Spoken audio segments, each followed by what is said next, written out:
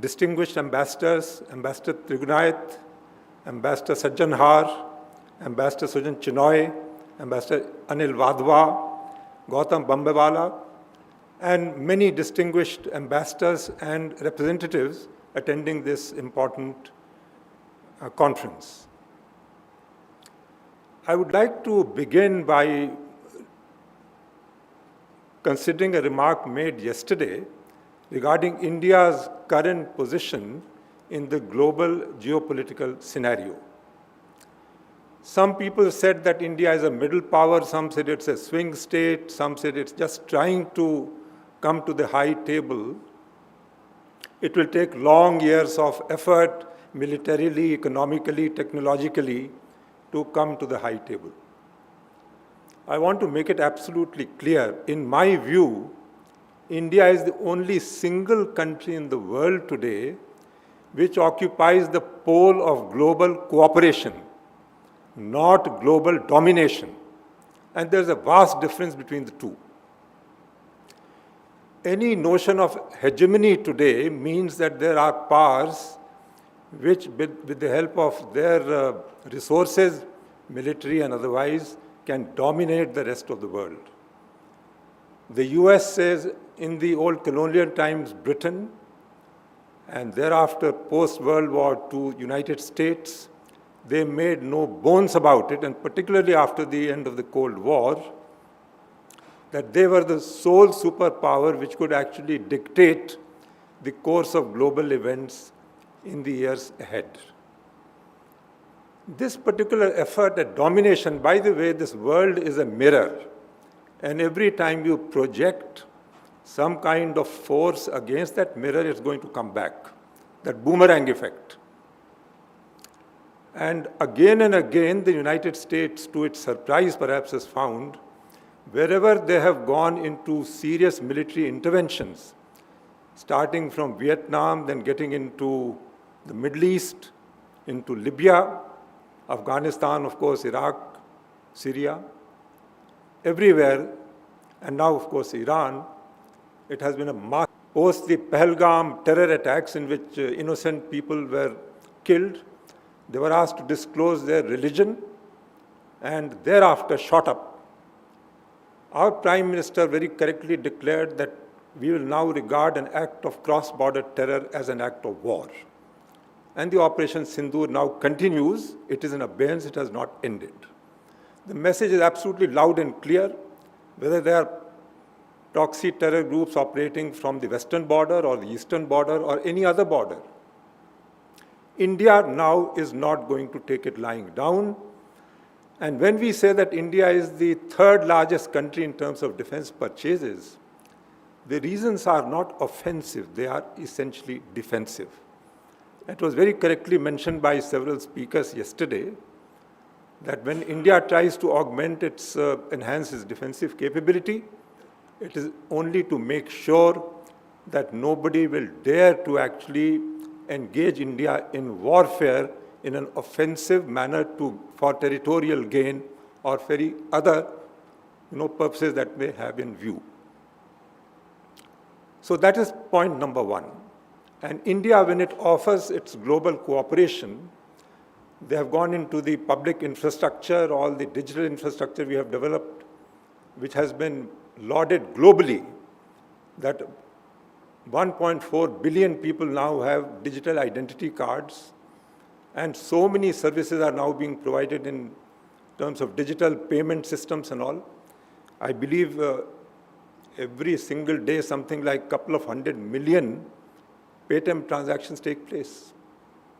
And we have offered this kind of software development to other countries as a part of gesture of global cooperation. The second point is we have been saying, of course, this whole dialogue is about countering terrorism. But why does terrorism arise? Have you ever gone into the root causes why terrorism is being propagated? What are the things which have actually prompted people to take the guns in hands and actually, carry out terror attacks? What is it?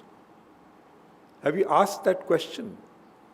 And if we have not, I think we are forgetting one very basic lesson, that much better to resolve the problem before it comes to the crisis situation where the fellow says what Guru Gobind Singh said in his, when he took up the sword against the Mughal oppressors at that time in the 17th century, end of 17th and beginning of 18th century. He said, "Chunkar az hama hilte dar guzasht, halal ast burdan bashamshir dast."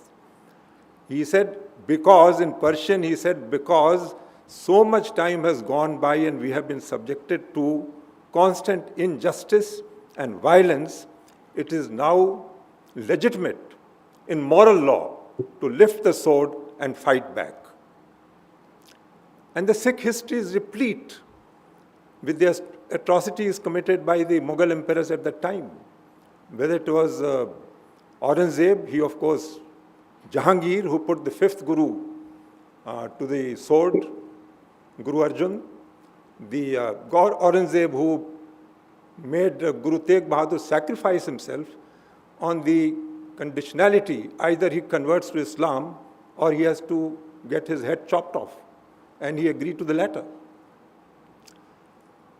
I just recently finished reading a book called Benares, the City of Light. Benares is one of the oldest global cities in continuous habitation with its own cultural identity for 2,500 years. Diana Eck, the writer who is a senior professor of history in Harvard, records in that book that 3 waves of attacks against Hindu temples in Benares took place during the Khilji dynasty, the Lodi dynasty, and then the Mughal Emperor Aurangzeb. You go to Indian temple sites in South India, images of gods and goddesses have been absolutely vandalized. If this is the kind of treatment which a practitioner of a particular religion feels, he is serving the cause of that religion by destroying sacred symbols of other religions, then they are definitely asking for some kind of retaliation. And when we decided ultimately that at the place of the Ram Janam Bhoomi, which was supposed to be a sacred site of Lord Rama, where now the Ram temple has been built, that Babur's general had actually demolished a temple to create the Babri Masjid. And when that was brought down a couple of years ago, a whole wave of condemnation across the world, so-called liberal democracies, voices, oh, you have violated, the religious sentiments of the Muslims have been violated. For 800 years, they have violated the religious sentiments of Hindus who were absolutely non-violent, who only had this to go and offer prayers at the sites of deities that they revered. And by the way, when Islam says that Hinduism is a polytheistic religion, they are absolutely wrong, because in Sanatana Dharma, Hindus worship one supreme God. But to run the universe and creation, he has created many entities with different kinds of functionalities. Like we appoint ambassadors and deputy commissioners and commissioners, they've done it. And people choose to worship those particular aspects of the supreme deity. Now, I can tell you one thing from here. Hereafter, if anybody in this country or a neighboring country says that we are going to have Ghazwa-e-Hind to attack Hindus and try and impose Islamic religion by force of arms, and Pakistan used to sing this, "Hans ke liya Pakistan, lad ke lenge Hindustan." I'm just giving them a clear message from the government of India, and I'm not in the government now, but I know the mindset of our national leadership. It's an unambiguous message. Try it and see the consequence. We have to be extremely tough on this. And finally, in my view, I do not at all think the whole of the Muslim community is violent.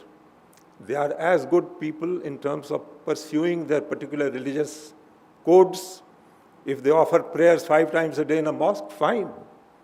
If they go for Hajj or pilgrimage to the Mecca once in their lifetime, fine. If they observe the fasting month of Ramzan and say their prayers, good. But let them then not cross the line. And Yogi Adityanath, who is the very strong chief minister, many people perceive he is very, very anti-Muslim. No. All he has said is, I fully respect the rights of Muslims to pursue their rights of religious worship. The only thing I expect of them is not to denigrate the Hindu way of worship. And I will not tolerate it, and people who do that will have to face the consequence. Finally, vis-a-vis so therefore I say that out of the 250 million Muslims in our country, in my view, 99.9% are absolutely law-abiding, simple people. They live their daily lives. They carry out all our tailoring and, all kinds of artisan work, repairs, building work. They are superb. They are excellent people in metalworking, in all kinds of handicrafts. Very nice people, brilliant. But we should identify any people by proper digital surveillance, information systems, people who are trying to spread the radical aspect of Islam. They should be identified. And we should then cooperate with Xi Jinping in the manner he has tackled the possibilities of a potential Muslim rebellion from his north of Tibet region, Xinjiang. But in my view, again, Xi Jinping has done something drastically wrong. It was not necessary to antagonize the entire Muslim community there. He could have done selection of those Maulvis, put them into camps, taught them the right thing to say or not to say. And I have said and suggested it to the government of India, through whatever channels I have. Every mosque in this country, there are 200,000 of them and maybe more. They are free to build mosques. The Maulvi or the Imam must tell the people in the lessons he imparts, you have to respect all religions. All religions are there. Worship of the Almighty. You call them by the name of Yahweh, by God, Jesus Christ, Allah, Ram. Doesn't matter. He is nameless, timeless, and he is eternally there as our common source from where we have all descended. So my suggestion is, as a part of the security and terror dialogue, let our people identify the people who are spreading radical messages, whether it is thanks to Erdogan's scholarships or other kinds of things to stir up trouble here, our neighbors west or east.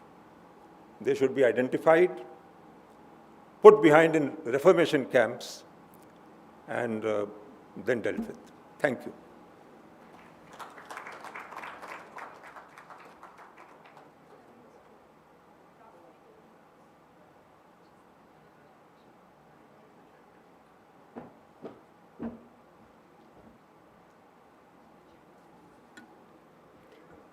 Thank you so much, Tejinder sir. So now we are all set for our first session of day 2, and which is Disruptors and Proxies, the changing role of non-state actors amidst the return of great power rivalries. And to chair this session, I would like to invite Professor Sriram Chulia. Please come on the stage. I would also invite Mr. Daniel Benet, Mr. Peter Knopp, and Dr. Abhinav Pandya. And before we start the session, there are a few rules.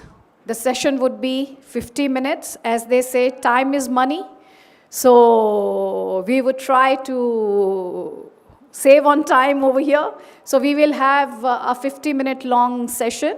And I would also request the session chair, Mr. Chulia, Professor Chulia, you will have to keep 10 minutes out of those 50 minutes, last 10 minutes for Q&A, so that the audience can also ask the questions.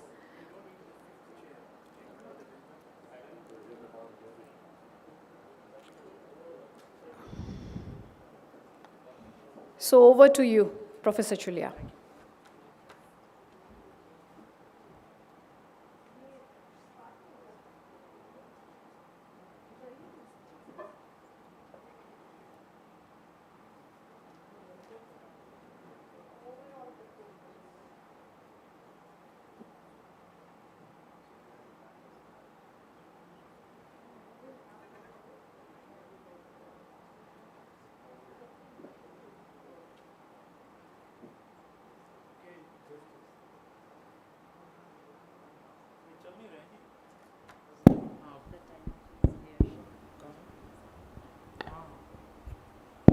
Okay, namaste, greetings everyone.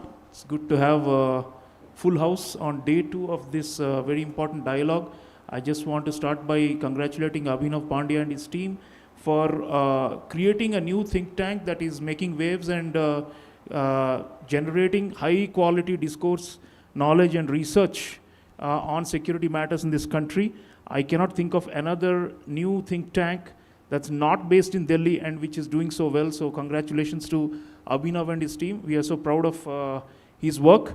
I head the School of International Affairs at Jindal University, and Abhinav and Preeti and the entire team, many of them are actually our alumni. So all the more reason for me to feel that we did something right by training these young people who are now taking on leadership roles in the country. So non-state actors, we already heard from our keynote speaker in the morning, and he laid out lots of issue areas in which these disruptors are having continued impact. But I want to just go back a little to this era that we are in, what can be called the era of emerging multipolarity or volatile multipolarity, with multiple power centers vying for influence and competing very hard, and also engaging in kinetic and non-kinetic means of intense struggle and competition for power. So this can be framed as a conventional or the return of conventional geopolitics. Most people, as you know, at least I recall Walter Russell Mead, one of the popular American scholars, writing in 2014 in the iconic Foreign Affairs Journal of the US, saying it's titled The Return of Geopolitics, 2014. And the subtitle, I think, was like The Revenge of the Revisionist Powers. And he says effectively that the US until that time had been focused on these non-state actors, terrorist groups, Al-Qaeda, ISIS, and other regional groups across the world, and was not, and had been caught napping, and was not able to realize the return of conventional interstate competition and warfare and conflict. And in a way, the US administrations also shifted in the direction. If you see the Trump first national security strategy, they identified China and Russia as the primary adversaries. The talk of non-state actors was gone. There was hardly a mention of Al-Qaeda or ISIS from 2016, 17, 18 onwards. It looked like these things had just receded, at least in the US grand strategy.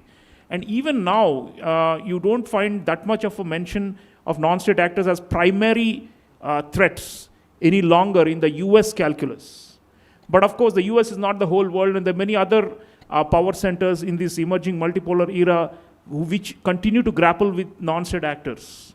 So I wanted to take the advantage of having with us someone who has served in the Obama administration and has seen these policy shifts very closely, and start our discussion with our esteemed American guest to talk a little about, have non-state actors lost relevance in US foreign policy or even in the threat perception, or do they remain significant? And increasingly we see there was a mention of intrastate wars and internal wars, and therefore non-state actors being important, but we are now seeing a return of interstate, classic kind of conventional wars, right? So what is the role of non-state actors, if at all, in this era, and should we even be giving them so much attention in the first place as significant actors in international politics, especially from an American point of view? Please tell our audiences the evolution of this perception about non-state actors, violent non-state actors. We're talking about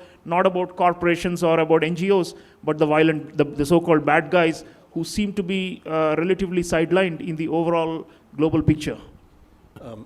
Well, thanks, Professor. I appreciate it very much.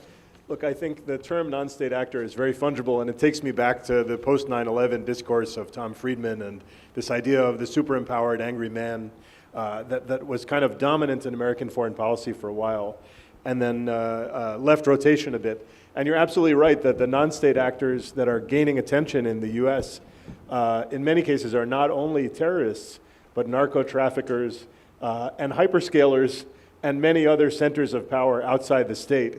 that are incredibly important, whatever kind of disruption, whether economic disruption or criminal disruption that they're trying to achieve. I thought I'd focus a little bit on the Middle East, which is the region that I know best, where I would say that we're living, at least in the last couple of years, in what I think is kind of a militia recession and a revenge of the states. As you observed rightly, I think, what had been a sort of proxy conflict has really jumped the fire breaks and become interstate war, in which rather than using a cat's paw, the states are going at it directly. And I do think that the power of militias in the Middle East in the near term may have peaked on the morning of October 7th, when you had Kurds in control of half of Syria, Hamas in control of villages and towns in southern Israel, and the Houthis and the Hashd-Shabi in Iraq, relatively unchallenged by external power. And now if you look 2+ years later, what Vali Nasser called the Shia Crescent, which was a kind of continuous line from Tehran to Beirut, looks like a much more tattered patchwork of remnants of different groups.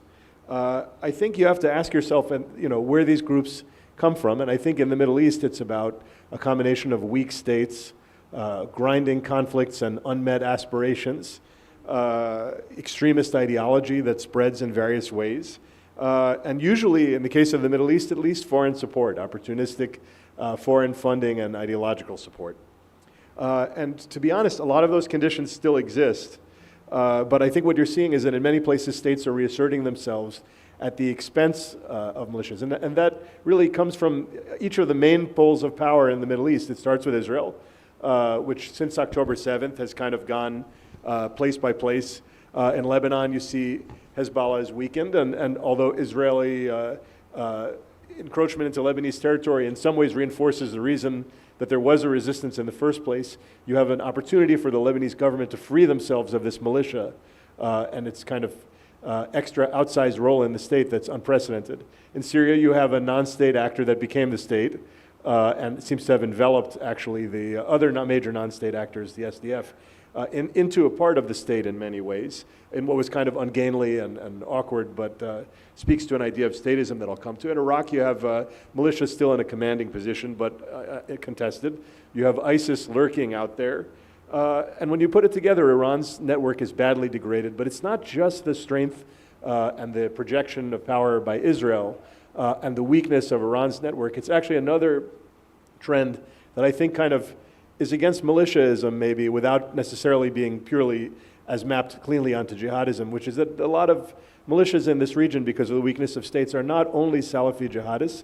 In some cases, they're even anti-Islamist militias in southern Yemen or or the Kurdish or in Sudan. And I think that the other major pole you have here is Saudi Arabia, which has pursued a policy, as they've defined it of late in the last several years under the Crown Prince, of a kind of statism. And in some cases in opposition to UAE or Israel, where they've looked at these militias, which in some cases are actually counterposed to Islamist groups.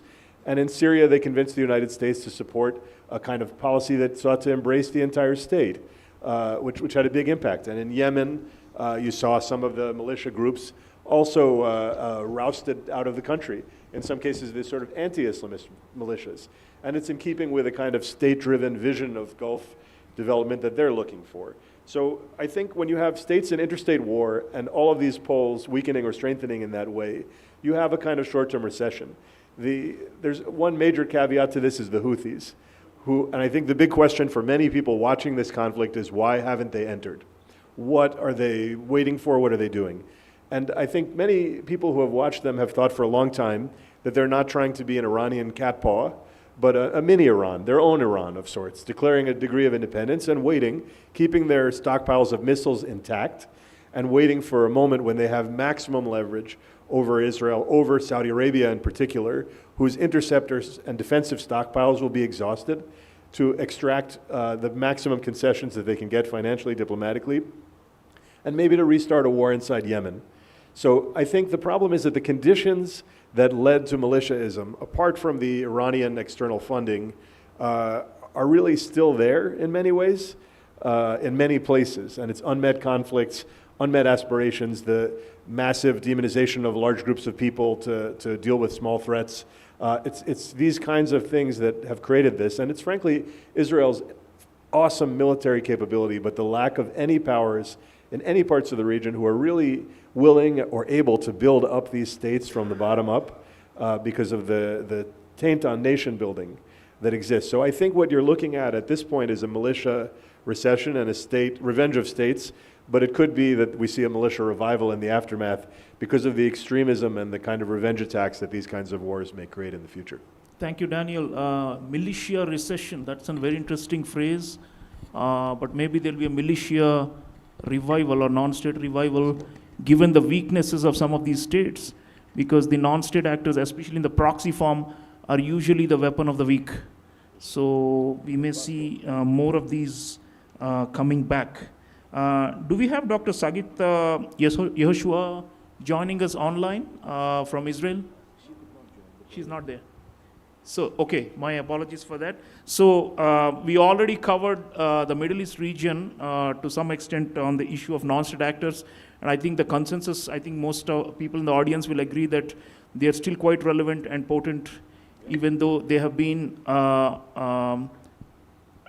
hammered since October 7.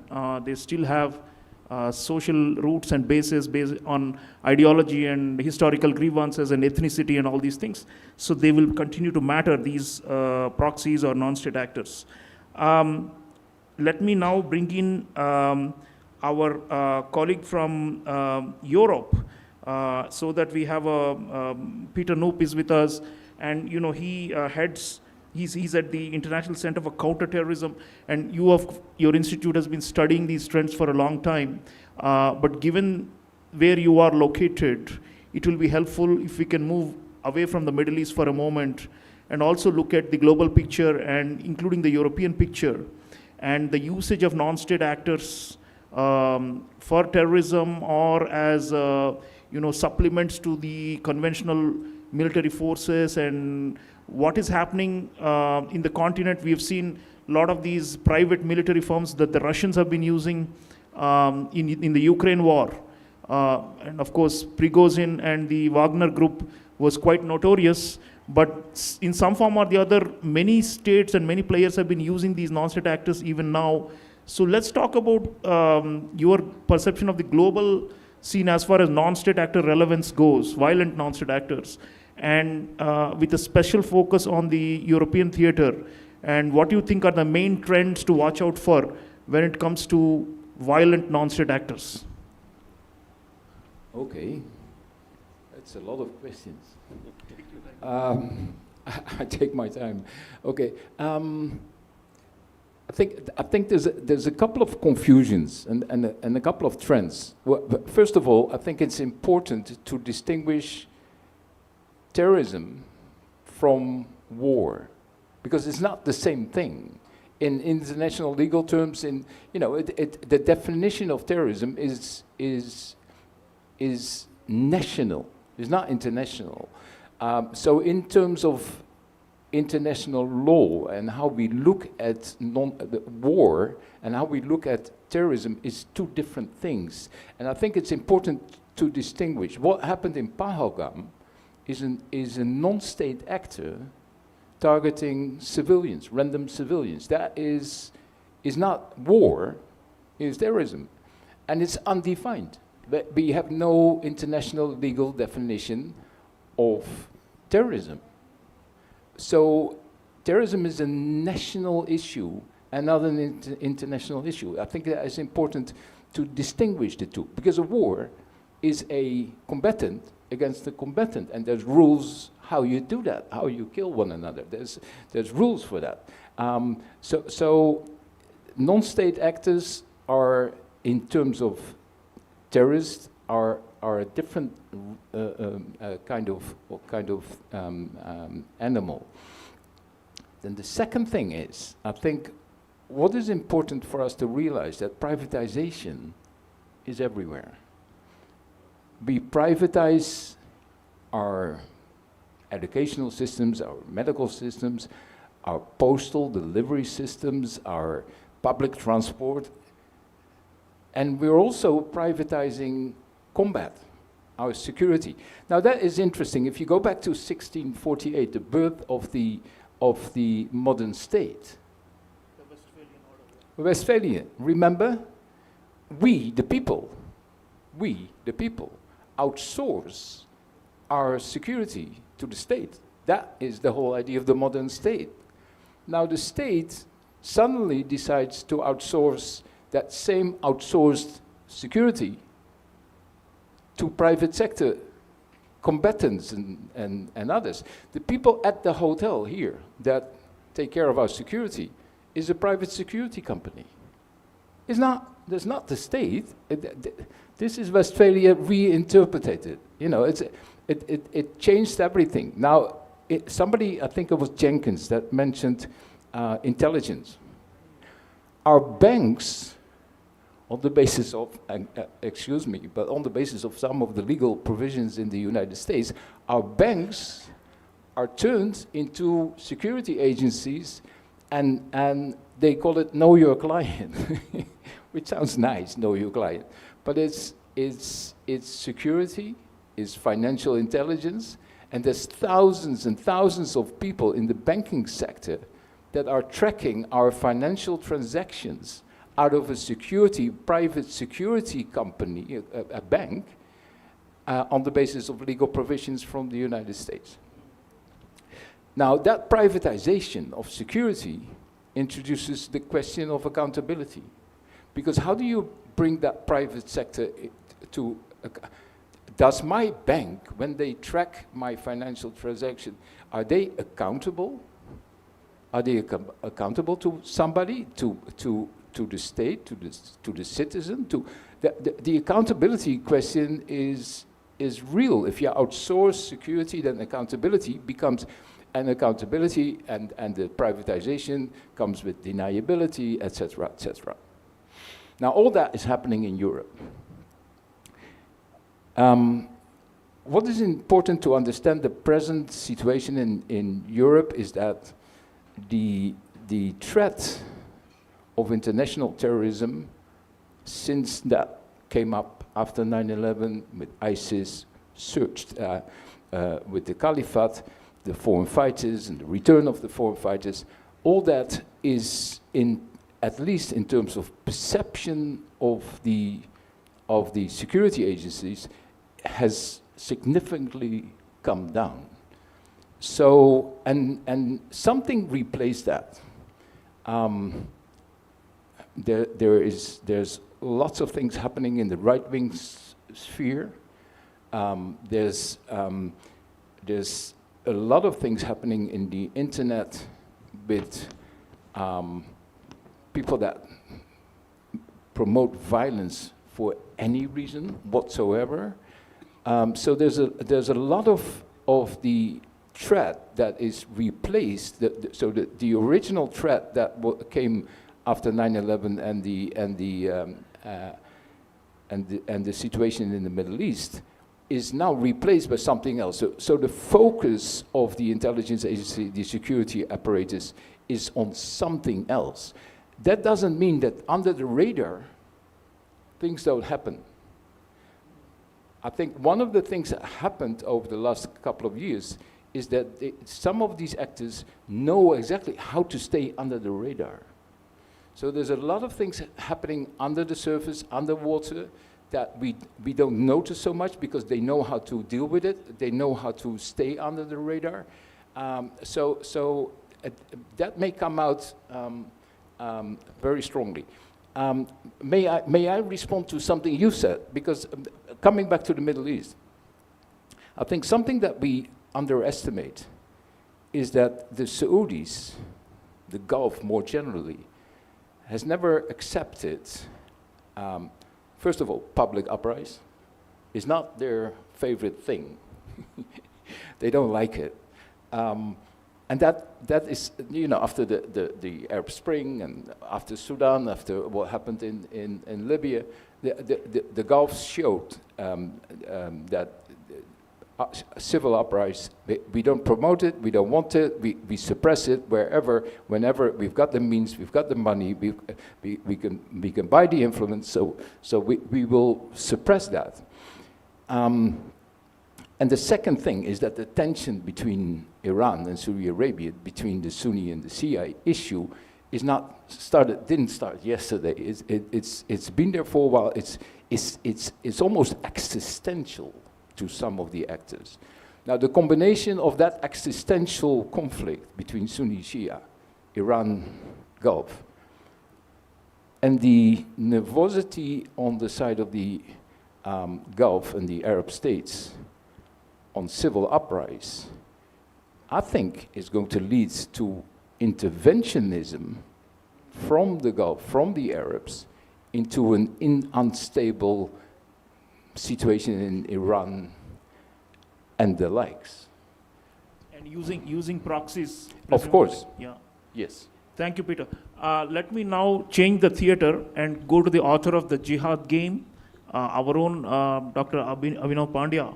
Abhinav, in our case, in the subcontinental case, this part of the world, South Asia, obviously there is no big change in the trends in terms of non-state actors somehow declining in importance or anything like that. For all we know, they have actually, the proxy usage has actually increased over the last 10 years or so. So what are the trends to watch out for here? And we are now also hearing about some, fronts for proxies, like the so-called resistance front and all these things which are emerging in India as well and in neighboring countries. And could you also talk about the transnational ones? I mean, we know the Pakistan-sponsored ones fairly well, but we have a full panel coming up on ISIS and Al-Qaeda also. But we do know there is significant radicalization of certain sections of people in this country and in this region around the idea of a genuine non-state global, revisionism in the name of, an Islamic empire or something like that, or recreating the Islamic State that was shattered in Syria and Iraq. So these trends suggest the usual traditional, state sponsorship, but also some of which are not necessarily state sponsored and which are, based on ideology and online radicalization and so on. Please give our audiences a sense of what is happening with the non-state violent actors in this region and give them an overview. Thank you, Dr. Cholia. First, please allow me to give a brief historical background to explain, I would say, the presence of Islamist or proxy actors in South Asia. So I must say that, mostly, Pakistan is the epicenter and I would say, the controlling point of the most powerful and influential proxy actors in South Asia. Though there are, I would say, terror groups in the northeastern region also, like you have Arakan Rohingya Salvation Army, Kachin Army, but even there you will find Pakistan's presence. Now in Pakistan's case, I must mention that Pakistan had a fairly reasonable idea of the value of non-state actors right from the beginning. After they had those reverses in the 1947-48 war with India, they realized that that they are no match to conventional Indian army. It's a big country, and the founder of the ISI, Major General Robert Kotham, he devised a strategy that India has many fault lines. Religious fault lines, linguistic fault lines, regional fault lines. So perhaps Pakistan can capitalize on those fault lines. And much before the major terror groups made their advent in the global scenario, Pakistan was actually, I would say, supporting terror groups in Jammu and Kashmir. We had groups like Al-Fatah working actively in Jammu and Kashmir. In 1970s, Pakistan was supporting terror outfits in Punjab. So they had a very clear idea. And it's not without a reason. The reason is that it lies in the history of Islamism in South Asia. So most of the Pakistani terror outfits, you'll find that they are Deobandi terror outfits. And the history of Deobandi extremism in India is, much, much older than Pakistan's age. So it started 150 odd years ago, when the Deobandi expansion started in Pakistan, and they started replacing the Sufi, I would say, Dargah system, because there were a lot of superstitions among the Sufis, and as a result of that, Deobandis started spreading in Pakistan. And today we see that most of the terror groups which emerged in 1979, like the entire Harakat network, Harkatul Jihadul Islami, Harkatul Mujahideen, Harkatul Ansar, they are mostly Deobandi terror outfits. The latest addition in that is Jaish-e-Mohammed and Tehreek-e-Taliban Pakistan. So, and these outfits, basically, they draw their inspiration, draw their religious motivation, once again from the history of Islamism in South Asia. Two people, Sheikh Ahmad Sarhindi and Shah Waliullah, these two scholars had a major influence on the thinking of radical Islam in South Asia. And you'll be shocked to know that the first Fidain attack in South Asia didn't happen in 1990s or 2000.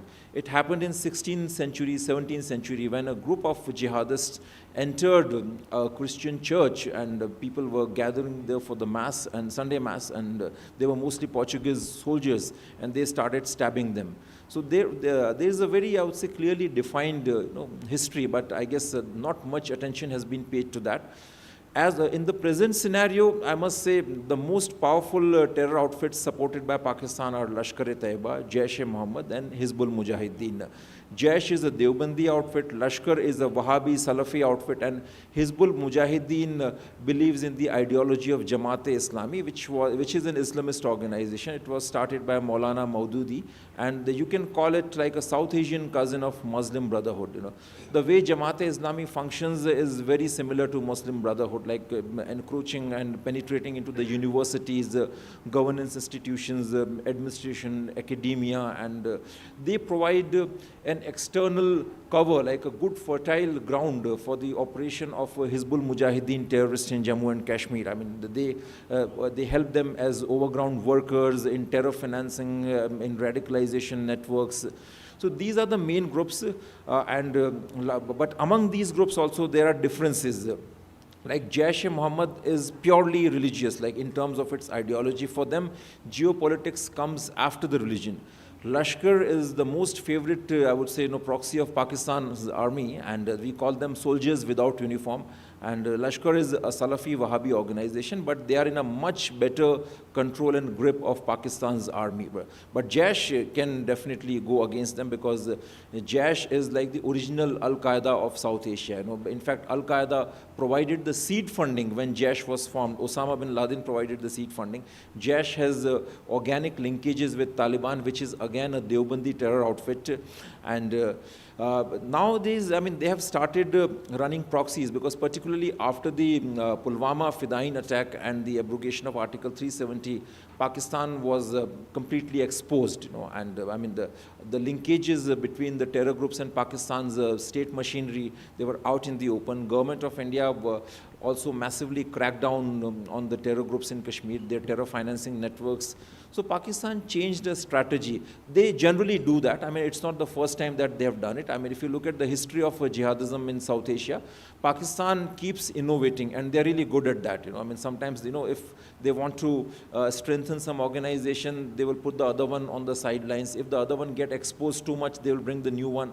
So nowadays, these groups like the Resistance Group, People's Anti-Fascist Front, Allah Tigers, Kashmir Tigers, these are different names, but let me tell you, they're simply digital portals. I mean, their existence is merely digital.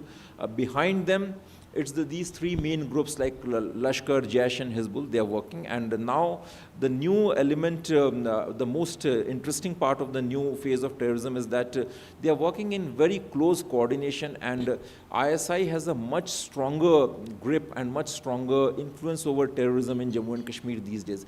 You can see that over the last few years, our security forces have not had much success in neutralizing foreign terrorists, because the new terrorists who are coming to Kashmir, they are trained by the special forces of Pakistan, and I mean, they are more like the part of the state machinery. Okay?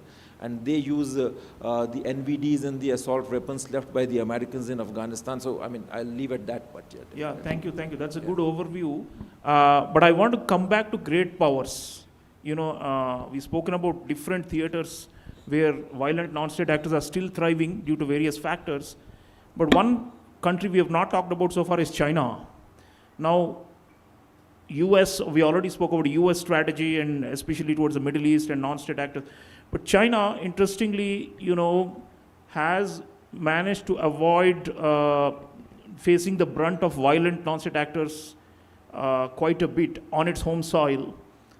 There have been some so-called Uyghur extremists or terrorists, as they call them, who have been crushed by the harsh hand of the authoritarian state in China. But if you take a broader regional picture where great powers are trying to influence and compete, China trying to compete with the US and also with India in this region, it's interesting that they face a lot of attacks in Balochistan.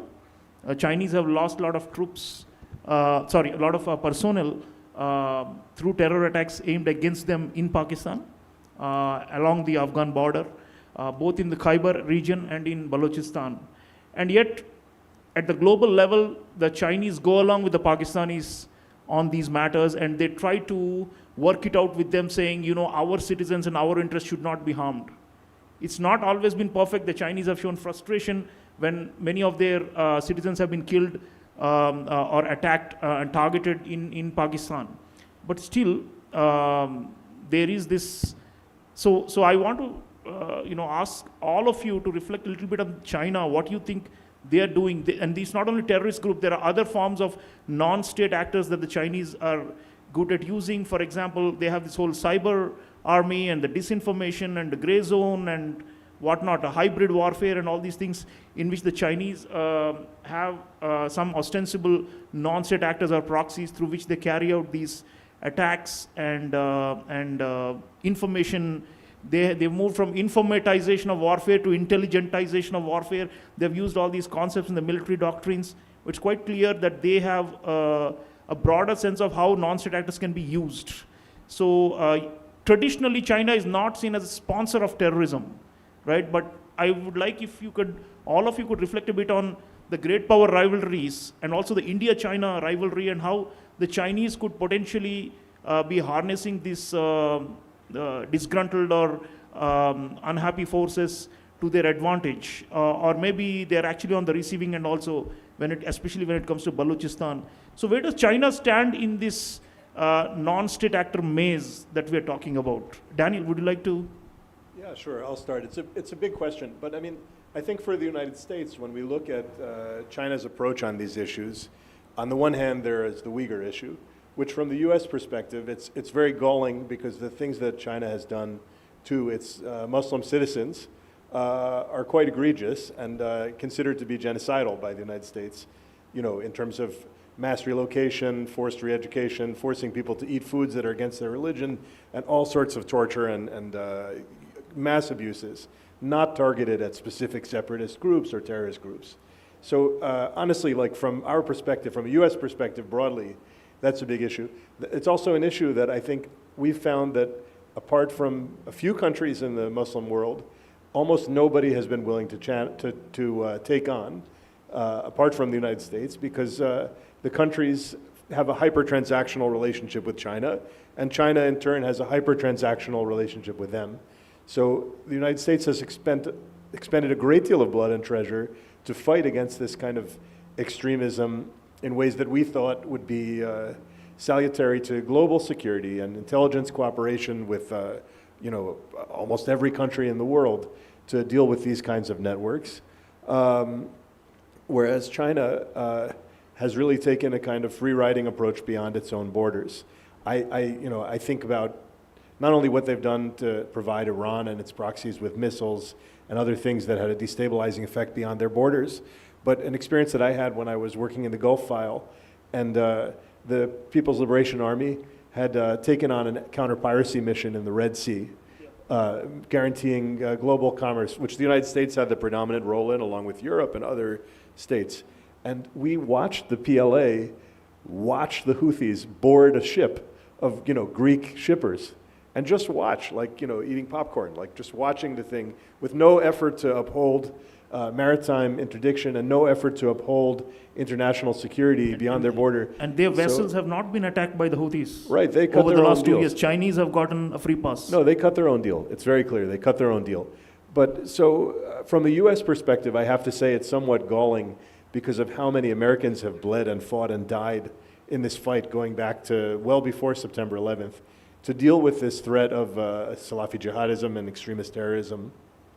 to see that China gets a free hand in the way that it hasn't really addressed it beyond its borders, and in the way that it has addressed it within its borders. Peter, you want to go on what you were reading of China is, why are they not resorting to more usage of non-state proxies? Before we go to China, if I may. Please. I mentioned the definition of terrorism. Now, the very reason why we cannot agree on the definition of terrorism is because we know what it is. We know what terrorism is. And there's international agreement on what it is. What we do not know is who can be a terrorist. Yeah. Can a state be a terrorist? Yes or no? Now, some of the members of the UN General Assembly feel that states can be terrorists, and some others feel that states cannot be terrorists. That is the problem. The problem is not what it is. The problem is who is it? Can China be a terrorist? Can Israel be a terrorist? Now, the only country in the planet that has a list of states that sponsor terrorists is my neighbor. They have a list. Pakistan is not on the list. Now, you could ask him, why is Pakistan not on your list? I don't know. It's the critical minerals and the crypto deals, I guess. He's there, you ask him the question. The other detail, but important detail, is that after 9/11, it is popular wisdom that the global war on terror needed to get everybody on board, right? So the Chinese needed to get on board, the Russians needed to be on board. So what Bush did was convince that, okay, well, if you join our global fight on terrorists, then we will turn a blind eye to what you do to your terrorists. We accept that, your Uyghurs, your Chechens, we'll keep quiet about it. So you have your problem with your terrorists if you join us in the global fight. So what happened to the Uyghurs was part of the, after 9/11, global war on terror arrangement. So we can complain about what the Chinese did and why nobody responds to what they did, but it's part of the arrangement. It's part of what happened after 9/11. Now, I've always been very surprised about the fact that the Chinese have a big problem with the Uyghurs and they're separatists, they're terrorists in China, but they couldn't care less about what happens in Pakistan. They're good friends with the Pakistanis, but they couldn't care less. So they see a difference between what happens internally and what happens externally. And it's totally two different things to the Chinese. That's their reality. There's nothing we can do about it. In the Shanghai Cooperation Organization, one of our big points of frustration has been these double standards of the Chinese. Abhinav, they have shielded and protected most wanted figures for a long time in the UN, the Chinese, right? So you think they're able to manage this, or some people say it's like a Frankenstein, it's going to come back to bite at the Chinese. And also, apart from the Islamist groups, in Myanmar, for example, the Chinese have been arming lots of non-state ethnic guerrilla groups, just to give one example. So they are also, in a way, playing the game, but in the smaller sub-regional level, not at the global level. So your thoughts on the Chinese strategy towards the non-state actors? Thank you.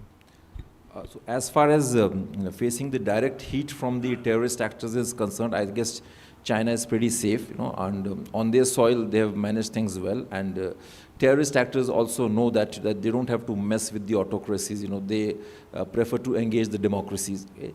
And regarding China, terrorism or nurturing non-state actors as a part of state policy, well, they have no qualms, no hesitations doing that, because for them, it's very critical, because whenever India tries to get stronger in the Indian Ocean or in the Malaccan Straits region, I guess the best way to keep India under check is through non-state actors, and for them, I think they have this advantage of operating through two layers, though they don't have to deal with the non-state actors directly.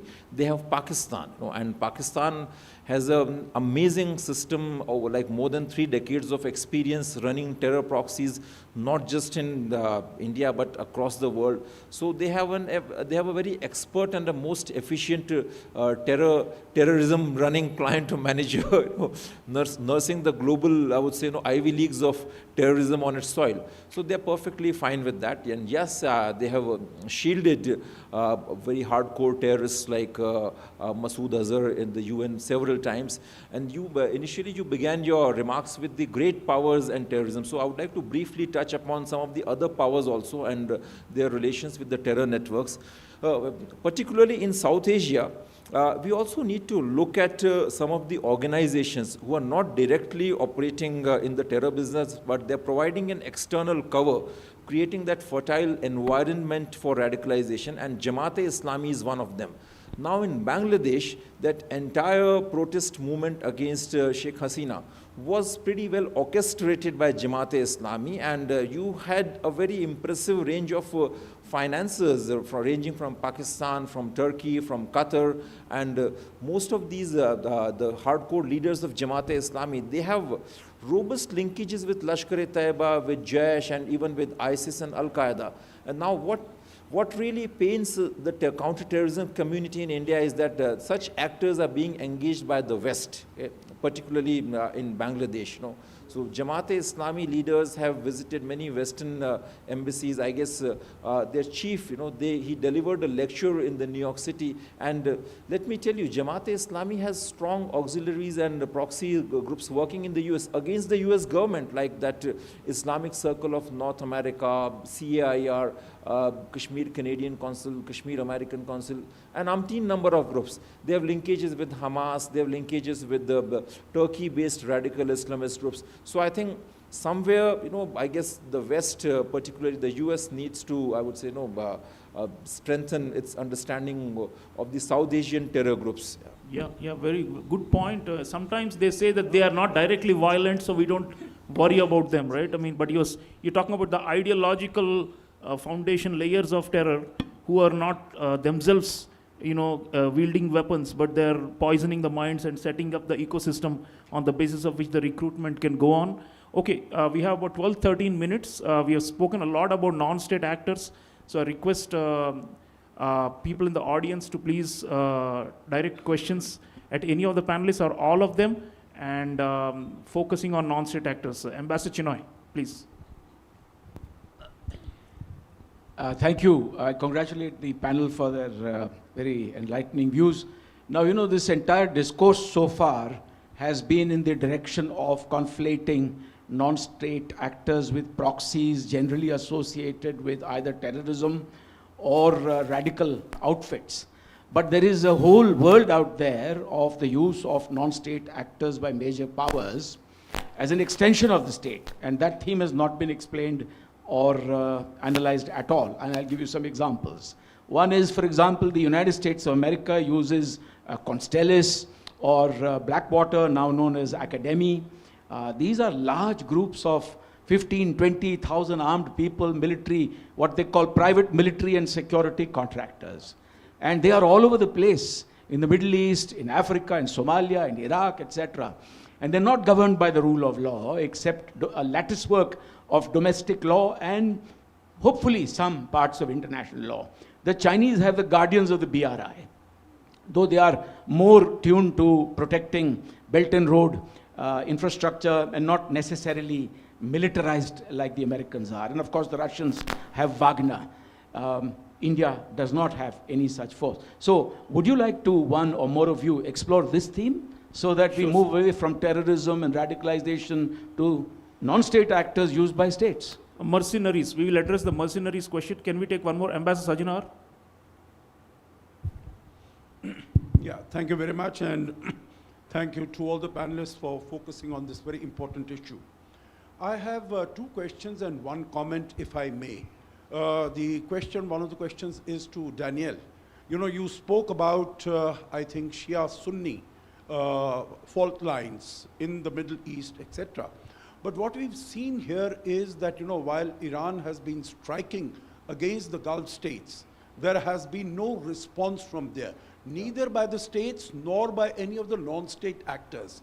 And we know that there are a large number of non-state actors that have been active in this particular region. So they have just been protecting themselves, shielding themselves against the missiles and the drones, but they have not really hit back. So if you could share your thoughts. Sure. One question to Abhinav. Abhinav, you did mention about basically, whether it is Jamaat-e-Islami in Bangladesh. Now, under the changed circumstances, because, earlier it was thought that when Muhammad Yunus was there, of course, Jaish was going in there, and Lashkar was going in there.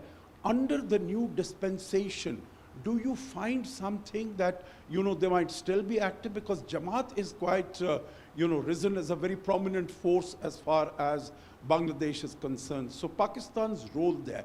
And one comment, Sriram, if I may, about China, you did mention that, it tries to shield Masood, Azhar, and others there. But as far as domestically it is concerned, it does not walk the talk. For instance, I'll give you one example.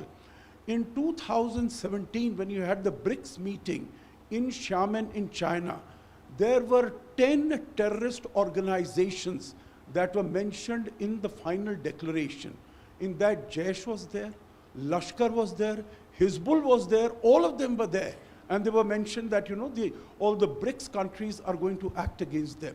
No action was taken. In fact, after the meeting took place, I still remember 4th of September, 2017, we had the Pakistan foreign minister coming into China for official visit.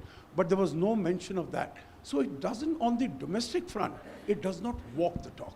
Thank you. Good point, sir. Can we take one more? Ambassador Tribunayat, please. This is not a question or a comment, but just want to say, Hindi mein we say that हाथी के दांत दिखाने के कुछ और, खाने के कुछ और. The elephant has two kinds of teeth, one for eating and the other for showing. There are a large number of countries, superpowers and others, including our dear friends out here. The double standards and the hypocrisy in dealing with terrorism is something that is prevalent. Terrorism might be a national issue, but it has international ramifications. So until and unless we have a global solidarity, or at least some kind of a common minimum understanding that it is a real threat like the climate change, we are really not going to go anywhere. And we have to deal with them ourselves. So irrespective of the fact what we do, as long as we continue to gloss over for convenience sake these kind of fault lines, this is going to work. I mean, India is an example. Until 9/11 happened, United States or the Western countries never recognized that terrorism existed. Good point, sir. General Sudhakar, last, if we have Professor Pooja Bhatt also. If you can make the question shorter, we have only 7.5 minutes. It's not a question, if I may compliment Peter. You've been the universal guru on counterterrorism. My question is related to Muslim Brotherhood. If we actually go deeper into the subject of terrorism, I think we are missing the woods for the trees. Maybe the time has come. We need to investigate in detail, go to the root cause. Like one of the speakers, he mentioned, what is the root cause? So to a large extent, I deep dive into the root cause. I stop there at Muslim Brotherhood because I feel in some form or the other, this is the primary source of vitality, energy, resource, and ideology for creating terror network as also promoting world over. It is Muslim Brotherhood which has come into Bangladesh today, because of which the survival and the sustainability of Jamaat is getting extended. May I have your comments, please, on this? Sure. Professor Pooja Bhatt, last question, and then we'll have a group answer. Yes, quick question to Dr. Pandya. I want to understand if the religion is the fault line that the proxy actors and non-state actors are trying to use against in Asia, then wouldn't state control over religion or state, the ways countries have been described here, wouldn't that backfire further and destabilize the region further? Okay, great. I'll request Daniel, you want to go first? Take on one or more of those questions. Sure. I think I'll start with the Gulf, which is, but I think in the first instance, what you're seeing is not a sectarian fight, it's a geopolitical fight. You have one revolutionary regime that's grounded in a fundamentalist religious idea and an anti-imperialist idea, and then you have others that are close partners of the United States and grounded in these monarchical systems and more connected to the outside world. And I think it's important not to essentialize it as Sunni Shia, even if the Iranian side has a fundamentalist view. Why haven't the Gulf states retaliated? In the first instance, they have a series of kind of agonizingly difficult options. They know that they have the United States behind them. They also know that the United States' presence is part of what attracted the Iranian retaliation in the first place. And they know that, as I said yesterday, the sun doesn't shine equally or consistently, and it's possible that at some point this overwhelming military force against Iran will be directed somewhere else, and that the US will not be eager to engage militarily, and they'll be stuck just across the water from the Iranians. So I think that weighs very heavily on them. And the worst case for them is if you have a hornet's nest, you can either tiptoe by it or you can dispose of it. But if you kick it and you stay there, then you have a whole lot of hornets. So that for them is a very dangerous scenario. When it comes to why they haven't retaliated, I think in the first instance they don't want to be stuck next to Iran when they haven't retaliated directly. They will probably at some point soon start to mediate with Iran because their economies are too important to them not to explore every opportunity to lower the tensions and start pumping the oil again and the gas again to the world economy. But they know that it won't protect them because Iran not only struck Saudi and UAE, but it struck Oman and it struck Qatar, despite all of their efforts to stave off and prevent this war to the last hour, begging on American TV to take the nuclear arrangement and not take that kind of effort. So Daniel, probably they don't have many proxies of their own. Well, so this per is se. the thing. I was going to, right, exactly. So the idea, I think, is that because Iran has used so many proxies to destabilize so many states, that it should follow that the Saudis, in response, should use their own proxies to destabilize so many states, I think actually isn't how they see the world these days. They look at the period that started in 1979 with the storming of the siege of Mecca and various events in Pakistan, and also the Iranian Revolution, and they see that that was the moment when the world went off track, when Saudi Arabia and the Gulf went off track. So they actually look at that and they say, we don't want to fund non-state actors and proxies to hurt our enemies. We want to work to strengthen states in the Middle East. No more failed states in the Middle East, they say. And frankly, they're quite afraid that Israel is going to fund Kurdish proxies or others inside Iran, because the worst scenario for Gulf states, you heard Peter talking a little bit about their belief that they want calm. The worst scenario is a failed state of 93 million people without control of its weapons, without control of chemical weapons, without command and control, with a refugee population of potential refugees that is 3 times the size of the entire Gulf. A gigantic Libya, that would be even worse than Libya. Peter, would you like to respond to any one of them? Yes, the question about proxies, mercenaries. Yeah. It's not all about terrorism.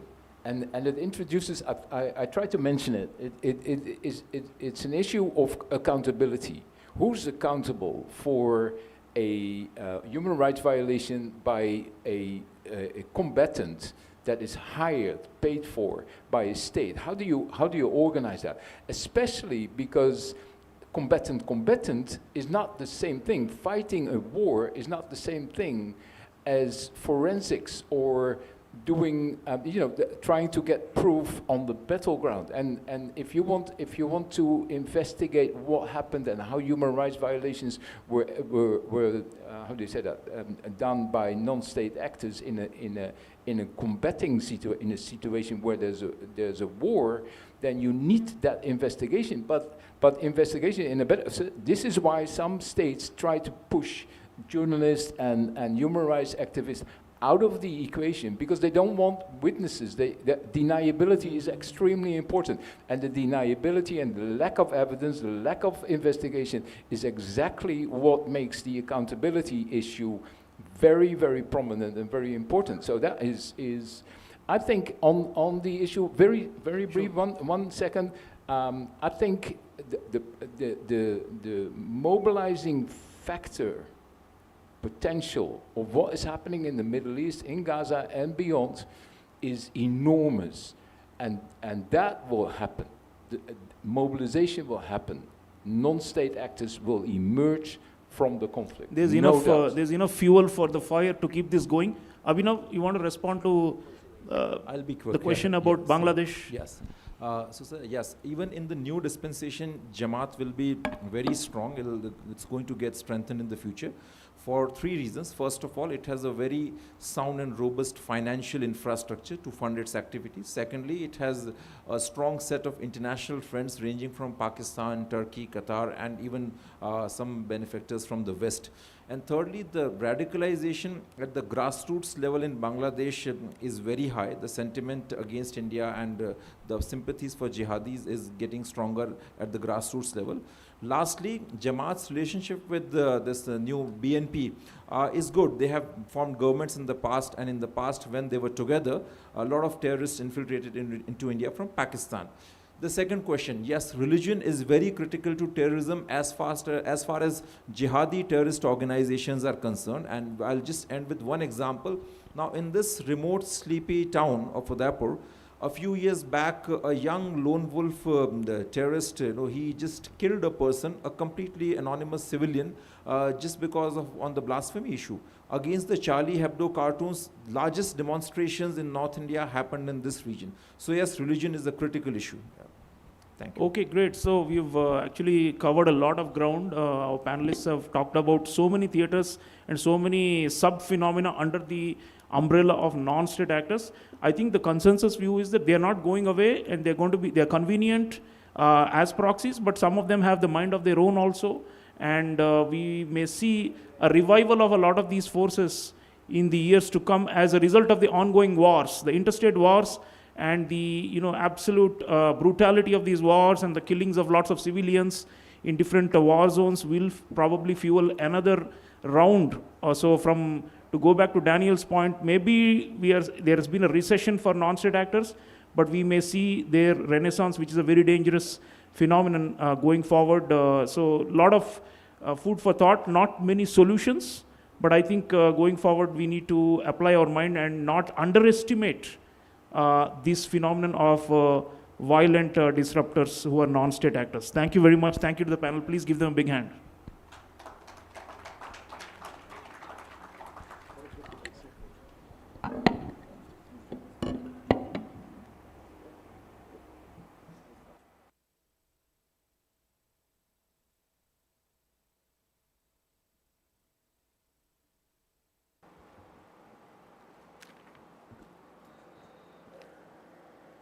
Thank you so much, Professor Chulia, Mr. Banen, Mr. Nope, and Dr. Pandya.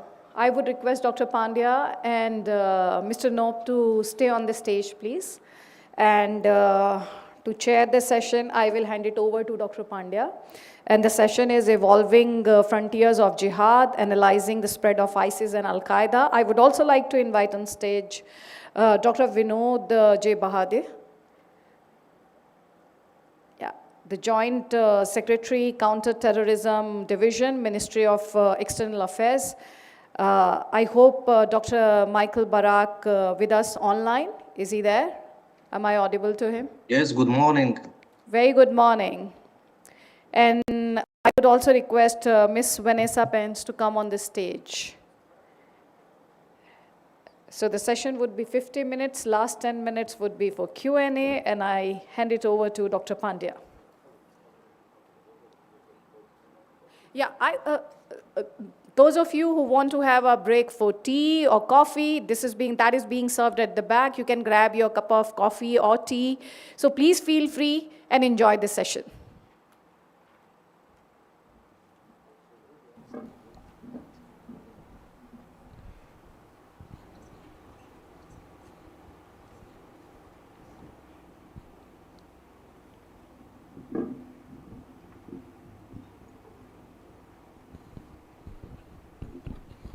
Thank you very much, Aditi. So this session is about a few naughty kids, Al-Qaeda and ISIS.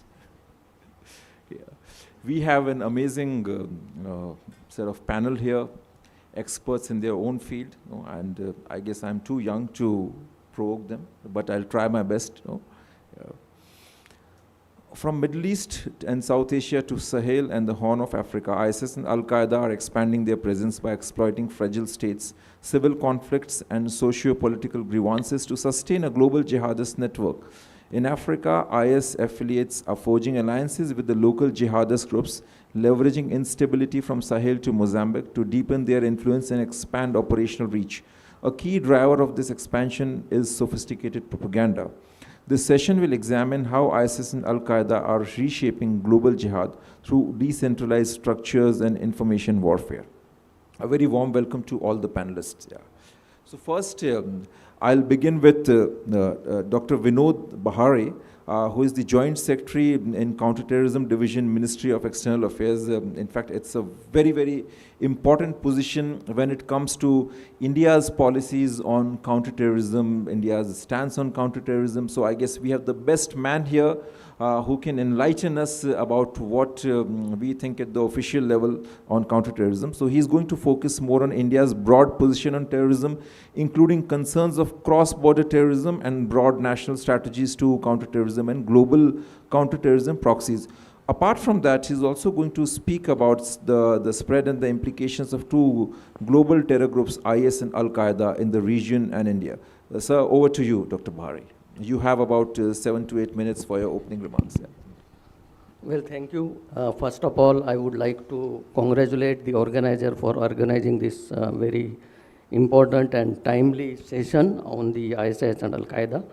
I think given that the world is going through so much of the global and regional conflict, and we are seeing the increasing terrorism threats, so I think this is very timely event.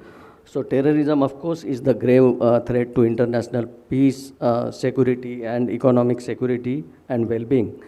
And therefore, we, as India, as a country, we are facing the cross-border terrorism on a regular and persistent basis, which is being sponsored from across the border by our Western neighbor. And they have been harboring, supporting, arming them, and sending them across to carry out the terror attack in India. And we have always adopted the zero tolerance policy on terrorism. We have called upon all our international partners to take a firm action against the terrorist group, including those sanctioned by the United Nations.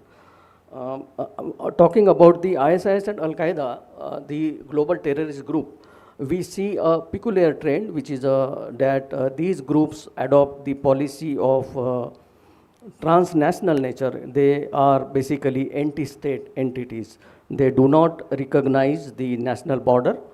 They want to establish the larger territorial control through the doctrine of the caliphate, and therefore they detest the nationalist sentiments and focus more on the globalist sentiments. In this context, let me tell you about the ISIS, that they, despite the counter-terrorism measure, the ISIS remains a lethal and resilient group. They have been spreading all across the world. So the model which they are following are basically two models. One is the regional model, or the having the territorial control in certain areas, and the other model is the online radicalization and carrying out the lone wolf attack. So we see this trend particularly in Europe. So when we talk about the regional territorial control, see, ISIS is no more the hierarchical organization. They are more diffuse and decentralized.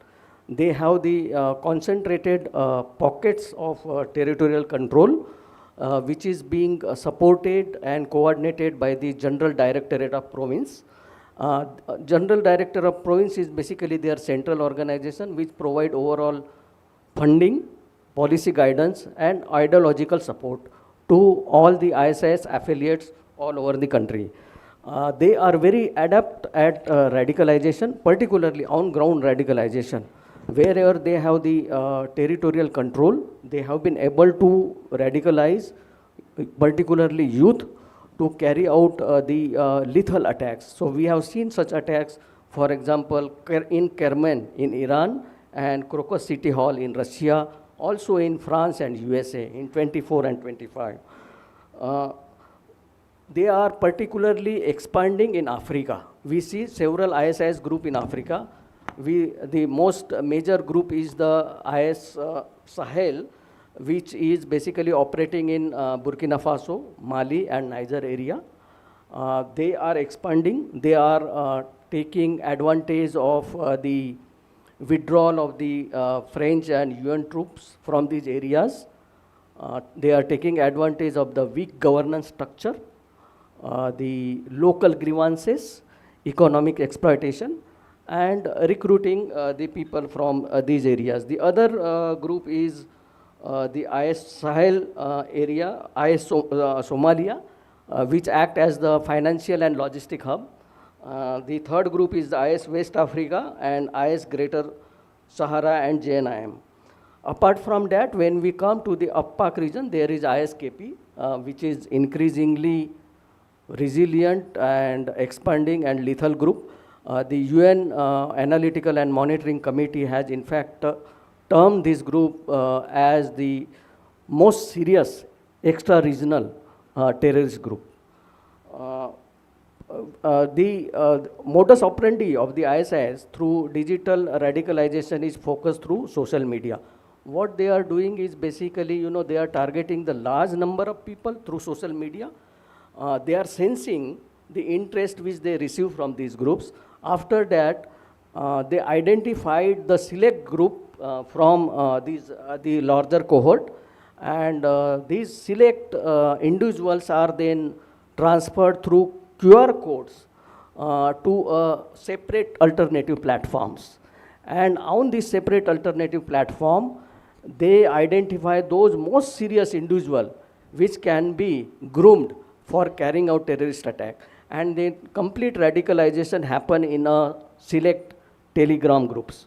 So that's there, and that's what we are seeing is particularly in Europe, a youth is increasingly being targeted. We have the 3 examples in Austria, particularly 14 years old girl trying to carry out knife and axe attack on a passerby, one 21-year-old planning to carry out attack on the metro station, and the similar kind of attacks have also happened in other places in Europe.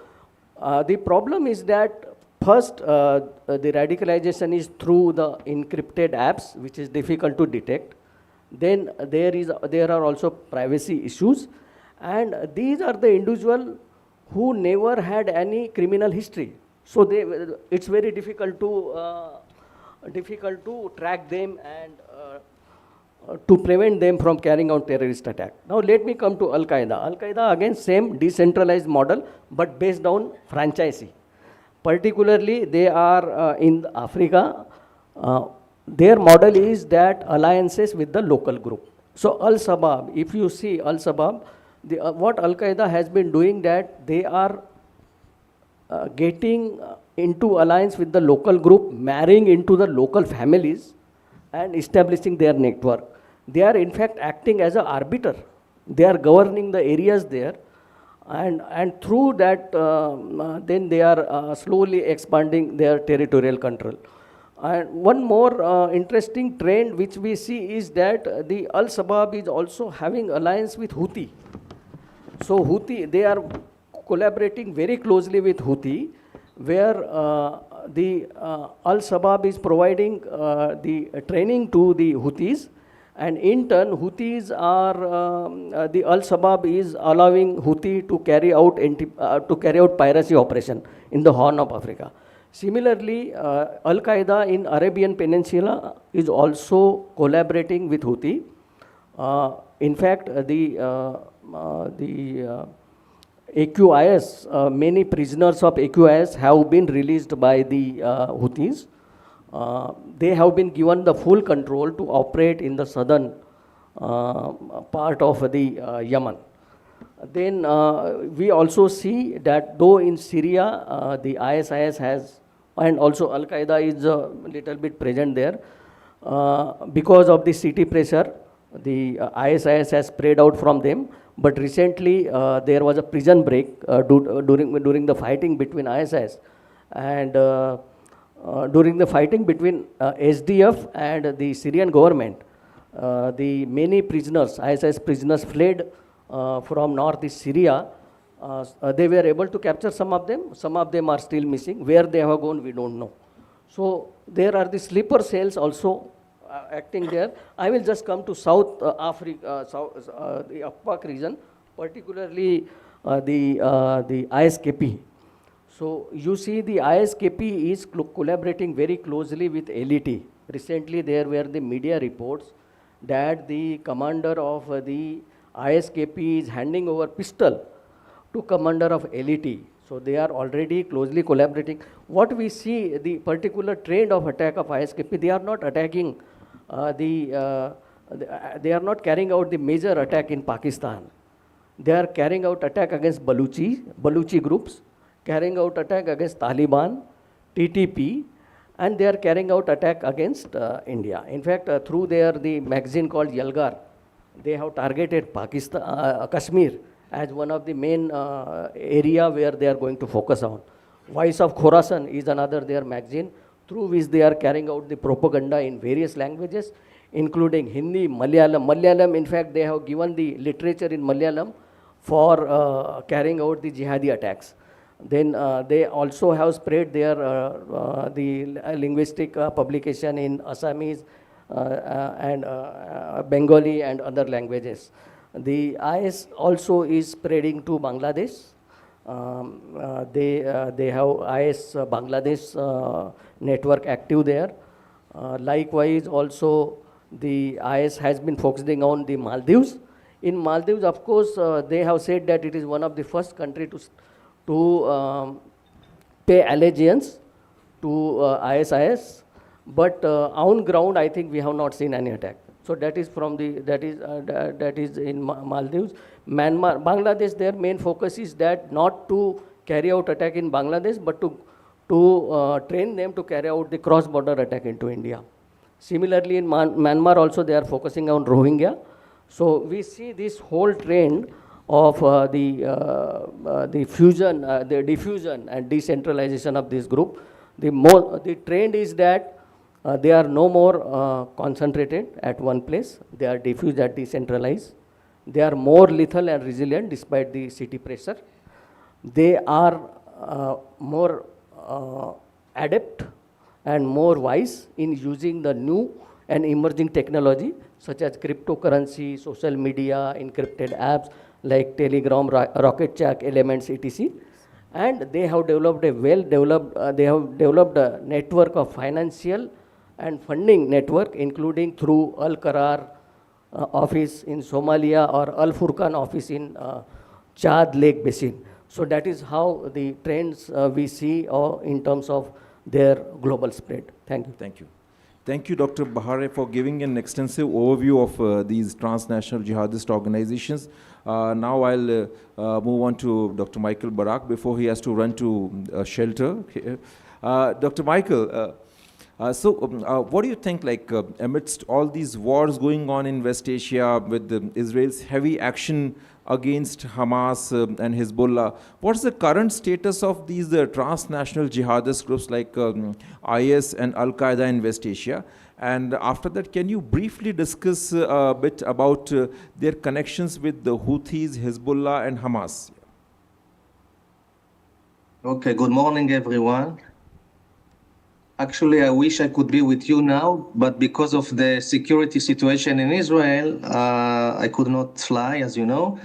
And I would like also to congratulate you on this amazing conference. I wish I could be with you now. I would like also to express my appreciation for the cooperation with you, with the Usanas Foundation, and foremost with you, Dr. Pandya, and with Ambassador Trinugayat, Priti, and all of the wonderful family of Usanas. And this is reality, you know. We have to stay in Israel. I hope that the war is going to end very soon. And I also want to express my gratitude for granting me the fellow to be a senior fellow of Usama's foundation. Saying that, you know that ISIS and Al-Qaeda actually they exploit conflict times and conflict zones and times of wars in order to expand and to disseminate their radical messages. And we see that during the war with Iran, and even during the war in Gaza against Hamas, we see that the IDF managed to capture more Palestinians and Arab Israelis that were influenced from the propaganda of the online of the propaganda of ISIS, willing to carry out terrorist attacks against Jews. So this is a very good times for ISIS and Al-Qaeda. And the main activity, of course, is in the online, but also in the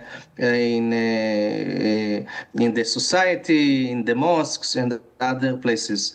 Now, regarding the cooperation between the Houthis, and actually, I prepared the presentation about the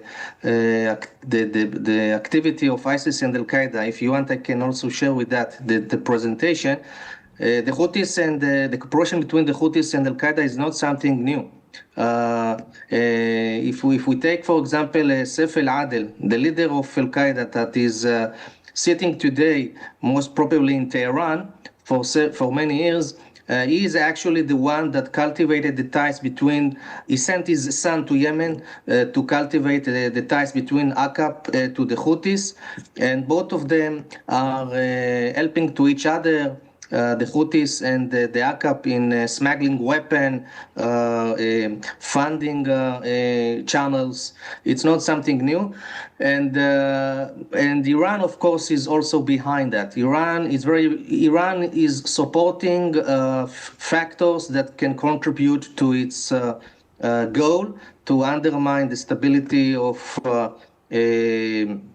several states, mainly those who are in touch with the West, with the United States. So this is something that we have to take under consideration, all of this cooperation.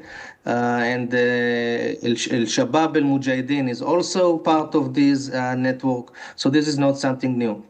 Now, in your permission, can I, if you have any questions, or can I share the presentation, or if I exceed the time, okay, so I can give it up. So you have like 3 minutes, 3 to 4 minutes, if you can wrap up the main points of a presentation in 3 to 4 minutes. Can you hear me? I cannot hear you. I cannot. It's on mute.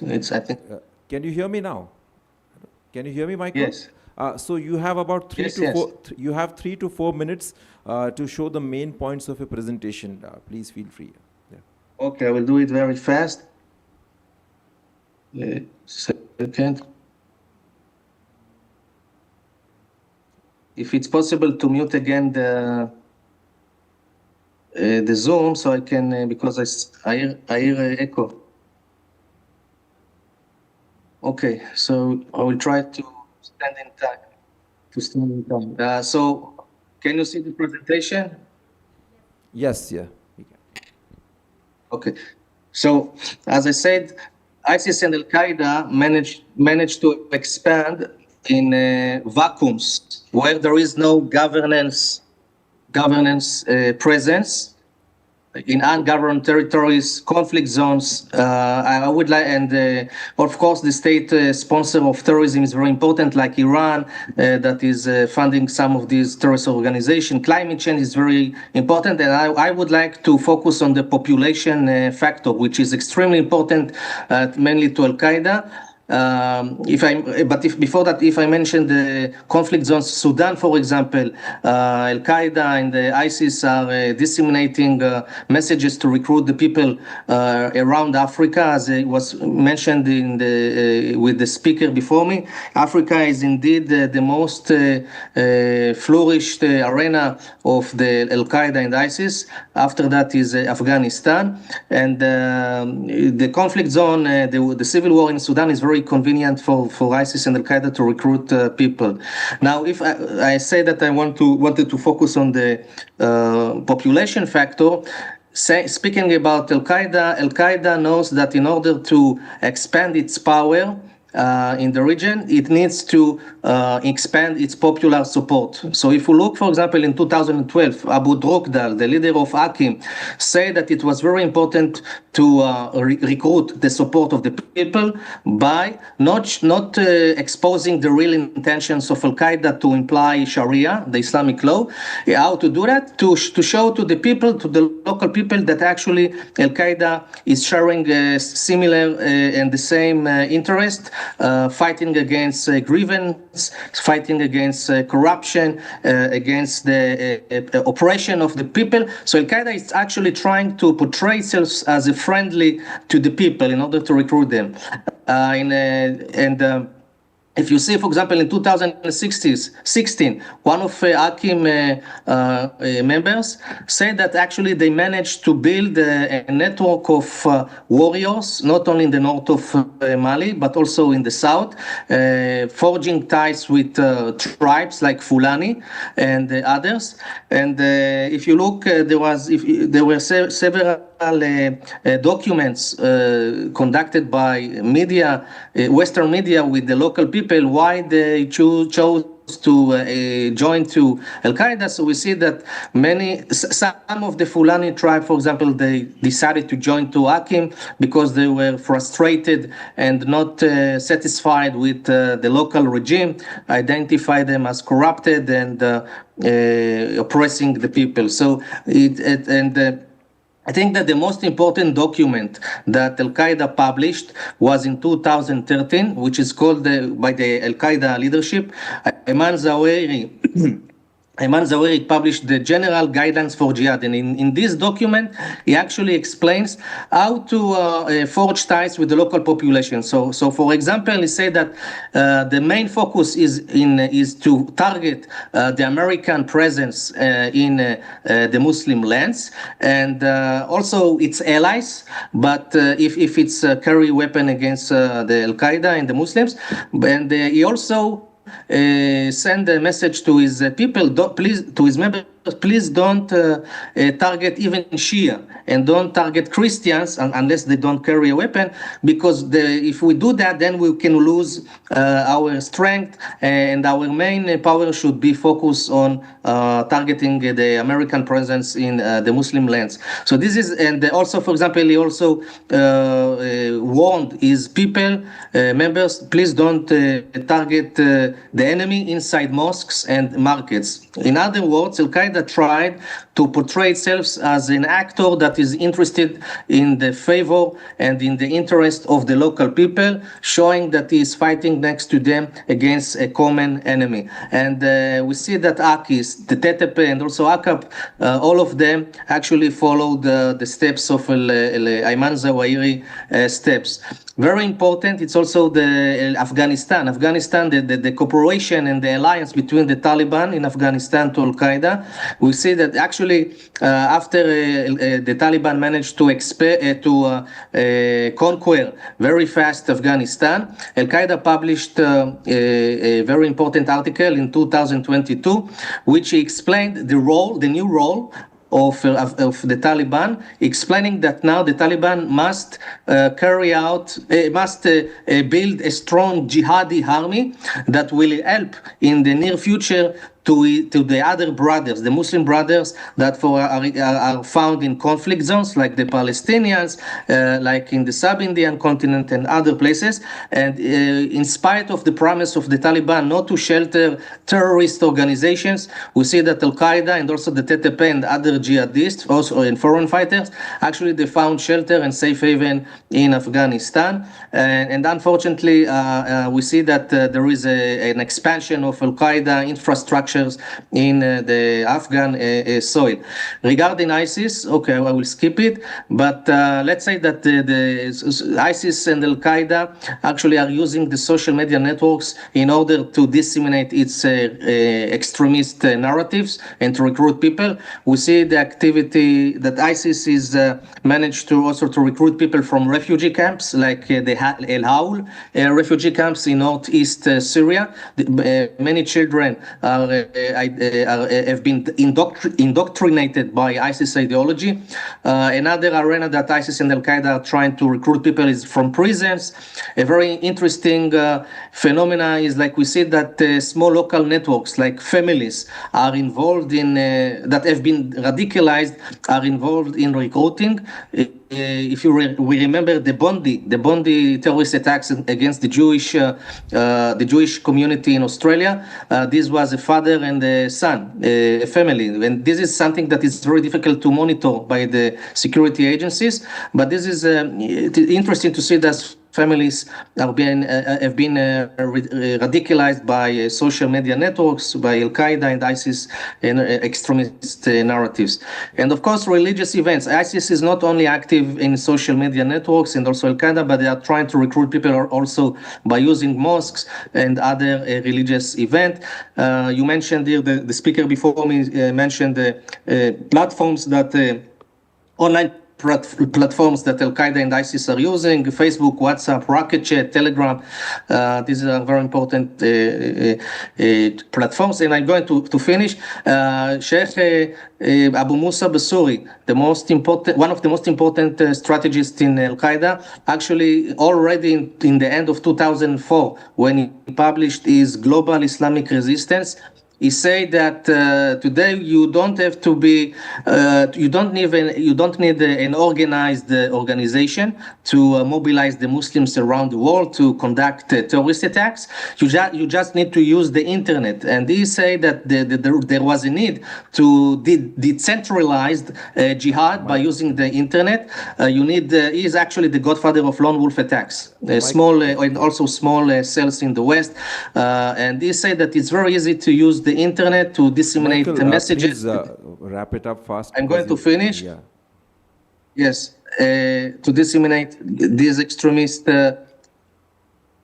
messages. So we can find in online manuals that can guide how to carry out attacks, and also games. The gaming industry is very important. Neo-Nazis, ISIS, and Al-Qaeda are using games to penetrate and to reach to children and to do them brainwash.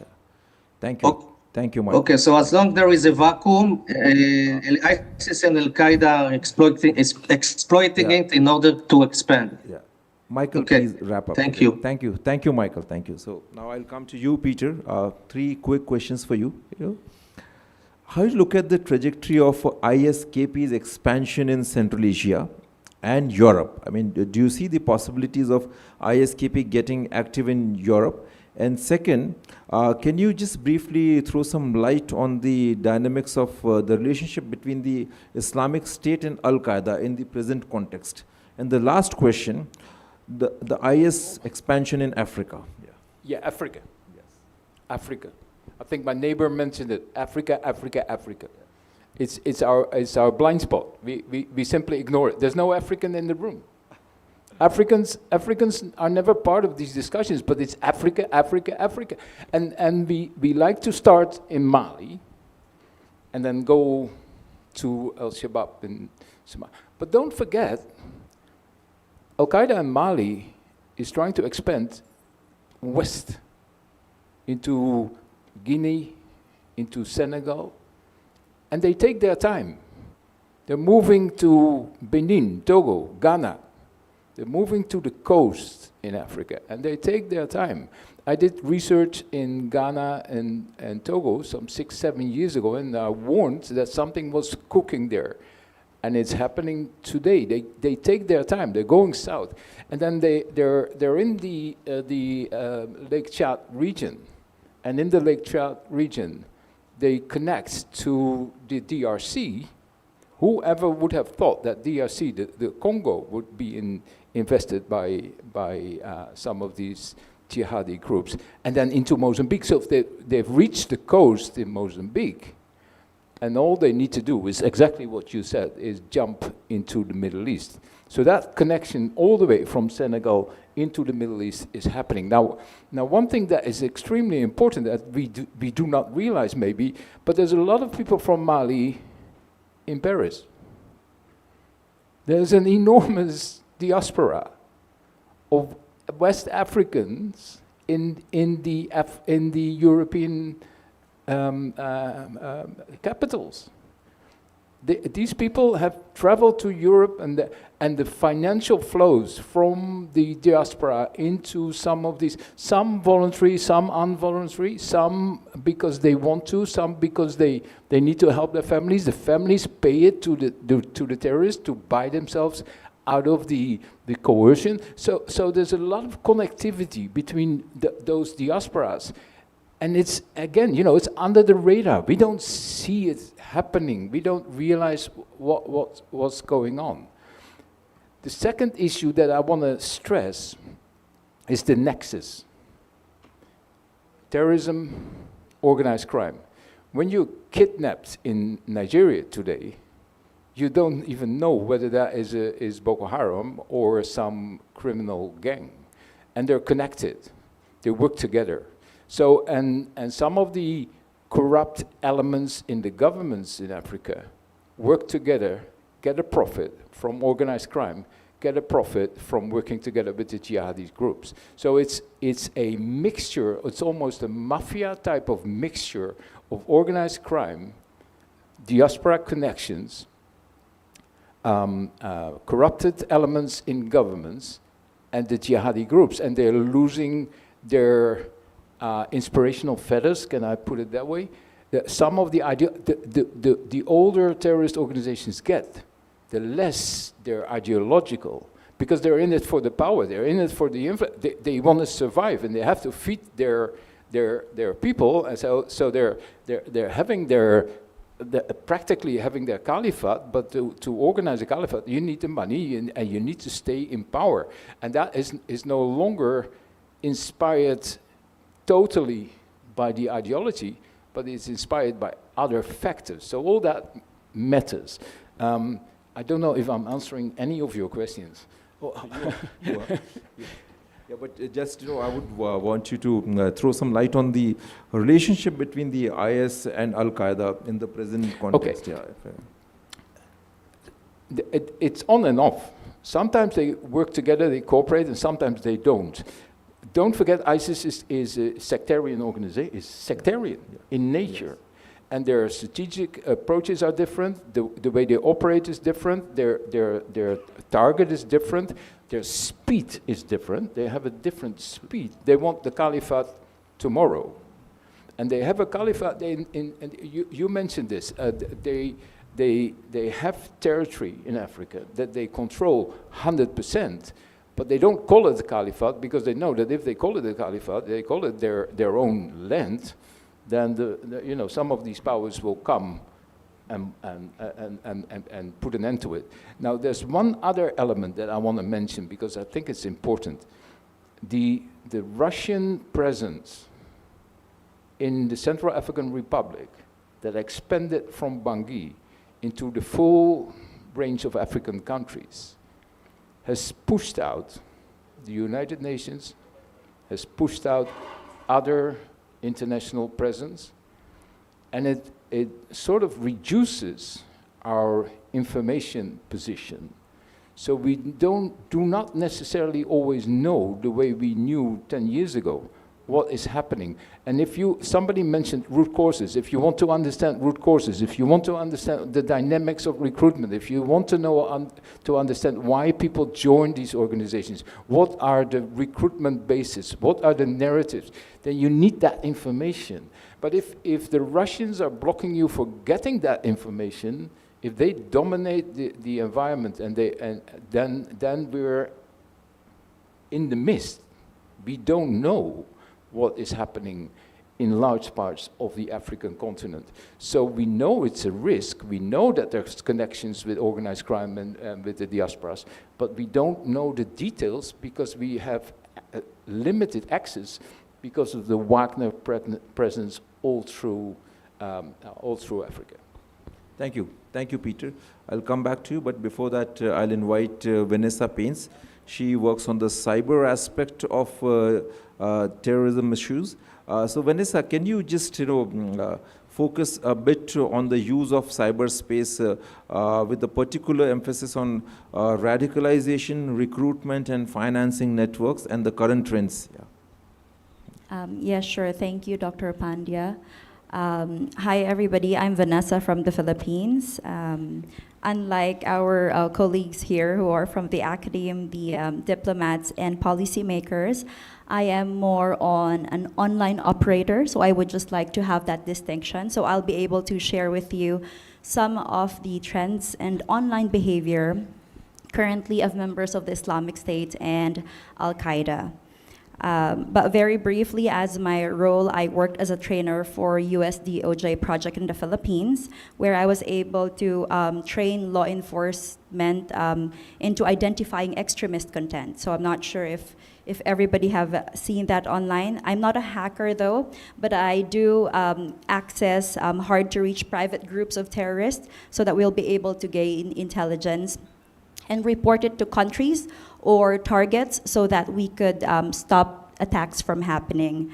But before that, I was also with Site Intelligence Group in the United States, where we were monitoring threats and propagandas and attacks online 24/7. So very much on the online role. So for ISIS and Al-Qaeda, one thing that we've seen right now, it's a very clear trend: less territory, more online networks. And we also get to see that there's less hierarchy now, but the digital reach is getting bigger and bigger. So may I pose the question to the audience? I just wanted to understand in terms of where you are. Who among you believes that physical camps is more dangerous than online radicalization? May I see raise of hands? Who believes that physical camps is more important? All right, still physical, thank you, sir. How about those who believe that online radicalization is more dangerous nowadays? Oh, all right, thank you very much, ladies and gents. So what we're seeing right now online is the battlefield, ladies and gents, of radicalization is moving from training camps to your smartphones. So what does that mean? We have seen training camps, of course, develop fighters, but the online ecosystems, that's where we're finding and we're seeing more followers, more fundraisers, and future attackers. So although the camp or training camps is very important in terms of skill building, of course, you will have to train for an attack. The recruitment, which means the people, and the funding, meaning the money, is coming for the most parts from online radicalization. So we do believe, me and my colleagues, that without money and people, there will be no attack. If there is no funding, there is no recruitment, there will be nobody who's going to launch attacks. That's why I'd like to briefly share, just for your reference, I made a quick summary of their online behavior. These are the 3 important activities that IS and Al-Qaeda are still doing online. Do you mind if we, okay, because I can't see the screen. Do you mind if we,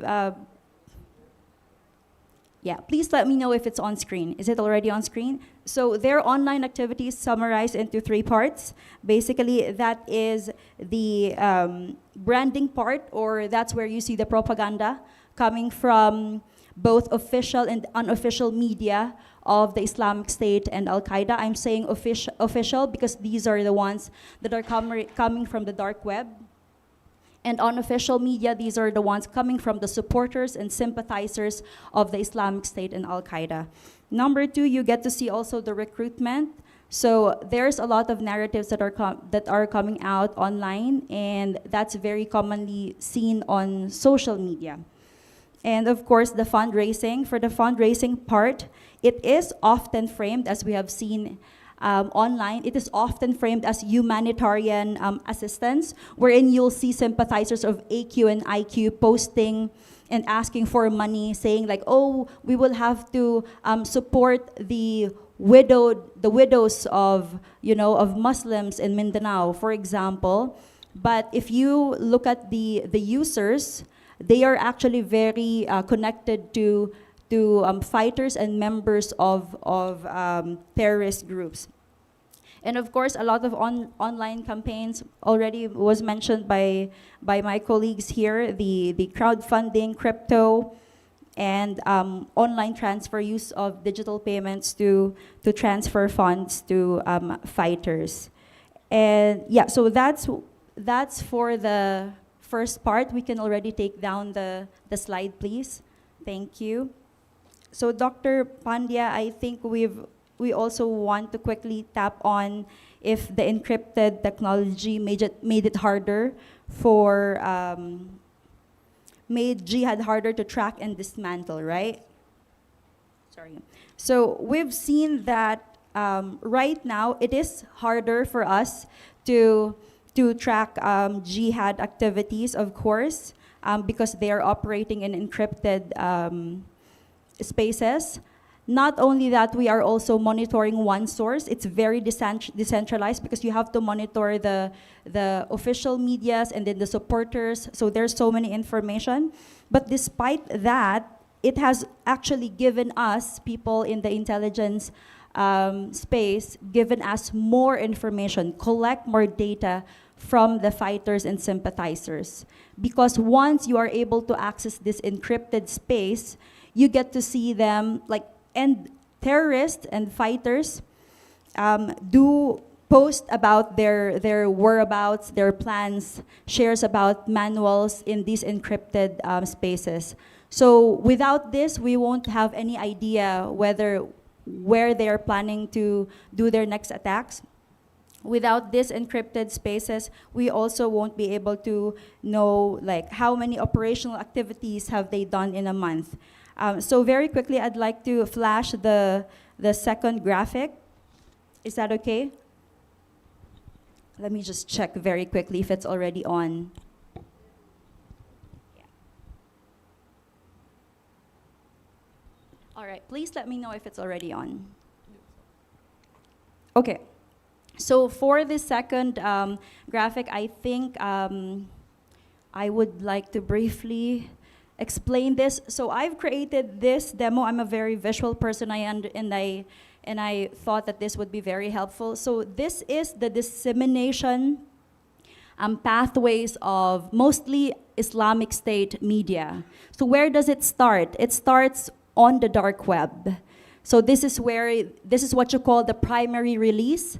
These are the websites that are only accessible by special browsers such as Tor.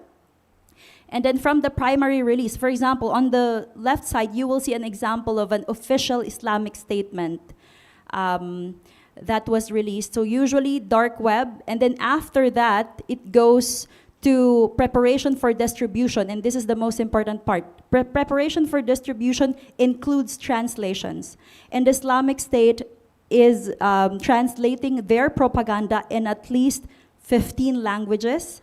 We have seen Islamic State propaganda in Tamil, Urdu, Tamil, of course, like the Tagalog, Indonesia, Malaysia. So this tells us that the targeting for recruitment is very localized. Even the messaging for getting empathizers and supporters is very localized. That's why they would have to translate these extremist content to local languages, so it appeals to your people. And then after the translation, that's where we see them on multifaceted distribution, such as your Terima, your WhatsApp. And after that, that's the last part, which is social media, which could be accessible to almost everyone, including your family and your children. So that is for the terrorism propaganda dissemination very quickly. Thank you. We can now pull down the slide. Thank you. Thank you, Vanessa. Dr. Pandya. So now I'll open the house for the questions. So we have about 6.5 minutes left, but I can give 2 to 3 extra minutes. Yeah. So, Ambassador Trigunayat, yes, yeah, please, yeah.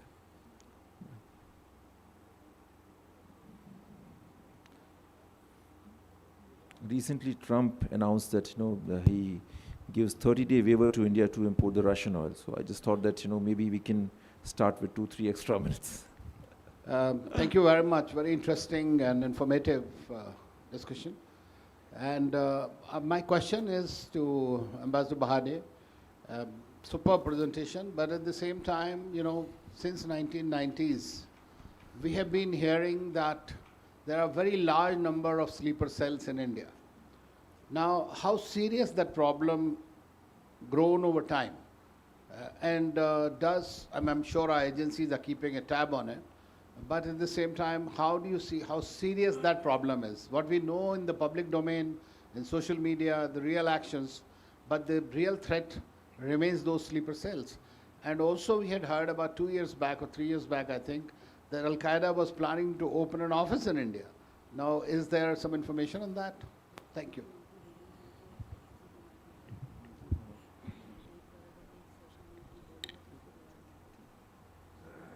Ambassador Gautam Bambawal. Yeah. A question to Vanessa, very basic, may almost sound dumb, but it shows my ignorance about this question. What the hell is the dark web? And if it's dark, how the hell do you access it? Thank you. Okay. Yes, Mr. Damdeen. Yeah, okay. Can I ask my question, sir? Yeah, please. My question to Vanessa. Despite ISIS losing its territorial control, we have seen lone wolf attacks, we have seen targetings. So how difficult, as a cyber analyst expert, how difficult is it to track and monitor the lone wolf scenario, wherein it might be a bit easier to track something that is happening on a group level or something which is on social media? But can you give some insights on the lone wolf attacks? And Mr. Damdeen and Dr. Cholia, just 2 last questions. Mr. So we just have 2 questions, that's it, because we are running short of time. Okay. So if it's a comment, can we take it after the questions? Yeah, we'll take it later. Mr. Damdeen and Dr. Cholia, please, your questions. Yeah, I have a question to all the panelists.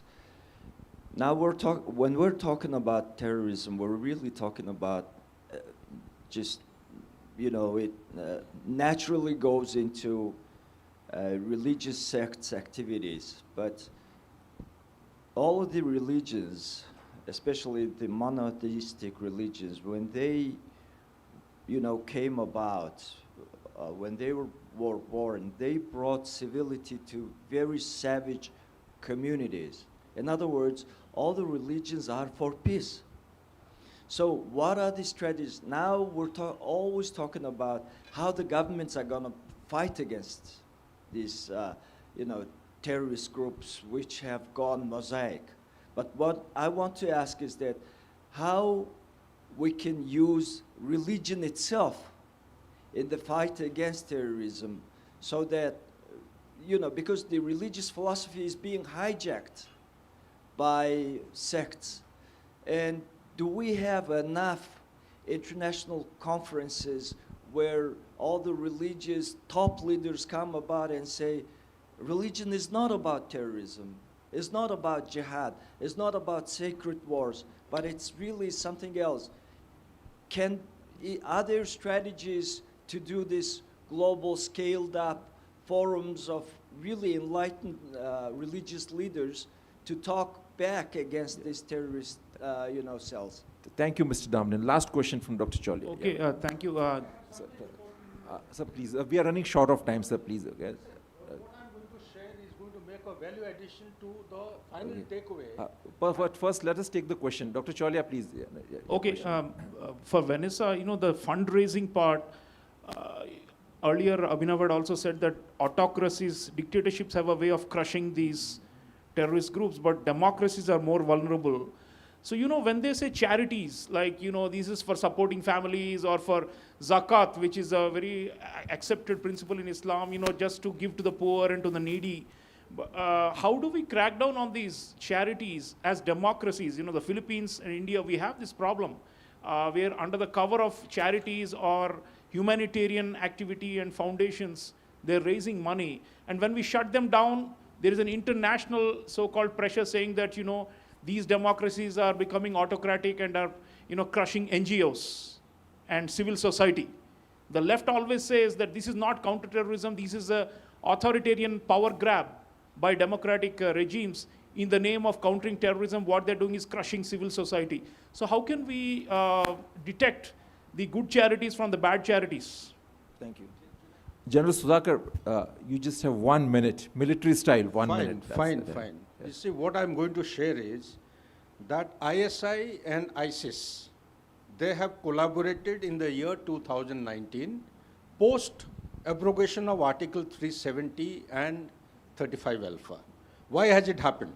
In 2014, it is Daesh, bas 1 minute, I still have 15 seconds. Daesh had made a promulgation that they will establish a global caliphate in a foreseeable future. They couldn't succeed. But in the 2019, they have collaborated. The caliphate has not come into being.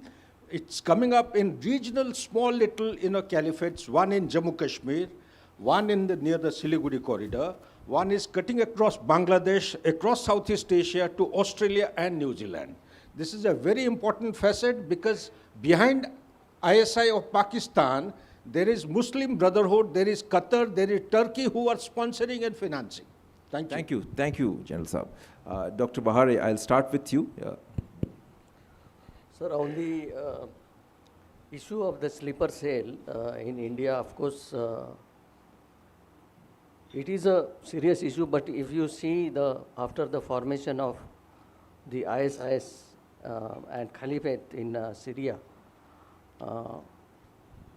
very few Indians traveled to Syria to join the IS. First, because of the ethos, civilizational ethos within our country. And second, there is no acceptance for this brand of Caliphate among the Indian Muslims.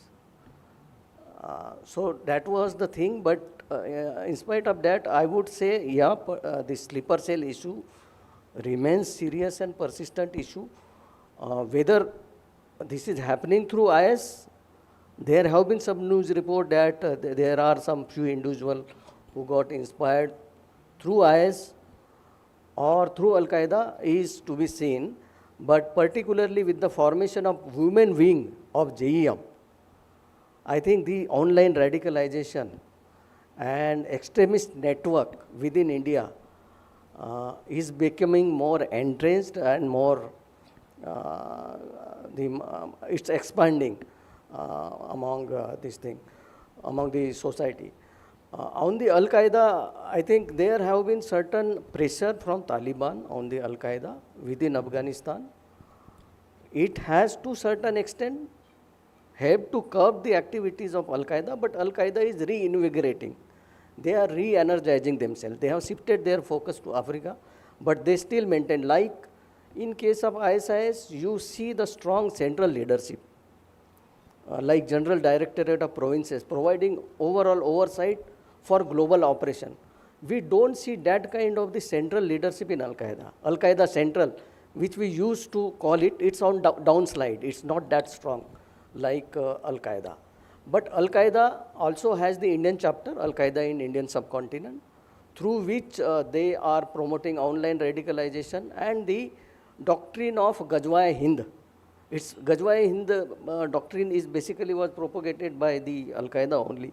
So it remains a persistent threat through the online radicalization and developing the sleeper cell network within India.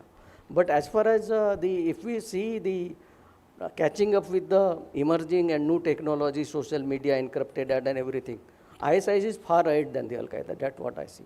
Thank you. Thank you, Dr. Bahare. I'll just briefly add 2 quick points to you.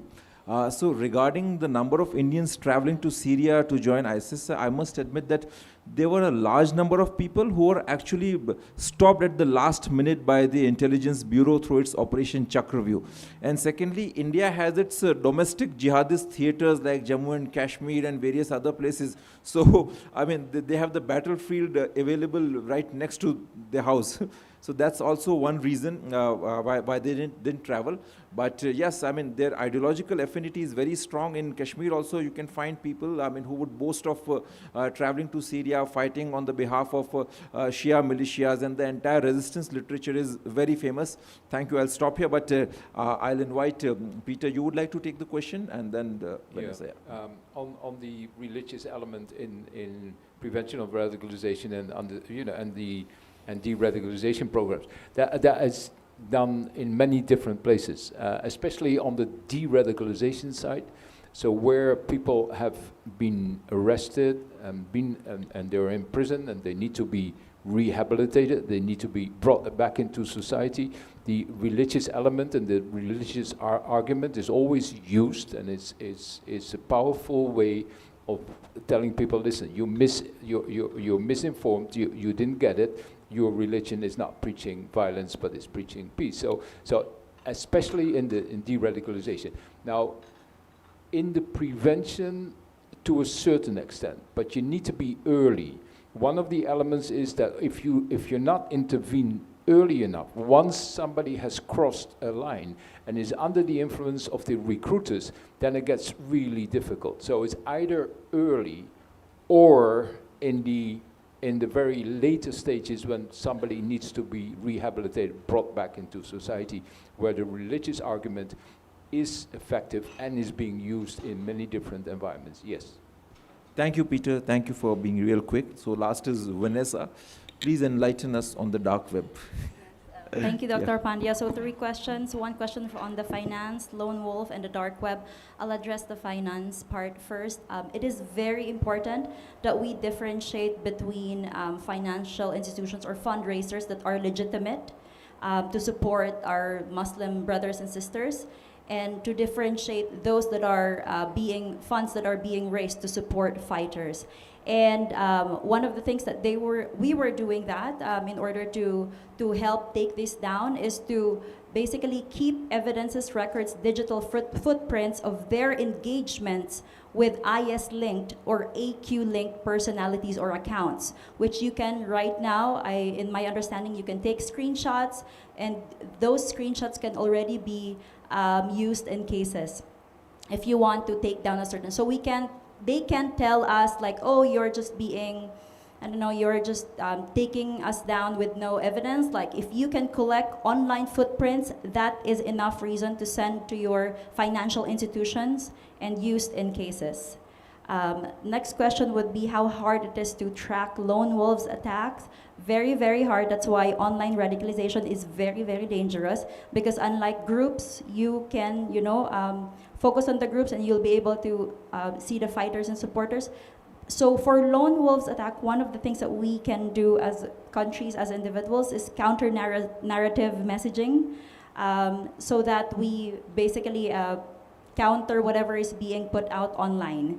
Because it takes a lot of people to monitor a lot of accounts, and I'm coming from an operator perspective. And for the dark web, you can access it using a special browser which any one of you can download from the internet. It's called TOR. But the challenge here is not the special browser. The challenge here is getting the links from the fighters or the media source itself. So in our experience, we were able to get those links because we are in encrypted chats, and you have to gain their trust in order for them to give you those links. Thank you. Thank you very much, Vanessa. So with this, we come to the conclusion of this interesting panel. My warm thanks to all the panelists, and we look forward to the next session, which is on Pakistan's terror factories. Yeah. Thank you. Please join us for the group photo.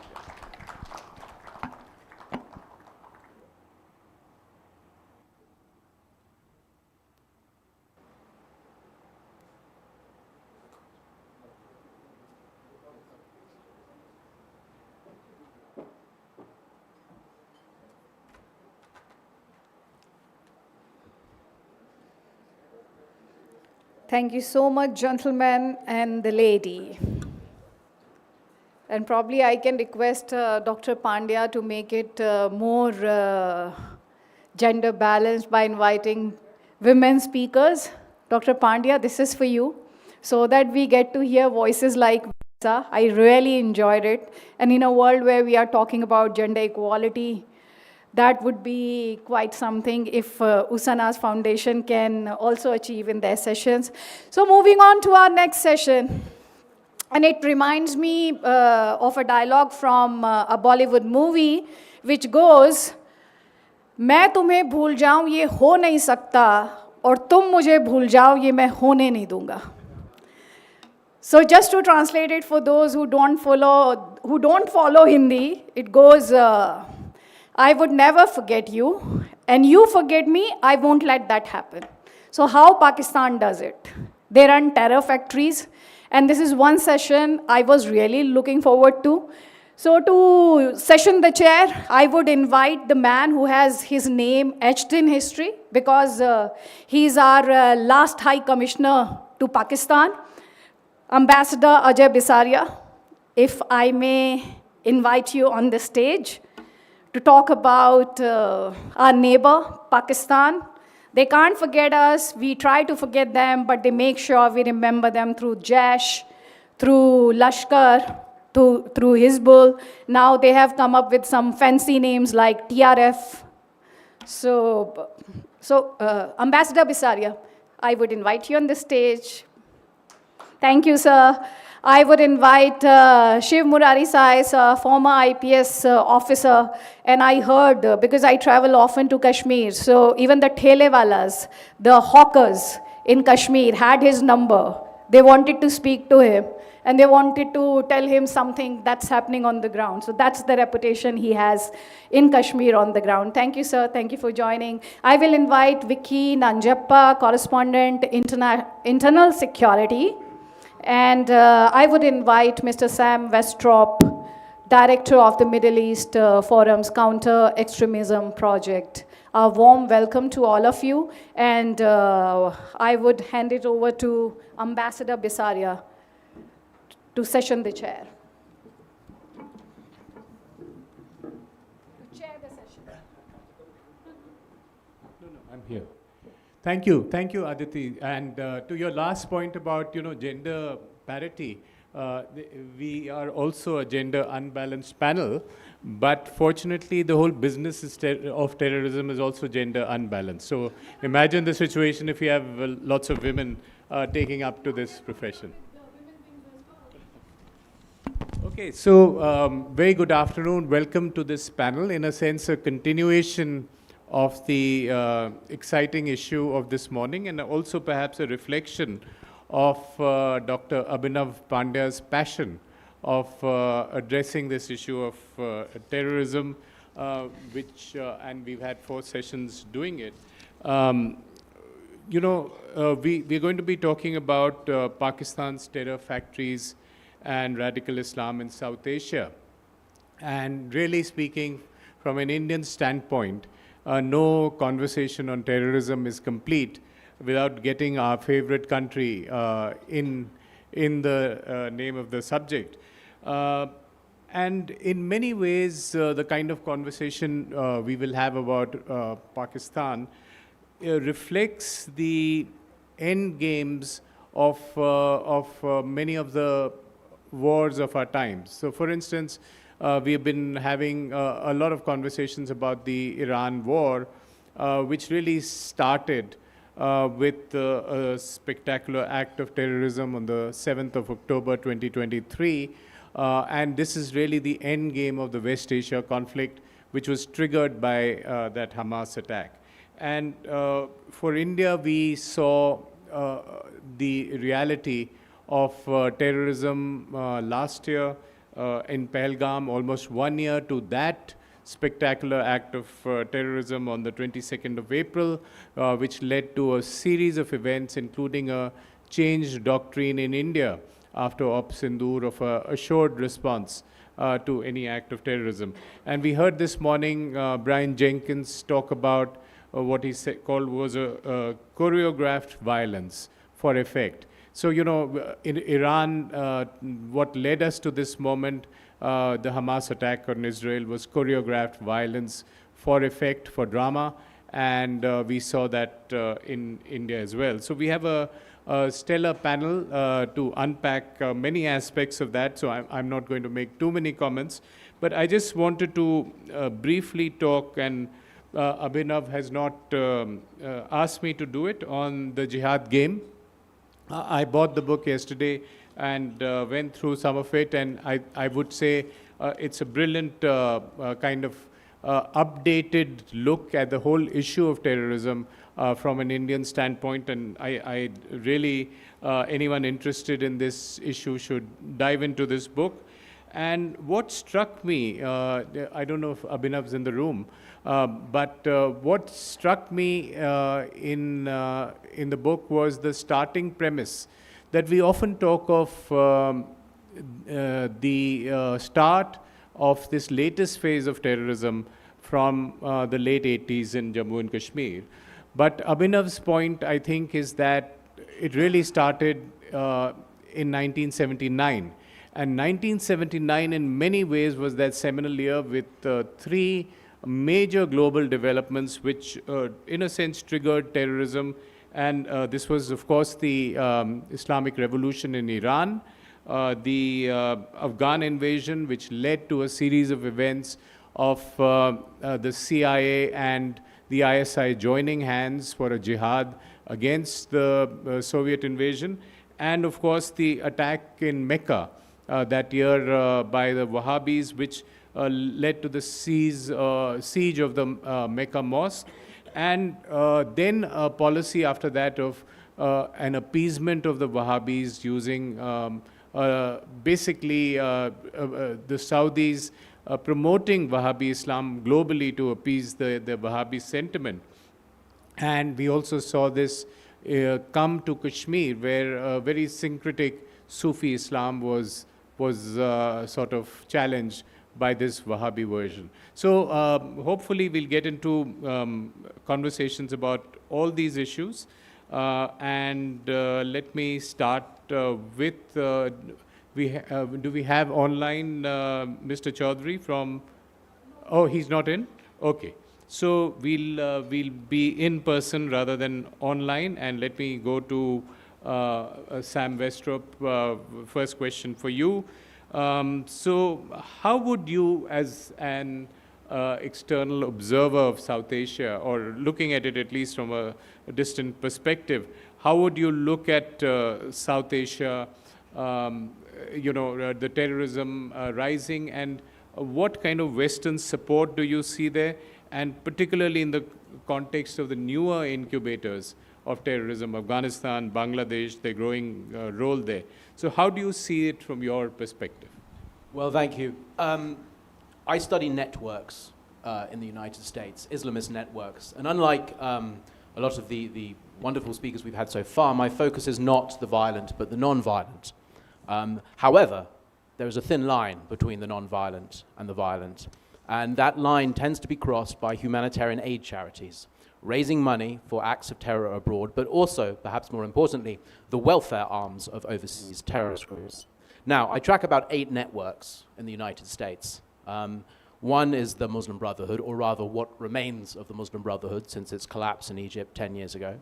Jamaat-e-Islami is the second. Then the Deobandis and the Barelwis, the two major components of South Asian Sunni Islam. Then the Salafis, the Khomeinists in the Shia side, and then state networks, Iran, Qatar, and Turkey. Now, these networks operate non-violently, for the most part. Several interesting things have happened over the past few years. One, these networks have become tremendously wealthy. American Islamism is now far wealthier than its previous benefactors. It exports more money than it brings in.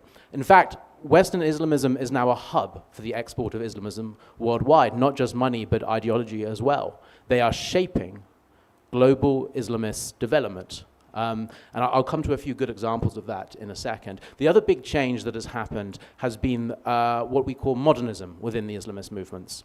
Deobandis, who once rejected the use of written records or computers, are now on social media, are taking part in live television interviews, are working even with non-Muslims. The most frightening thing for me as an observer of these networks is the degree of overlap between Deobandi and other Islamist networks. Deobandis and Salafis once denounced each other as deviants, not to be trusted. Takfir was cried at the mere mention of an opposing sect. Now they operate, in the West at least, very closely together.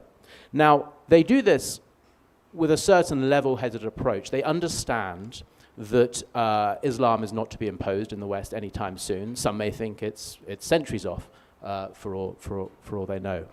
However, they do look to the Muslim world, and particularly South Asia, as a key ground for the expansion of the Sharia, of the making the ground soft for the imposition of a caliphate. They look to places like Pakistan, like Afghanistan, Bangladesh, and I know a little outside our remit, but Malaysia as well, as places for Western Islamists to export money and ideology to shape the development of Islamism and to turn Muslims into Islamists. Now, there are a few examples I'd like to bring up of this in action. The first starts with Jamaat-e-Islami. And for many years, Jamaat-e-Islami in the United States, which is tremendously... Oh, firstly, sorry, let me just give you a quick explanation of just how much money we're talking about here. I track 8,000 Muslim organizations in the United States, both good and bad. And through mapping those ideologically, I can say that these 8 networks control approximately a quarter of these institutions. Taking the latest tax return for each of these organizations, and this is an undercount because not all report tax returns, we can say that they bring in at least $2 billion a year of revenue across these networks and have about $4 billion of assets. This is tremendous wealth. Now, the vast majority of that expenditure goes into humanitarian aid charities. So, Jamaat-e-Islami, Helping Hand for Relief and Development, a very prominent Jamaat-e-Islami charity, has been operating in South Asia for years. It operates in direct contact with designated terrorist groups. In 2017, I caught them partnering with Lashkar-e-Taiba for a conference in Pakistan. In fact, they've been long supporters of Lashkar-e-Taiba's charitable arms. Helping Hand for Relief and Development's coordinator in the US state of Connecticut. It turns out his brother was quite a senior Lashkar-e-Taiba official. He was sending medical supplies to Pakistan where they'd be sold and the cash would be transferred to his brother at Lashkar-e-Taiba. There are countless more examples of Jamaat operating with extremist groups. Hizbul Mujahideen relies on HHRD, Helping Hand for Relief and Development, and other Jamaat-e-Islami group support. This also extends to Jamaat-e-Islami Bangladesh. Groups like the Muslim Ummah of North America, very close with Jamaat-e-Islami Bangladesh. In fact, the leaders of Jamaat-e-Islami Bangladesh came to the US to fundraise just before the election and to meet with senior Islamist leaders there. They took back pledges of charitable support and money from these American Islamists. It extends beyond Jamaat, though. The Muslim Brotherhood, or as I say, what remains of the Muslim Brotherhood, perhaps their flagship charitable institution in the West is called Islamic Relief. Islamic Relief is the largest Muslim charity, or one of the largest Muslim charities in the world. In Pakistan, it operates in Rawalpindi through the infrastructure of Jamaat, pushing sort of semi-Qutubist, semi-Maududi Jamaat-e-Islami ideology to the local population. The Deobandis are particularly active in helping to build not just Dar al-Ulooms, the seminaries and madrasas in the United States, but supporting those in Pakistan as well. And as we know, many of the Pakistani Deobandi infrastructure is intimately tied to acts of terror. Barelwi as well. For many years, especially in the West, policymakers considered Barelwi the great moderate alternative to the Deobandi threat. In recent years, Barelwi movements have become increasingly extreme. Now, there are still Barelwi moderates, I should very much point that out, but there are certain subsets within the Barelwi movement who are increasingly violent. I point to Dawat-e-Islami.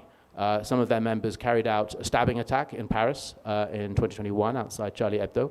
I point to the murder of a shopkeeper up in Glasgow in Scotland by a Dawat-e-Islami member. That shopkeeper happened to be the wrong kind of Muslim, an Ahmadiyya.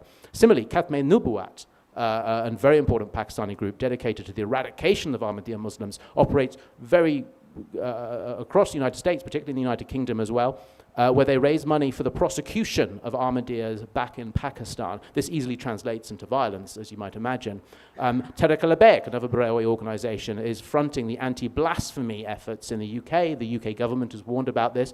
Tehrik-e-Labbaik is also involved, of course, in huge violence, and it fundraises in the West for those efforts. The Shia are also somewhat involved in this effort, this charitable export and ideological export to South Asia.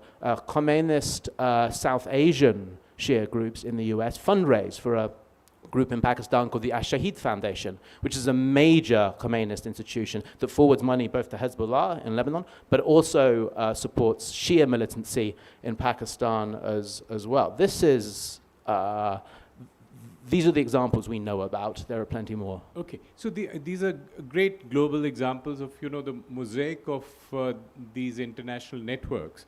But from India's standpoint, we heard in the last session that the West seemed to be sleepwalking into terrorism till 9/11 happened. And then did it lose interest again all this while until Hamas and, India faced it last year. So what are the lessons that the West has learned from recent terrorism, and what are the mistakes that the West has made which we should know? So if you can just tell us very quickly. Of course, I think the chief problem is that the West never bothered to understand Islamism after 9/11. We spent 20 years fighting the Taliban in Afghanistan. And if you go to any American policymaker today and ask them what Deobandism is, they will not be able to tell you. They never bothered to learn the name of the underpinning ideology of the Taliban. For American policymakers, media, and the public, Islamism is a Middle Eastern question. This is a miscalculation. This is a misunderstanding. Islamism, Middle Eastern Islamism is in decline. South Asian Islamism is in ascendance. What I would hope the Indian government might learn from the West is firstly to understand your enemies, define these networks, know who is who, and it's only by delineating local Sunni and Shia Muslim populations into their competing ideological networks that you can identify allies, find people to work with in the Muslim community against the Islamists. That's something Western governments have always failed to do. The other point I'd make is that I think the policy of Western governments over the past 15 years to start embracing what they call soft Islamism or non-violent Islamism as possible allies against jihadists has been foolish, and it has backfired and will continue to backfire. Countering violent extremism programs across the West use Muslim Brotherhood and Jamaat-e-Islami members to help advance their message. There are Hamas networks in the United States that remain unprosecuted quite deliberately by the federal government because they regard them as informants in the battle against Salafi jihad plots in the West. I very much hope India will not repeat these mistakes of looking for the wrong partners within the Muslim community. And very finally, I'll finish with this. There is a huge problem in Sunni Islam particularly, because Shia Islam is more hierarchical. But in Sunni Islam, there's a huge problem of representation. Who can be a moderate representative of Muslim voices? The West tried a number of things. They reached out to Sufi groups, they reached out to Barelwi groups, and they failed because these groups could never represent the diversity of Islamic thought in European countries. And even in a place slightly with a more homogenous Muslim community, like India, like Pakistan, the risk emerges that you cannot possibly appoint one group as a government partner and hope for them to represent the whole gamut of Muslim ideas. You must accept that any Muslim partner you elevate is going to be unrepresentative. And once you make that acceptance, that's fine. You work with the unrepresentative moderates and you push their legitimacy and you delegitimize the Islamists who would wish them harm. Okay, thank you for that. So I think the takeaway is that soft Islamism can be foolish policy, but let me take that to you, Shiv. In the context of Kashmir, you've been a legend of a cop in Kashmir. You've got under the skin of these networks, you've infiltrated them, you know their pulse. And so the question is Kashmir still driving all the militancy that we see in India? And are Jaish and Lashkar, the groups that terrorize us, are they plugged into global networks, or is this sui generis? Is this something unique to Kashmir?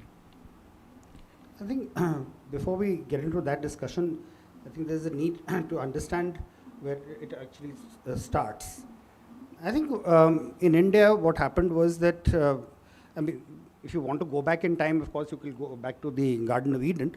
But let's take off cut-off dates. You mentioned 1979, very important here. So what do we see happening in India prior to all that is basically why did Deoband come up? And when we talk about Barelvis, were they actually liberal? So Deoband came up as a consequence of the mutiny, because the British were very alarmed at the fact that the unity that was shown by the Hindus and Muslims during the mutiny, they wanted to create a fissure. And they set up the seminary in Deoband, was basically to promote fundamentalist Islam, so that they could take away from and create a fissure between the Hindus and Muslims, which would help the continuation of their rule. Alongside that actually was also the Barelvis.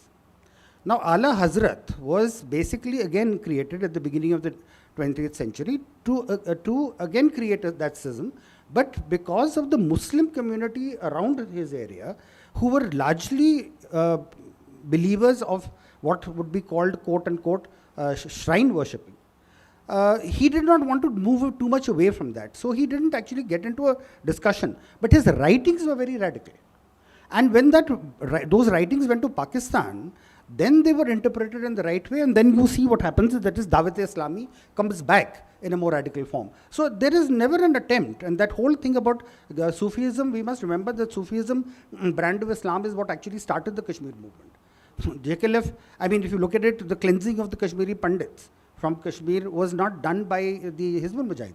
It was done by the JKLF, which claimed to be Sufi in its outlook. So I think, these lines don't really matter. We need to look at it that fundamentally what was the brand of Islam that was being propagated in Kashmir. And again, I will go back to what is happening, or rather come to what is happening currently. So if you look at it, in India, we've had two strains of Islam coming in.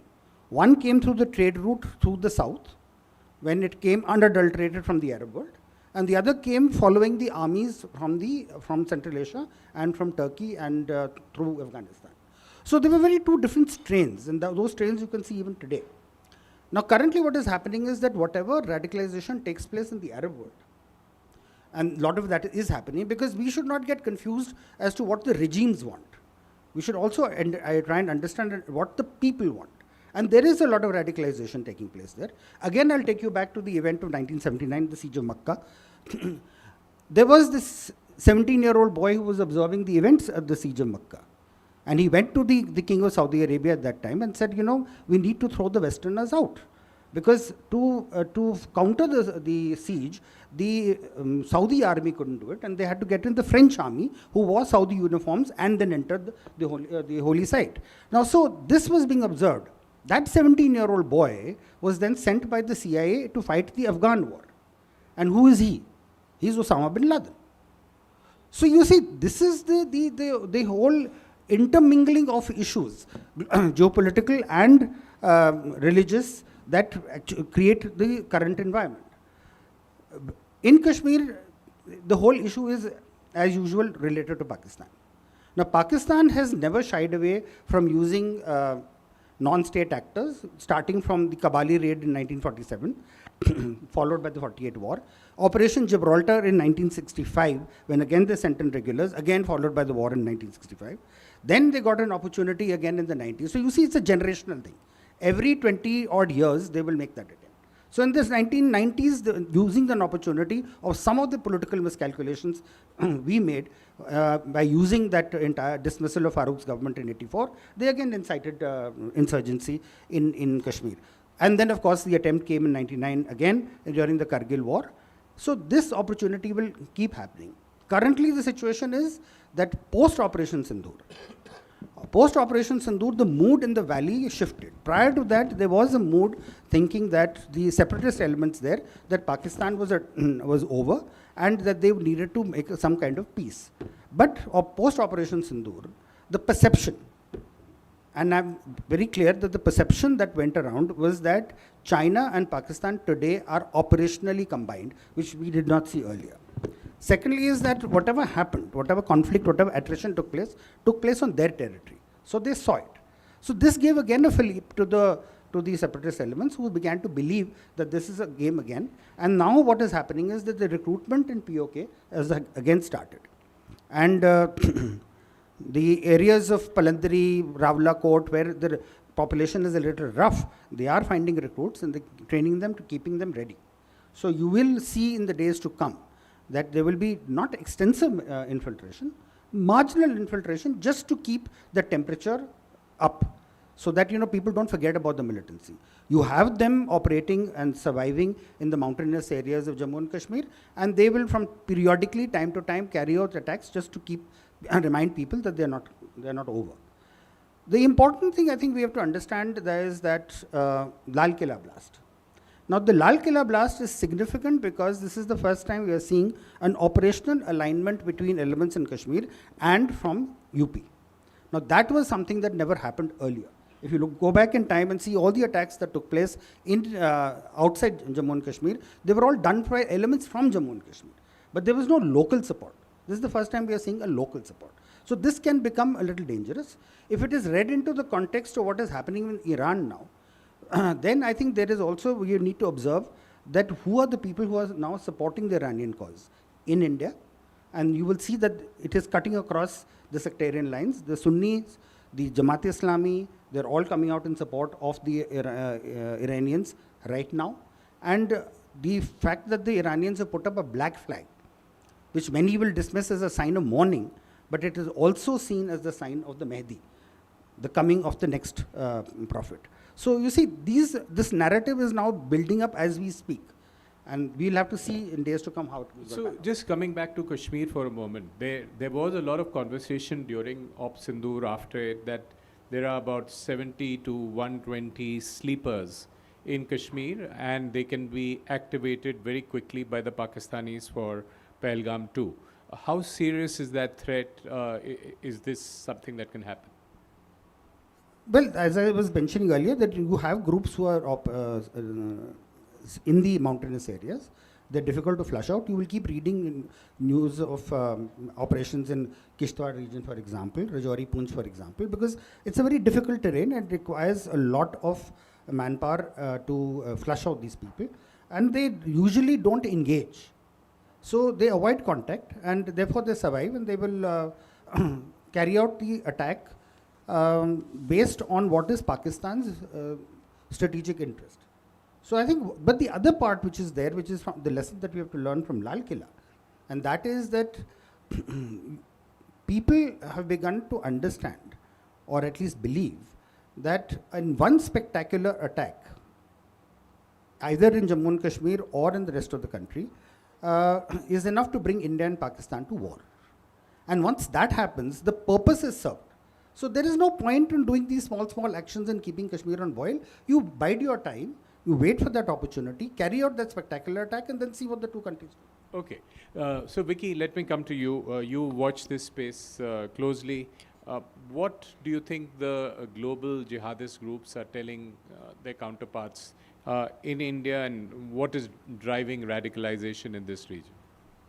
So the thing is, when we talk about radicalization in India, I mean, we have to look up, the kind of radicalization that's happening up north and the radicalization that's happening down south. In fact, I see the involvement of Pakistan in South India has been kind of minimal, and I find that to be a more dangerous scenario because there is a set of people who, are picking up this ideology very much on their own. So on that thing, if I say there was this group which operated in South India for a very long time, the Popular Front of India. So now, this, the problem, what happens is, we know a lot about North. We know about the Faridabad module. We know what is happening in Jammu Kashmir. But South is very, very, it's a silent driver, basically. Now, we talk about 21 people leaving the state and then joining the Islamic State in Afghanistan. And all we did was argue about whether it was 21 or whether it was 10,000. So we get muddled up in those kind of arguments. Now, why I would say that this radicalization which is happening down south, PFI was very much operating on its own, and over the years when the Wahhabis kept coming in, to Kerala, Tamil Nadu, I mean, people just slept over the issue. Nobody spoke about it. Very long back, a very senior officer in the RNAW had told me, the reason we didn't operate in South is that we had the fear of being tripped over at that time. So it was basically ignored. There was a lot of politics in it. And today what has happened is it's kind of the radicalization is, people can easily get self-radicalized. There's not much to do. Today, with the ban on the PFI, there is a space which is empty. So the funding which came in through the Saudi Wahhabis, that they used a lot not to, create terror groups or, carry out attacks, but to completely change the mindset of the people. Like, Abhinavji keeps telling me one thing is that the Persian Khuda Hafiz has become the Allah Hafiz today. So that is a total change. I mean, I see the way they dress. They don't have the Indo-Sasanic style of mosques anymore. So these are the changes. So what PFI is basically focused on is changing the mindset of the people, and especially north of Kerala. I mean, the situation is pretty grim. You don't see the run-of-the-mill kind of attacks happening in South India. I mean, like, the Faridabad bottle blast, or for that matter, even the Indian Mujahideen, which a lot of people need to understand is that when Simi was banned, the regrouping of the Indian Mujahideen happened with the help of the PFI at the Vagamon camp in Kerala. So it's basically been used as a playground for a very long time to, spread that thought of ideology. And then another thing which I'd say is that it's so strong, like the first terrorist, that is, non-Pakistani, non-Jammu Kashmir, to fight alongside the Lashkar-e-Taiba in Jammu Kashmir were from Kerala, those 5 to 6 operatives. So they continue to set up that thought process that, people are taking up, this radical thought. I know that the Islamic State and Al-Qaeda, in the form of base movement or Islamic State as the Islamic State, is trying to, fill in that space. And they are actually finding it extremely easy. So when you ask me, sir, that, what is the message that is being given by these global jihadi actors on how, people, especially in South India or the terror groups, should behave? Actually, the message was given long back, so 20 years back. So now it's on autopilot mode, and that's what makes it more dangerous. And I think the narrative should also be there. And coming to the Pakistan link out there, I think the first time that they actually tried something was when they set up that module within the High Commission in Sri Lanka with this specific intention of, recruiting in South and having modules in South, but that got busted by our NIA. But still today, I would say that I would fear about that school of thought which is there, the madrasas that are operating out there, some extremely radical. In fact, after the Zaveri Bazaar blast and then, the Jaipur blast and all that, the Indian Mujahideen operators decided to, take a holiday in Kerala. They were unwinding in Kerala. So it's that kind of happy space out there. And now I see that if you ask me in terms of South India, PFI extremely strong still there. The underground operators are very much there. If they are not watched, they can bounce back. The problem I see more today is in Tamil Nadu, where Islamic State, first known operative from India to leave India and join Islamic State in Syria, is from Tamil Nadu. Now we see this failed blast which happened in Coimbatore, and even Zaram Hashmi from Sri Lanka, who came down, he's done many tours in Tamil Nadu before he went and executed the bombings in Sri Lanka. Now, these things have been, just going on, and everything tends to start getting very political out there. It becomes, like majority versus minority rights and all that. I mean, that's not the case. Like, what I've heard from a lot of officers, like boys who are getting self-radicalized, PFI material out, they go back and they tell their parents, you're not supposed to watch television. They tell their sisters, you're not supposed to go to college. Now, this is the scary part which is happening there. It's a thought. Great. So I think that's a sense of that, no part of the country is untouched by radicalization. But let me end this panel, I'm conscious of time, with a policy question for all three of you. And perhaps I'll start with you, Sam. what should India's Pakistan policy be? And I'll contextualize it. The military posture is clear that from 2016, Uri, 2019, Pulwama, 2025, it is of assured and perhaps even disproportionate response to any act of terrorism emanating from Pakistan. But the diplomatic posture is of no talks with terrorism, which is something we've had for a decade. 2016, no talks with terror. 2019, no trade with terror. 2025, no water for terror. Now, we've gone through this policy for a decade. We also have a policy of no external mediation. We can handle it. So some of us who've been in track 2 with the Pakistani generals, Shiv has been with me in them, Raja has been part of it. The Pakistanis are willing to talk. And an idea that's being broached is, should we have a focused conversation on terrorism? So here's the question. What should India's policy be going forward, given that a key objective of the relationship with Pakistan is to stop terrorism? Well, look, my subject is not Indian and Pakistani relations, so if you'll forgive me, I'm going to answer just a subset of this matter. Sure, and briefly, I'm 2 minutes for each of the panelists on this. That makes sense. Today, some of the charities I mentioned in the West that have strong links to both the Pakistani state and to Pakistani designated terrorist organizations operate freely in India. Islamic Relief, which I mentioned earlier, spends millions each year in this country. Helping Hand for Relief and Development, which has open relationships with Lashkar-e-Taiba and Hizbul Mujahideen, also operates throughout India. Muslim Aid, another important group set up by Jamaat-e-Islami Bangladesh war criminals who fled to the West in '71, also found across. In fact, Muslim Aid's office in Hyderabad is run by some British Islamists who also manage the affairs of Zakir Naik, the famous terror-connected televangelist in Malaysia. The point I'm going to make here is that India could be enforcing the law more than it currently is. These are proxies for designated terrorist organizations, or at the very least, they are groups providing material support for designated terrorist organizations and their Pakistani sponsors that should be investigated and prosecuted.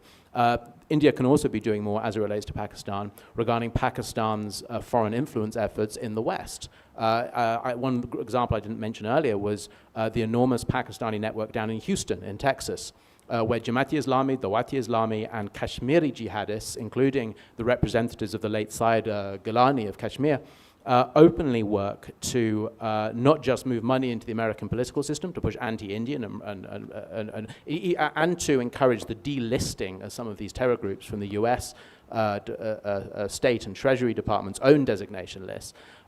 This Pakistan network is closely involved with the consulate. It is influencing American politics. It is seeking to influence American media. And it is intimately tied to actual terror itself in the Kashmir. India should be furious about this, that the US is allowing Pakistan to manipulate American Muslim politics. India is furious about a lot of more things about what the US is doing with Pakistan. Well, of course. But thank you. Point well taken. Shiv, what do you think? What should be the policy? Well, to be honest with you, till the Pakistan army controls the Pakistani state, this state of affairs will continue. So I think there was a time, little before Asim Munir became Field Marshal, when the Pakistan army was under tremendous pressure from the Pakistani civil society. And that is very clearly manifested in the way Imran Khan is getting support. I mean, we are also aware that the last elections was actually won by his proxies, which this Pakistani army, along with the PPP and the Nawaz Sharif's party, kept them out. So you see, there is a pushback from Pakistani civil society, and that is the only part of Pakistan that we can actually talk to.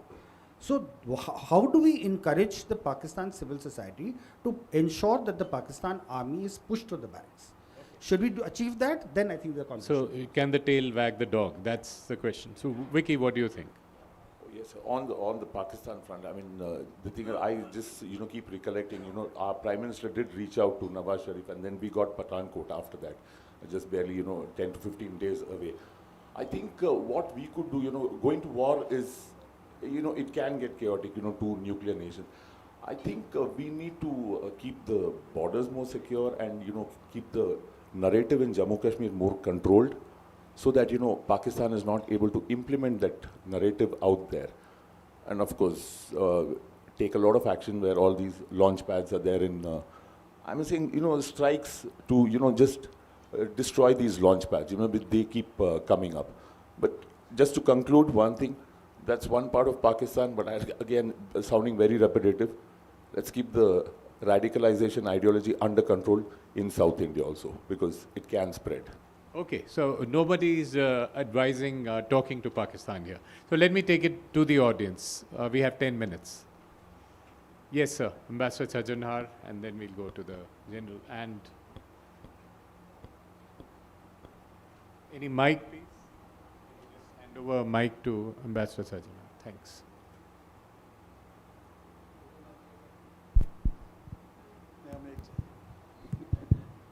Thank you very much. So, the last few sessions that we've been focusing on radicalization and terrorism, etc., many questions come to the mind.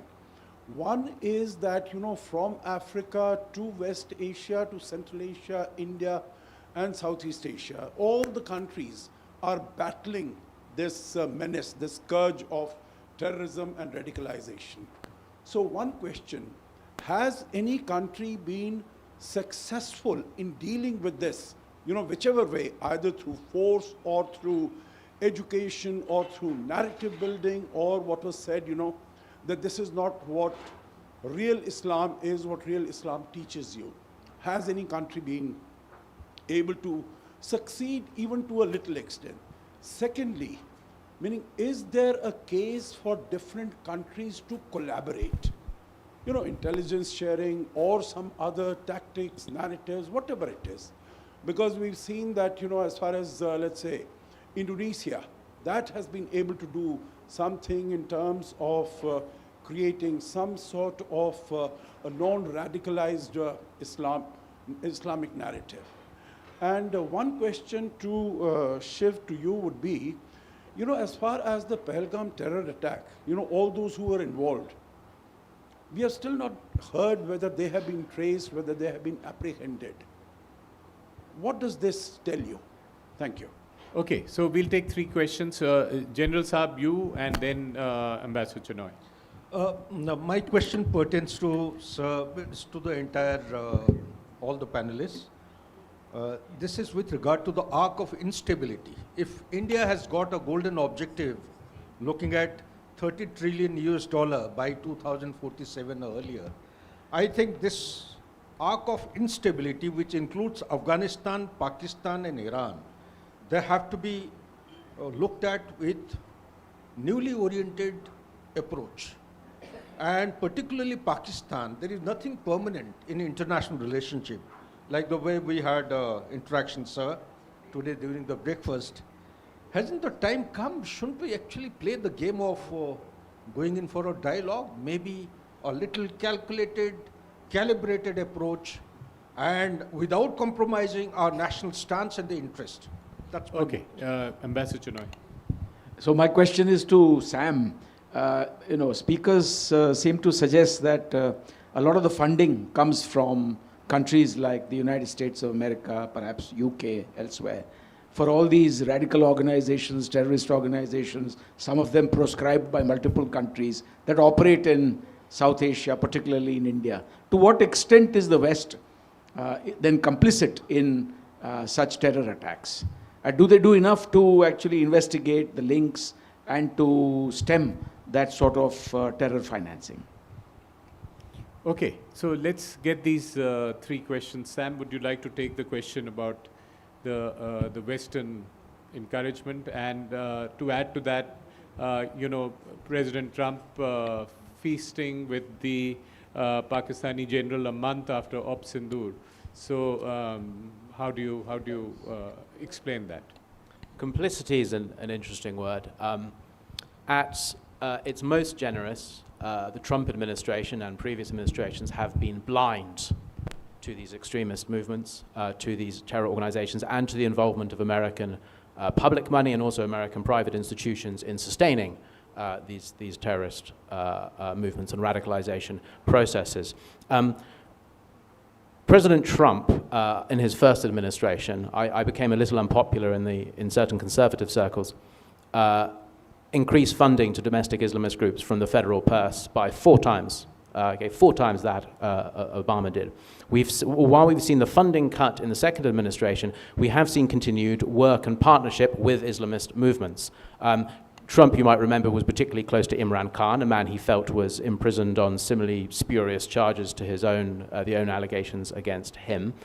He has been very happy to wine and dine Qatar and take, of course, a very large plane from them, as was widely reported last year. Turkey, of course, he's on close terms with President Erdogan. Trump is blind to ideology, and so much, and so too is much of the Republican establishment. In that, they are joining the left, at the very least, in a willful blindness to the growing problem of South Asian Islamism. As I mentioned at the beginning, I'm yet to meet a serious policymaker who knows the term Deobandi. They certainly don't know Dawati Islami, Tablighi Jamaat, Khatmi Nubuwat. The West is uninterested in these details. So yes, I think when it's willful blindness, it does amount to complicity. India could be applying pressure on the West to change course here. And I think, and in fact, very briefly, while I have Indian government officials in the room, India is one of the few countries that take detailed notes on the flow of NGO money coming in and out of the country. One of the very few countries that does this. However, the data set that results from this is not easily publicly accessible. It would make my life easier, but also other counterterrorism groups' lives easier if India shared this data more explicitly with Western observers and help us to apply pressure on our own governments to end this subsidy of terror against Hindus and Indians. Shiv, question about Op Sindoor and arrests and so on. So, answering your question, sir, directly about the perpetrators of Pahalgam, you may have heard of, there was an operation called Operation Mahadev.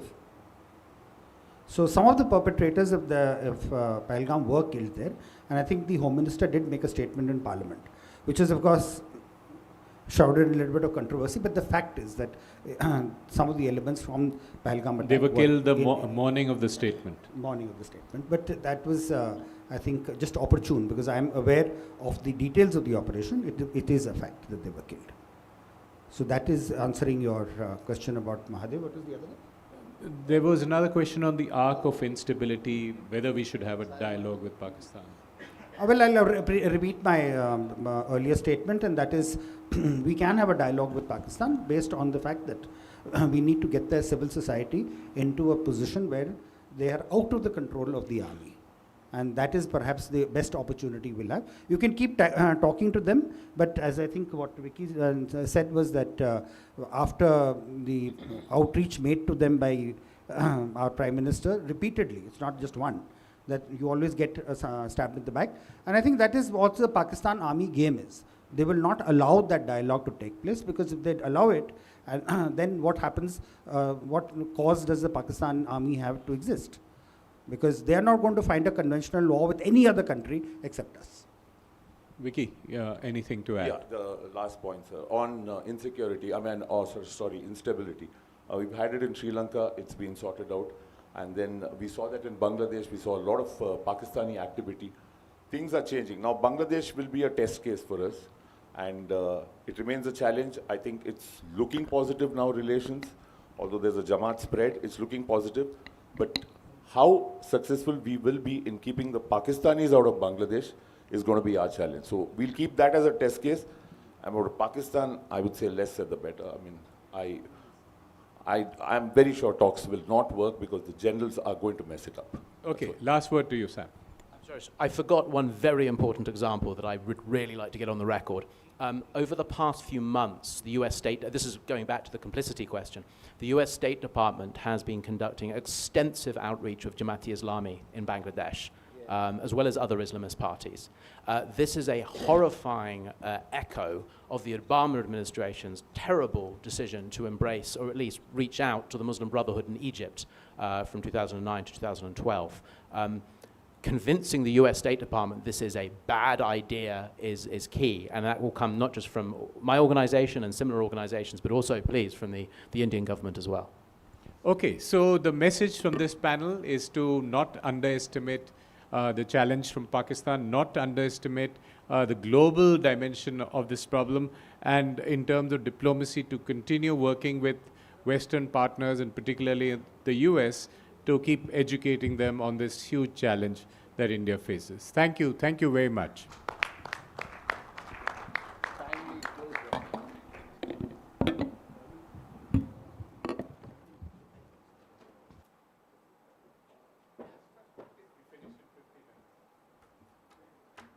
Take my question, sir. Thank you so much, Ambassador Bisaria. And I really want to highlight the point that Mr. Vostrop pointed out. And the point was that don't get befooled by soft Islamism. And the question that I wanted to ask Shiv Murari sir was that the protest that we get to see in Kashmir after Nasrullah was killed and the whole election campaign was called off, suspended, post that, would that qualify to be soft Islamism? I travel to remote areas in Kashmir, the villages where a kid comes and tells me that he wants to jam the Israeli system. Would that qualify to be soft Islamism? The announcements that are made from the mosque post Friday prayers, would that qualify to be soft Islamism? Because there are a lot of things that are happening on the ground. Well, I would suggest So you can use this. Well, I can only say just one thing, and that is, in fact, when Mr. Chidambaram was Home Minister of India, and he came to Kashmir, and we had this discussion with him, and I had said something similar to this, that we should use the moderate element, and he said that, what are you talking about? I said, you use it tactically. Use the moderates to finish the hardliners, and then you see what you need to do with what remains. So it's a useful tactical move to this thing, and to a final end. So it's let's not kind of take a blanket view, because what happens is that we don't want them uniting. Thank you, sir. Thank you so much. Now I would invite Mr. Ishan Jasuja, Director, Geoeconomics Strategy Unit. Mr. Jasuja, I would request you to come on the stage, please. And I hand it over to you.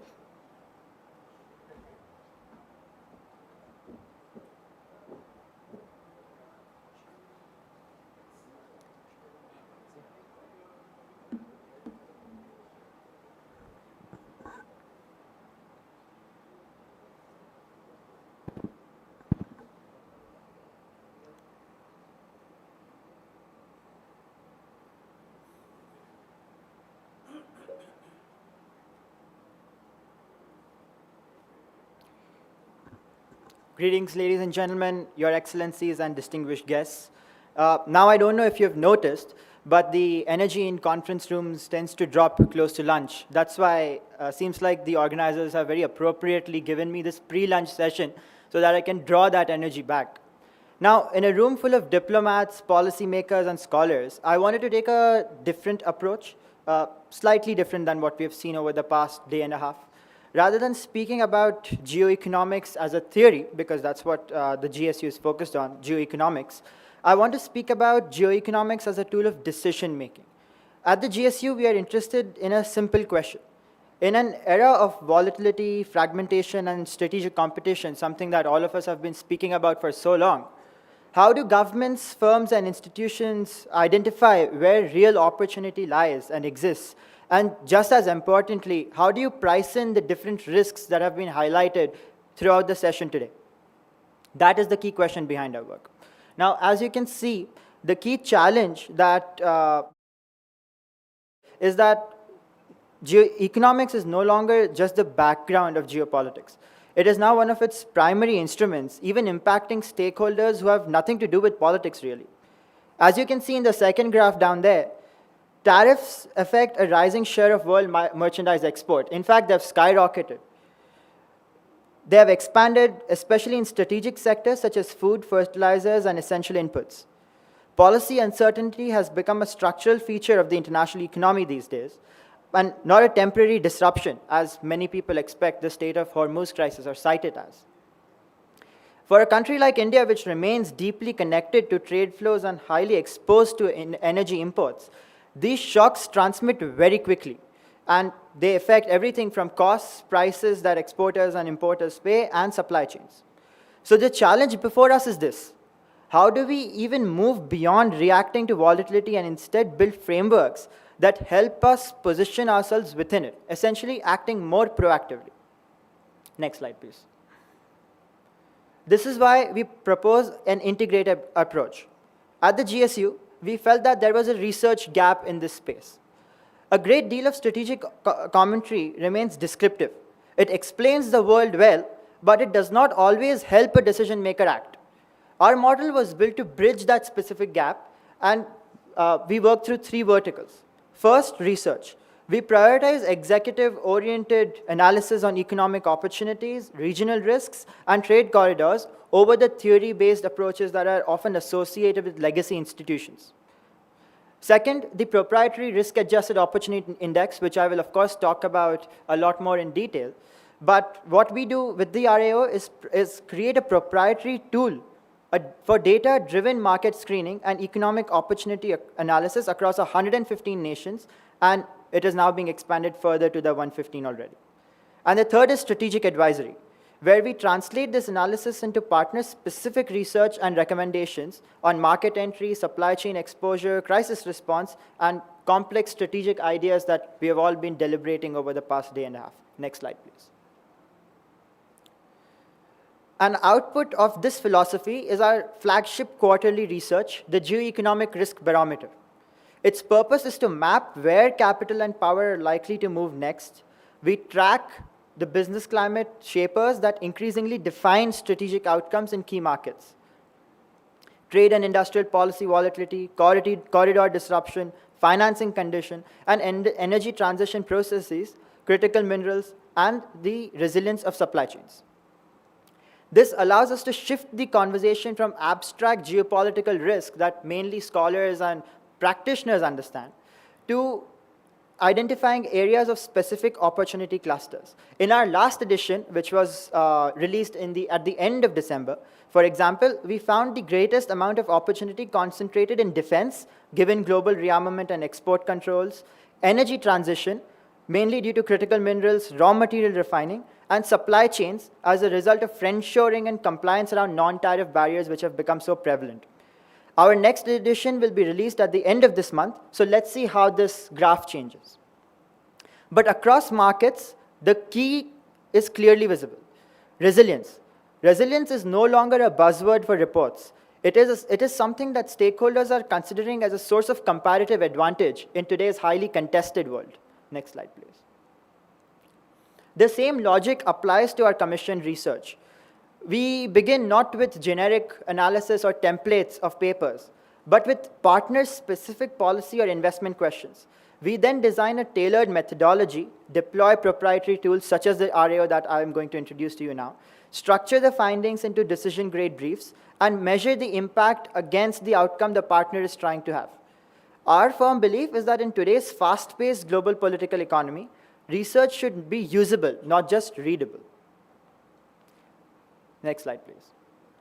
Now here comes the star of the show. The centerpiece of this framework is the risk-adjusted opportunity index. The idea of this index is straightforward. High growth potential alone is not enough, and stability alone is not enough either. Real strategic attractiveness lies at the intersection of these two. So the RAO combines opportunity indicators with fragility and stability metrics to produce a more realistic picture of market quality. It asks 2 questions simultaneously. First, what can we achieve in a market? And more importantly, the second one, how sustainable and secure is that particular environment? That is especially important today because many markets can look attractive in headline terms. Everyone wants to advertise themselves as the next big investment area like Dubai. But they become less compelling once you factor in external vulnerability, policy instability, institutional weaknesses, or concentration risks. Next slide, please. Now for this RAO, the indicators are what makes it structural. On the opportunity side, we look at pillars such as market access, capital environment, trade infrastructure, the digital economy, business environment, and innovation characteristics. On the fragility side, we examine external vulnerabilities, fiscal health, monetary and price stability, labor market quality, market structure, and institutional rigidity. What this allows us to do is move away from simplistic rankings. We are not merely asking whether market is large or growing. We are asking whether that opportunity is resilient, scalable, and durable. That distinction is critical in a world where headline growth, as I said, can often conceal strategic fragility. Next slide, please. Like I said, this has been scaled to 115 markets so far, and more are being added incrementally. A tool like this helps reduce the ambiguity, and it gives institutions a disciplined way to compare markets, screen exposures, and identify where opportunity should go next. Market classifications. Next slide, please. From there, we classify markets into 4 broad categories. Some are robust, attractive, and relatively stable. Some are fragile, promising, but exposed to shocks. Some are stable in terms of structure, but have low opportunity, safe, but limited to upside because they're concentrated. And some fall into structural risk, where fragility dominates opportunity. These are areas you definitely want to avoid. That is useful because strategy is rarely about asking which market is best. Nobody has an answer to that. More often, it is about asking which type of market are we dealing with and what posture does that really require from the person who is entering that, or the institutions that are channeling the investments in. Next slide, please. Now, to show how we use this in practice, let me briefly take a recent commission research exercise. We focused on India's industrial trajectory. This was done for one of the most prominent policy think tanks in the nation.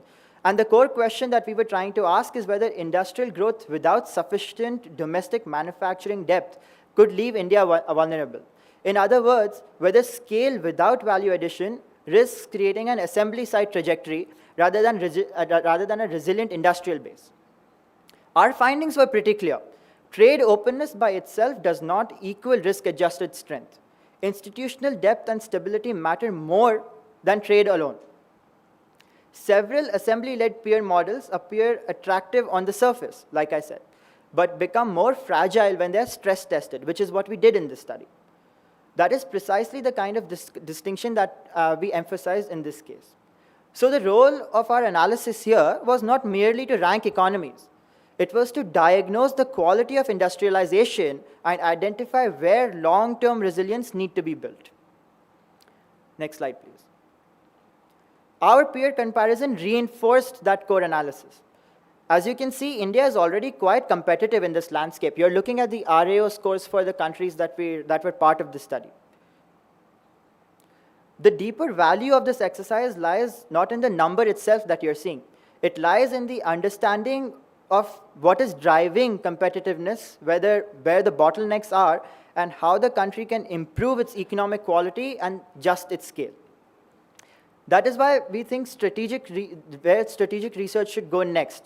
Not just describing relative positions, but identifying the policy and operational levels that can improve the position of a country. Next slide, please. So where do we go next?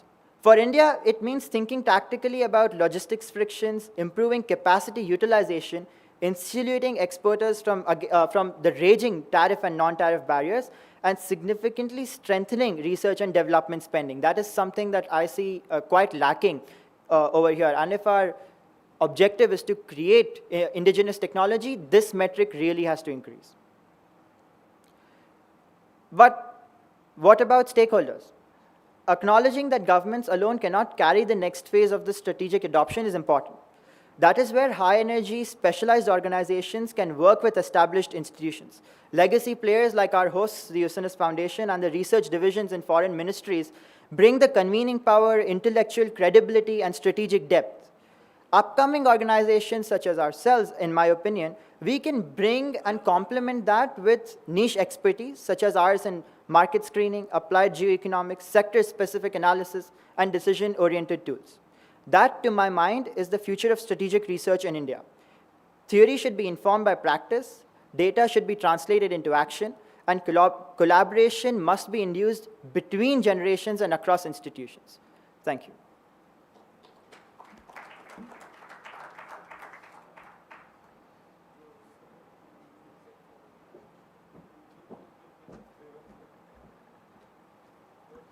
Thank you, Ishan, and we will now break for lunch, and we will reassemble at 2:20. So this lunch break is going to be 40 minutes. Enjoy your meal.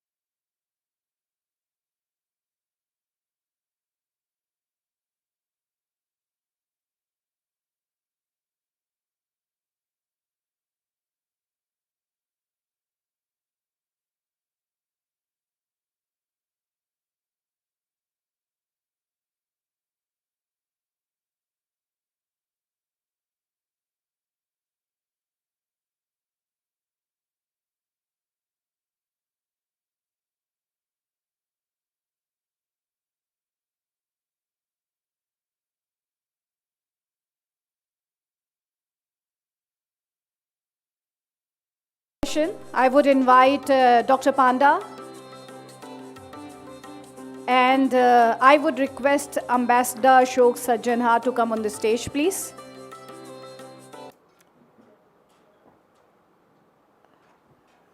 And this session would be 40 minutes long. Sir?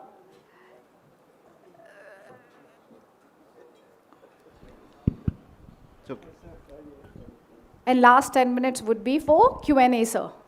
Over to you, Ambassador Wadhwa.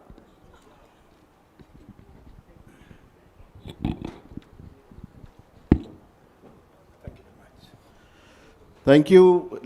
Can we begin, please? Those at the back of the room, if you can come forward and sit down.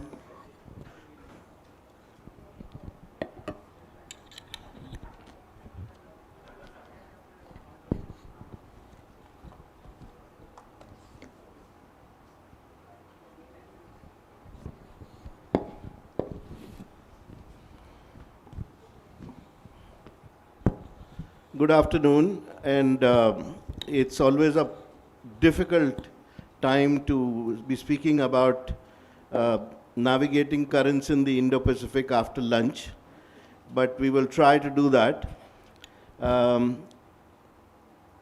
metaphor of navigating currents is particularly apt in today's context because the Indo-Pacific is not a static region, but a very dynamic kind of strategic space, and there are competing currents there.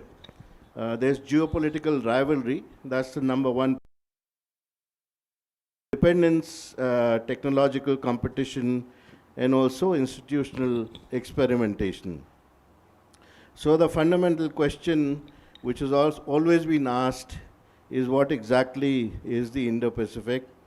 And I think we've largely solved that question because it's not just a geographical construct any longer which links the Indian and the Pacific Oceans, but it's now a strategic framework developed to respond to shifting balance of power.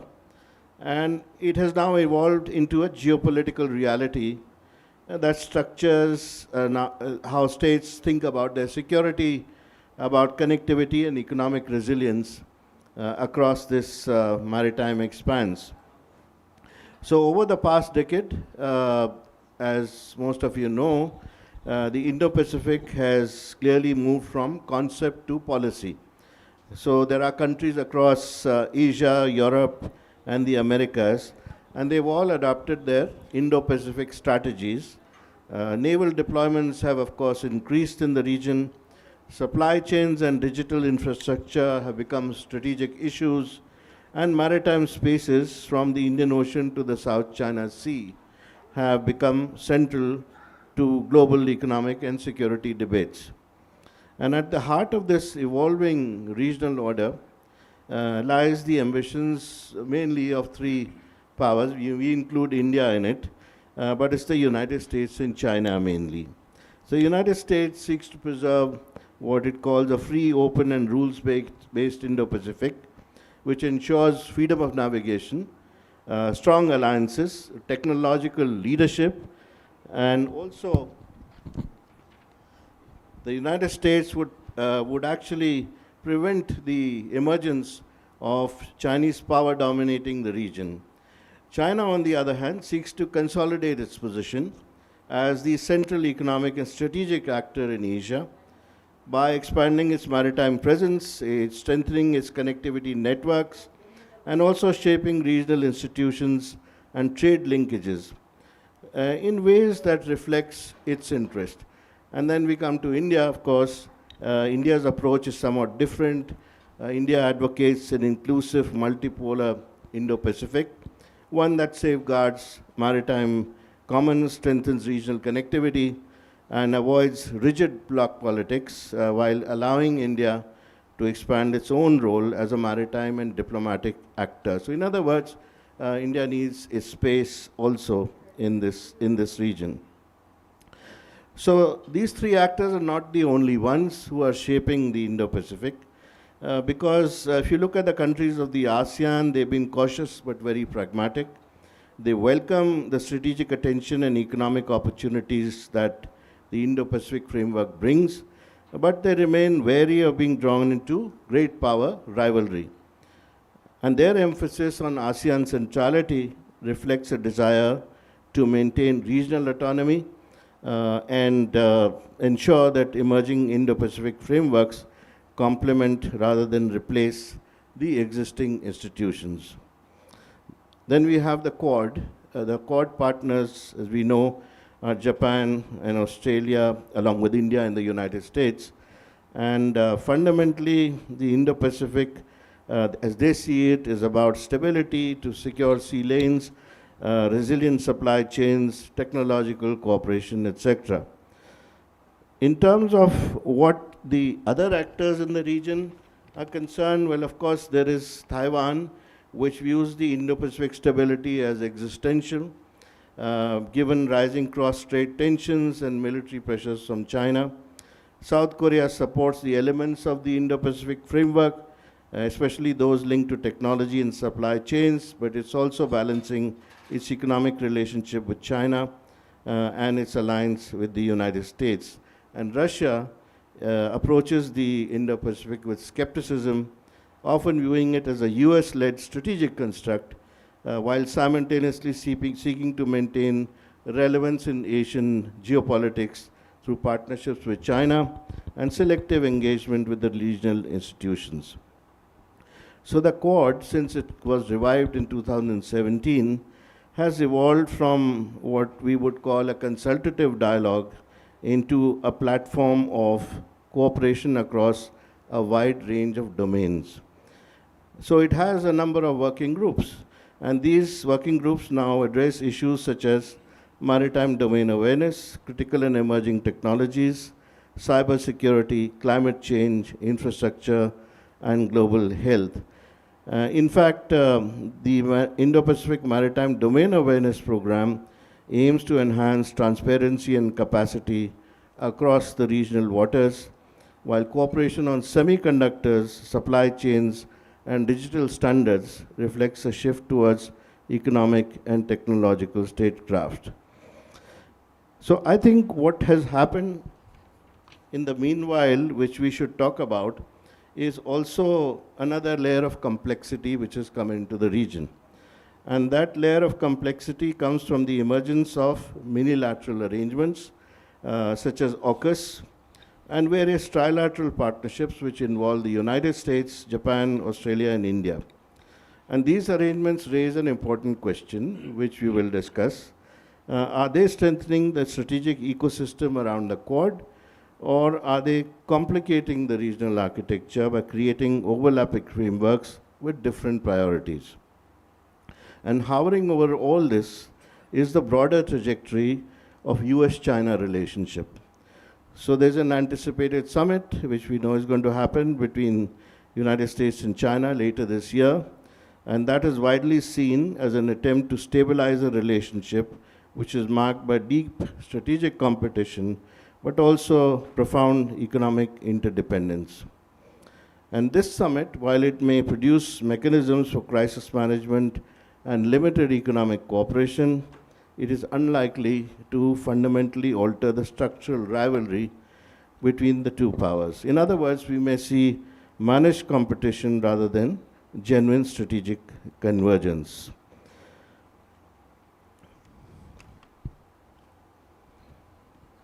So as far as India is concerned, India needs a balancing act to reflect India's broader vision of the Indo-Pacific, not as an area of rigid blocks, but as a plural, multipolar maritime space where cooperation and competition exist. So this brings us to the central theme of today's discussion. Is the Indo-Pacific moving towards a bipolar strategic order, or will it remain a complex mosaic of partnerships and institutions? Can multilateralism survive in an era of intensifying geopolitical rivalry? And will the Quad continue evolving as a provider of regional public goods, or will it become more explicitly strategic in orientation? So these are the questions that our panelists will answer today. And I would now like to invite them, but I would ask them to address 3 questions each. And we'll begin with Dr. Panda. So the questions that you could address are, is the Indo-Pacific order moving towards bipolarity between the US and China?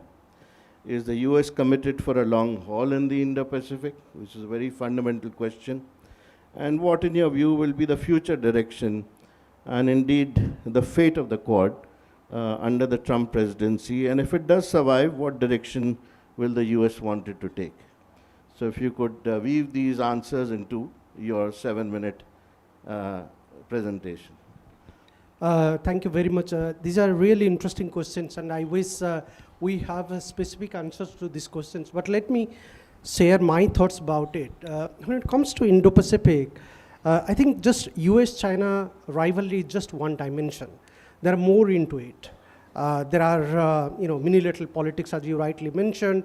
There are coastal small states politics happening. Many other dynamics which is emerging, which is outside the US-China competition. But let me answer this question. Whether it's a kind of bipolar-oriented politics that we are seeing in Indo-Pacific or not. My answer would be that probably it is not a classical-oriented bipolar politics that we are witnessing in Indo-Pacific. What we are witnessing in Indo-Pacific, there is certainly a competition or a rivalry between US and China, but what we are witnessing is a much more concrete, narrow-oriented, security-oriented bipolar politics. As you could see the Taiwan issue, South China Sea issue, many other conflicting issues are definitely being the dividing factor between US and China. But we don't have a classical-oriented or a classical notion of bipolar politics in Indo-Pacific, primarily because of the reason that most of the other actors, what we call emerging powers or middle powers, they are autonomous in characters. Their foreign policy is much more autonomous. For example, Indian foreign policy is quite autonomous.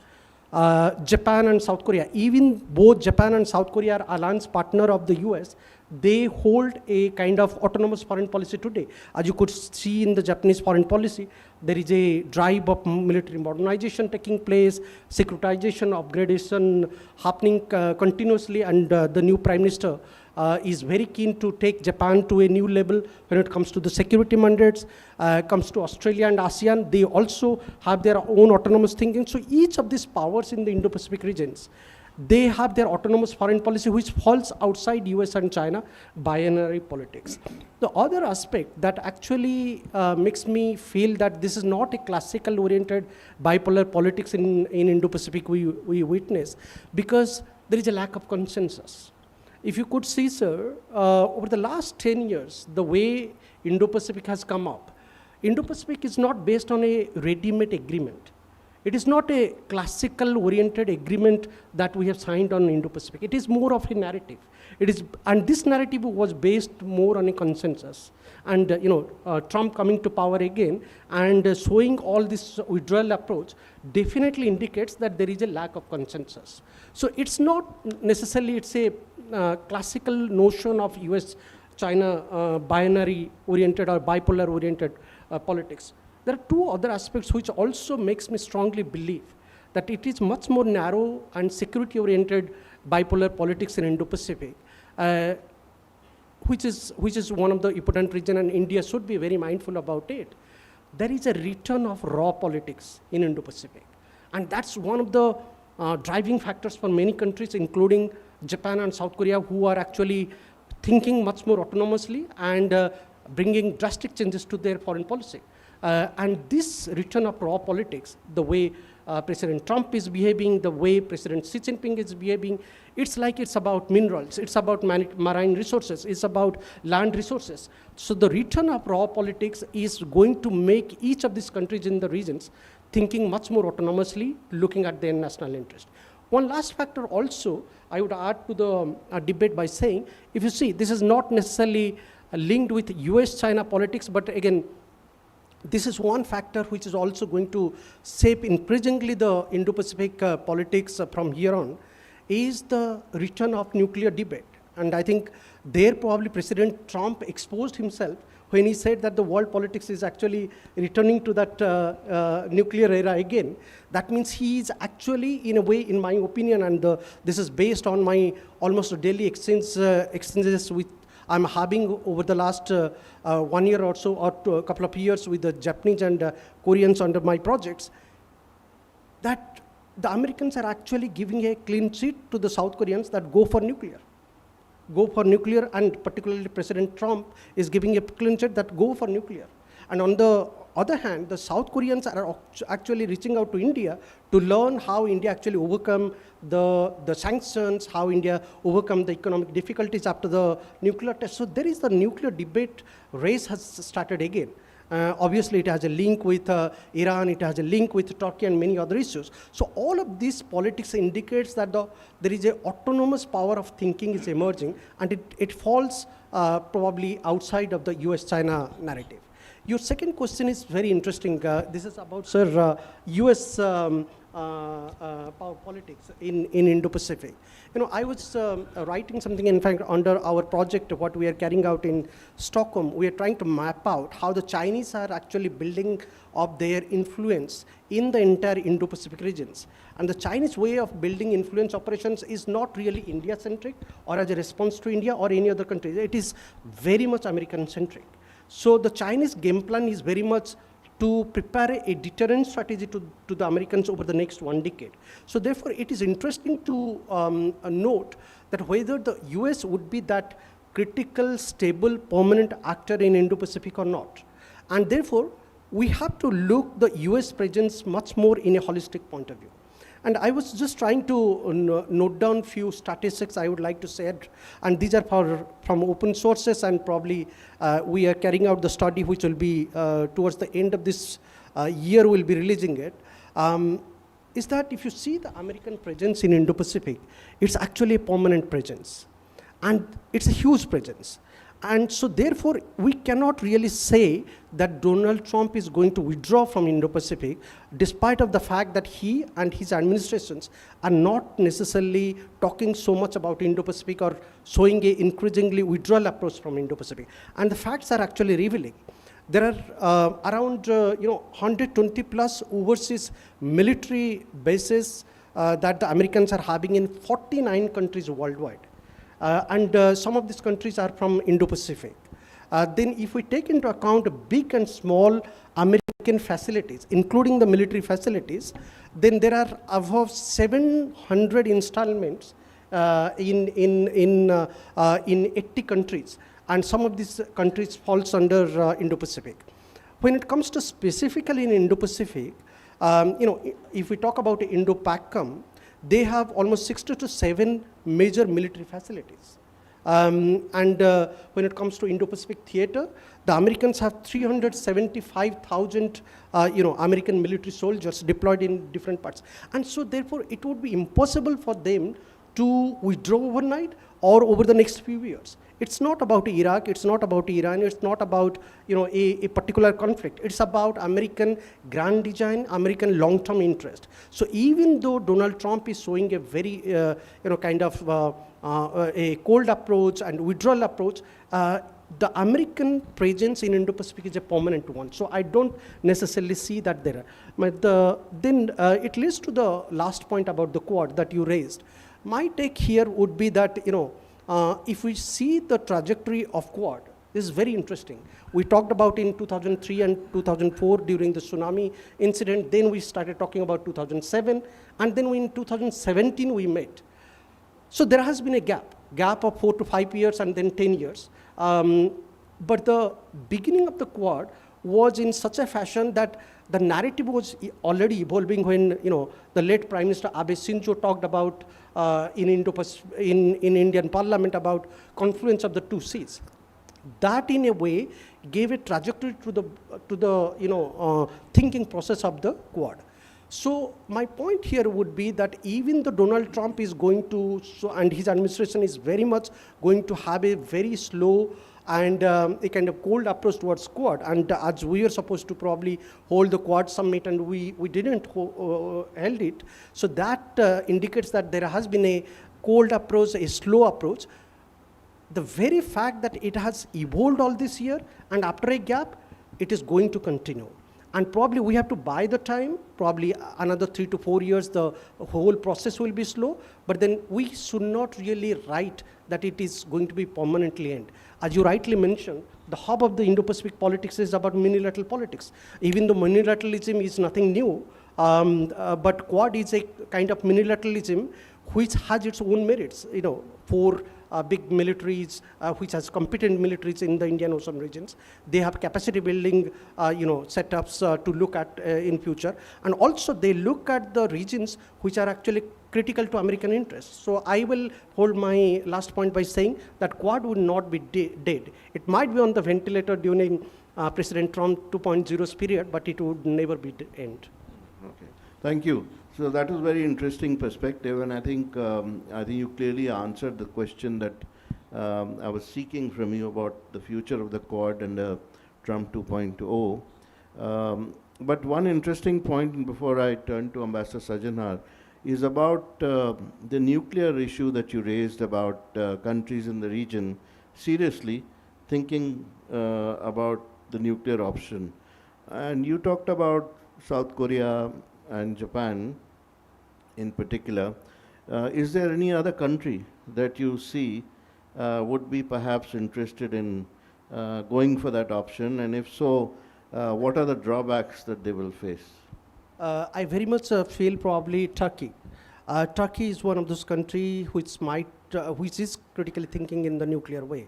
Not only the Ottoman power empire mindset, but also the way they have been conditioned by China, by Pakistan, and few other actors in the region. So I think that is one of the countries to really watch out for. Okay, thank you. Okay, Ambassador Sajanar, I have also 3 questions for you, if you can weave those into your presentation of 7 minutes. The first is, how does India's continental security challenge affect its Indo-Pacific role? Second, is multilateralism still viable in a polarized Indo-Pacific? And the last question is about the trilateral partnerships, which is AUKUS in particular, US, Japan, India, etc. Are these strengthening or complicating the Quad? Yeah, thank you very much, Anil, for these questions. And I think they're very relevant and indeed vital as far as security, stability, and prosperity of the Indo-Pacific is concerned. So to your first question, whether, as far as India's continental security, does it have, meaning is it, can it move along with our security in the maritime sector? I think there is, number one, there is no option, but because, security is indivisible. We have the continental security in terms of, we have about 15,200 kilometers of land borders with different countries. And of course, we have found historically, if you look at the evolution, there has been, in terms of attacks from across our borders, not so much from our northern border, but definitely from the northwest. We have had these attacks coming, whether it is, earlier Mahmud of Ghazni, before that Alexander, after that Babur, the Mughal dynasty, etc. So we faced attacks from there. But beyond that, in the last century, we have had also attacks coming from the northern frontiers. So, the continental boundaries have been very, very important, very significant for us. But if you look at our maritime, our coastline, that is again quite significant, 7,500 kilometers. So that's significant. Before that, we had trade going on with the Arab world from the western coast of India for thousands of years. But then we had the Portuguese first coming at the end of the 15th century, British, Dutch, French, etc. And then we have seen more recently there has been, this has proved to be quite vulnerable as far as attacks from the sea are also concerned. So we have to ensure that there is our security on the continental frontiers is maintained, and also as far as our maritime boundaries are concerned. because we have seen in the Indian Ocean now that there is growing presence of China. We've seen that they have been extending, whether it is Hambantota, whether it is Gwadar, of course, Djibouti, etc. So, there are all these ports. There is also what we hear of the talk of in terms of the string of pearls around India. So that becomes very, very important. We do see that in the in the guise of research vessels, you have spy vessels coming from China. So my response to your question, Anil, would be that they are not mutually exclusive. They are not mutually contradictory. Both of them have to be taken into account.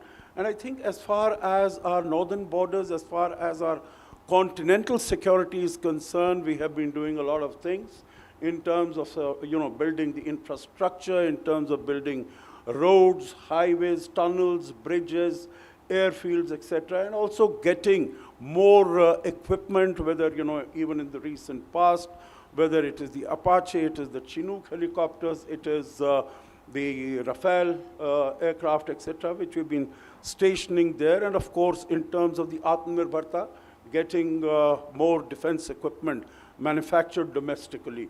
Also, as far as the South is concerned, in terms of the maritime boundaries concerned, also, I think today we have in the range of about 130, 140 naval vessels, that is warships, that is submarines.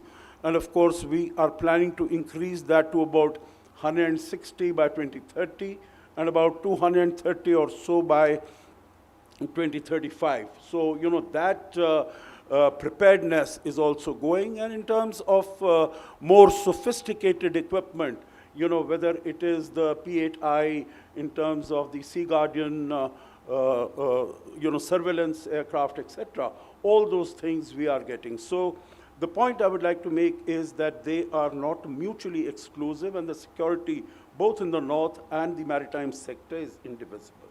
Now, your second question was in terms of whether in this polarized world, in this polarized Indo-Pacific, whether it is multilateralism is viable, is it possible? And my point of view would be that it is not only viable, it is imperative. Because, there is, I will not call it really a polarized Indo-Pacific. I think there is multipolarity in that region. And multipolarity really the world over and in the region is also a fact of life. Because there are not only two countries which have interest as far as a stable, free, open, and prosperous Indo-Pacific is concerned. And that is why you see that there are a large number of countries who have, come out with the strategies for the Indo-Pacific. So it is definitely, I think there are countries who are, which are getting much more important. ASEAN, you have countries which are very significant. This is a very rich area. It's not only the sea lanes of communication which are important, but if you look even at the South China Sea, whether it is mineral resources, natural resources, it is fisheries. About, as far as India is concerned, we have about 90% of our trade by volume which goes through this region, 70% of our trade by value which goes through this region. So definitely, as far as you said, in this changing circumstances and situation, is multilateralism possible? Yes, definitely. I think there is no way out. Your last question is about a large number of trilaterals that have come up, that are coming up in this region. And my point here would be that all these trilaterals or bilaterals, for instance, they go to strengthen the arrangements that exist as far as the Quad is concerned. Because I'll draw your attention, as Dr. Panda said very clearly, we started in 2004 with the Quad after the tsunami. 2007, we had the first meeting and the Malabar exercises. But after that, there was a hiatus for about 10 years, from 2007 to 2017. basically because the Chinese felt that there was, this was a ganging up being done against them. And then you had Kevin Rudd from Australia. He moved out from there, and there was a change of government in Japan also. But then after that, we came to 2017. And the point in 2017 is that India's bilateral relations with Japan, with Australia, with the United States had grown much stronger than they were in 2007. And that is why in 2017, you could have the Quad, and you could have that dynamism and vibrancy in the Quad.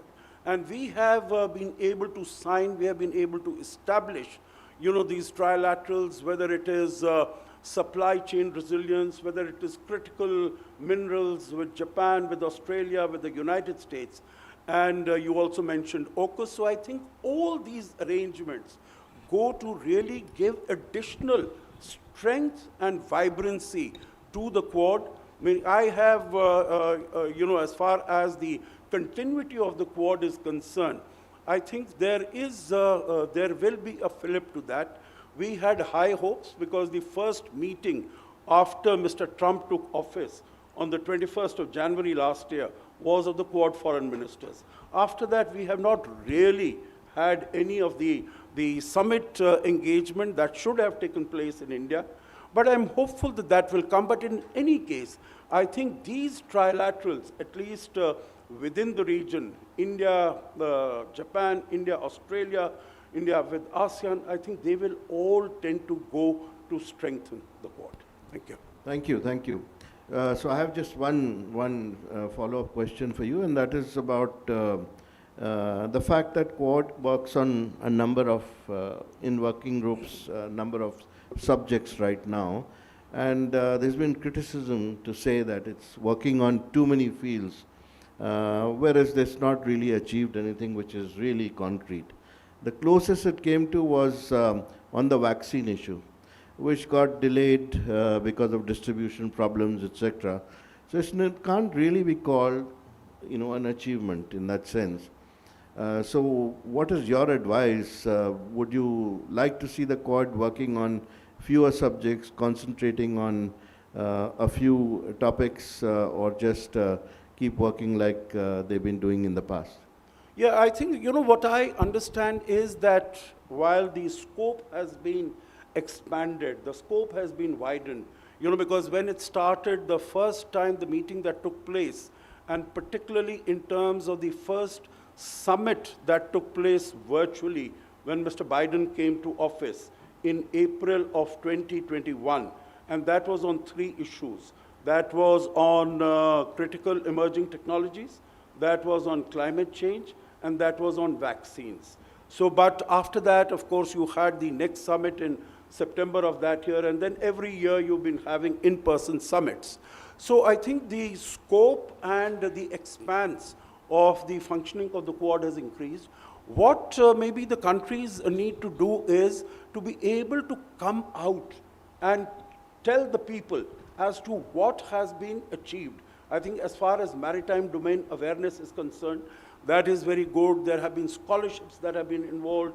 There's infrastructure that these countries have been focusing on. I think maybe in the area of particularly of public diplomacy as to what has been achieved, what have we been able to get, and then focus on certain areas. For instance, infrastructure. There was one thinking that maybe, as far as the BRI of China is concerned, whether there is something that these countries can also add in terms of whatever the requirements in the ASEAN are concerned. So maybe how they can fulfill, a felt need as far as these countries are concerned. Thank you. Thank you very much. We have a few minutes, so I'd like to open the floor now for questions. We have one hand raised over there. Yes, please.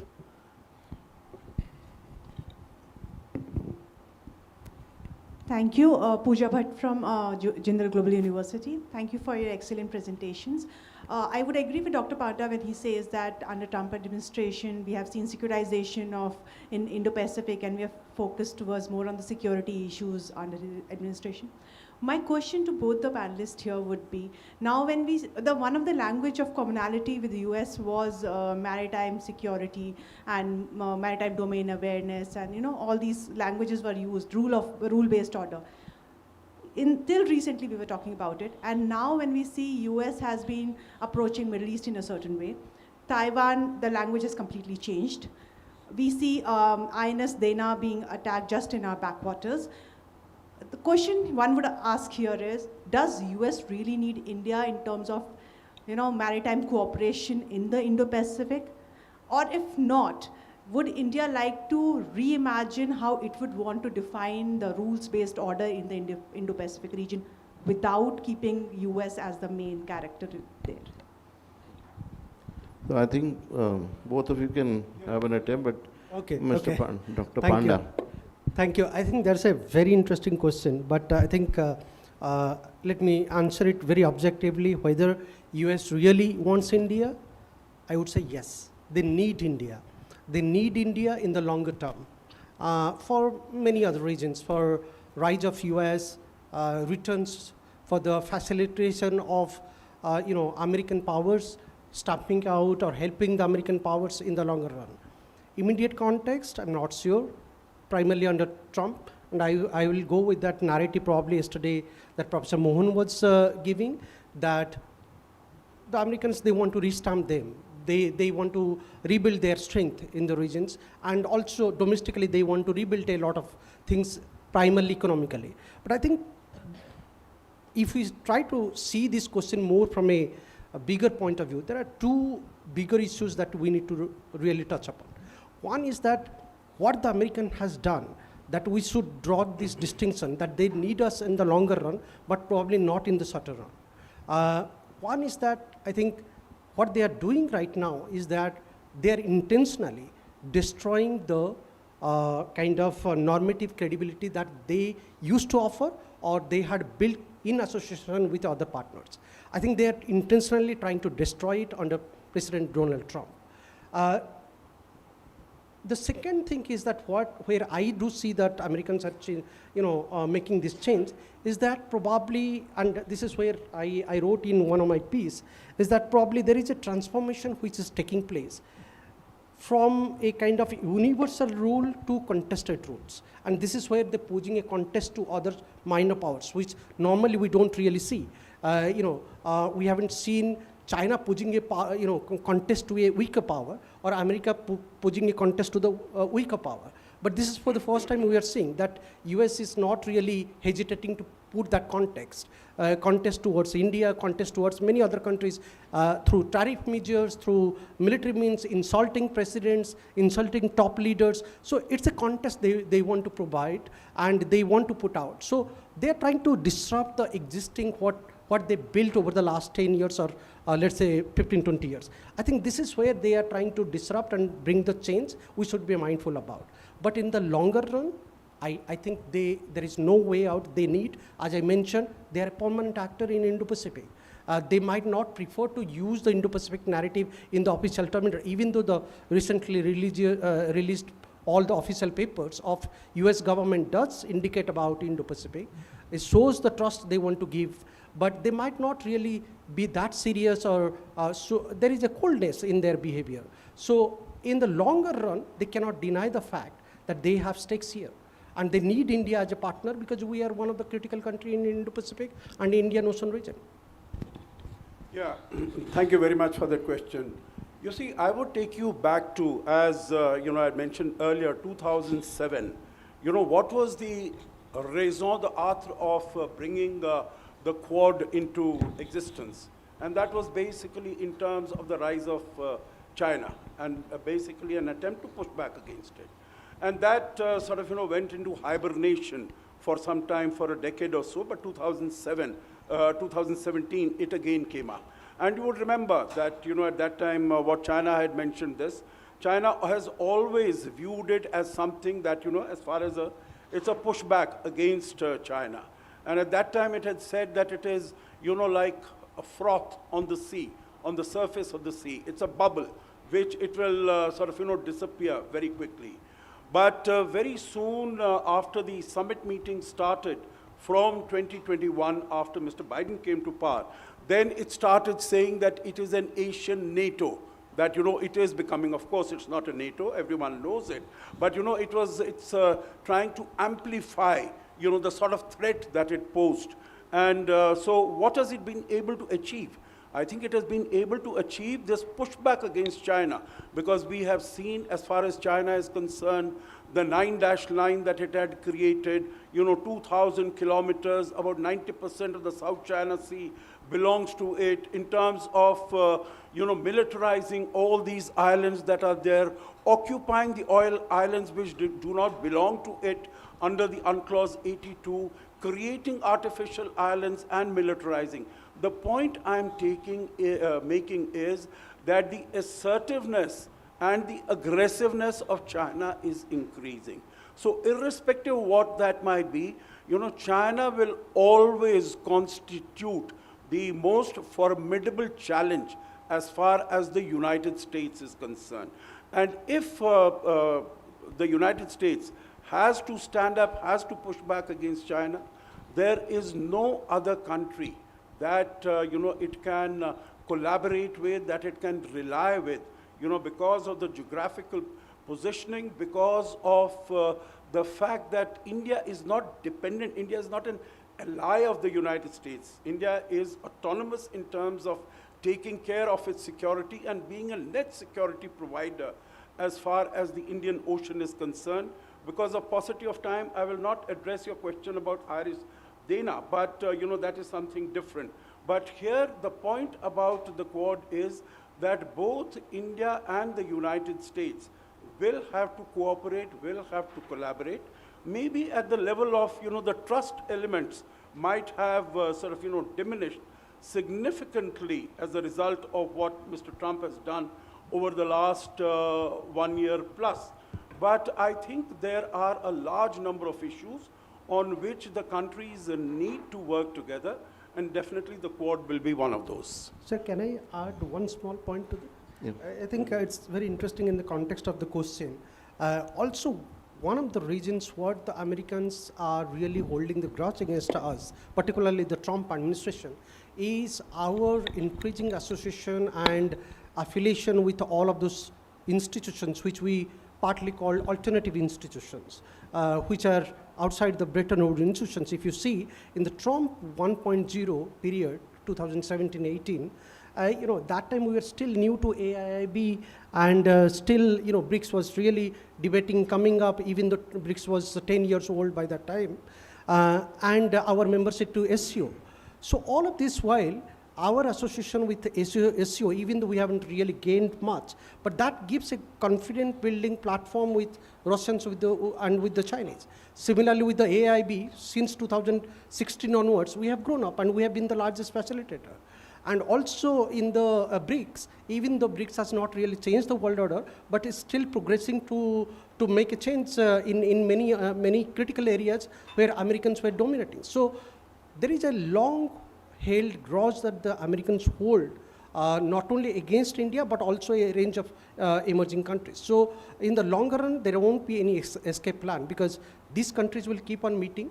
The Chinese, Russians, Indians, they will keep on meeting. That's an alternative gateway which has been built up. It's not really going to vanish up. So they have to accept the reality. Thank you. Dr. Cholia?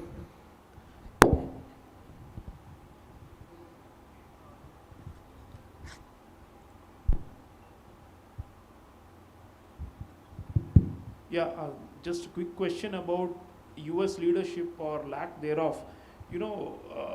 Military presence, Professor Panda already mentioned that they still maintain significant force posture in Indo-Pacific, and that's well and good. But I think convening and coalition building and leadership is missing. I mean, probably the Europeans feel the same with regard to NATO. I'm talking about Trump period. So my question is, in the wake of absence of US leadership or convening or management of this, what they used to call hub and spokes model, then they said network model. Now I think there is no model.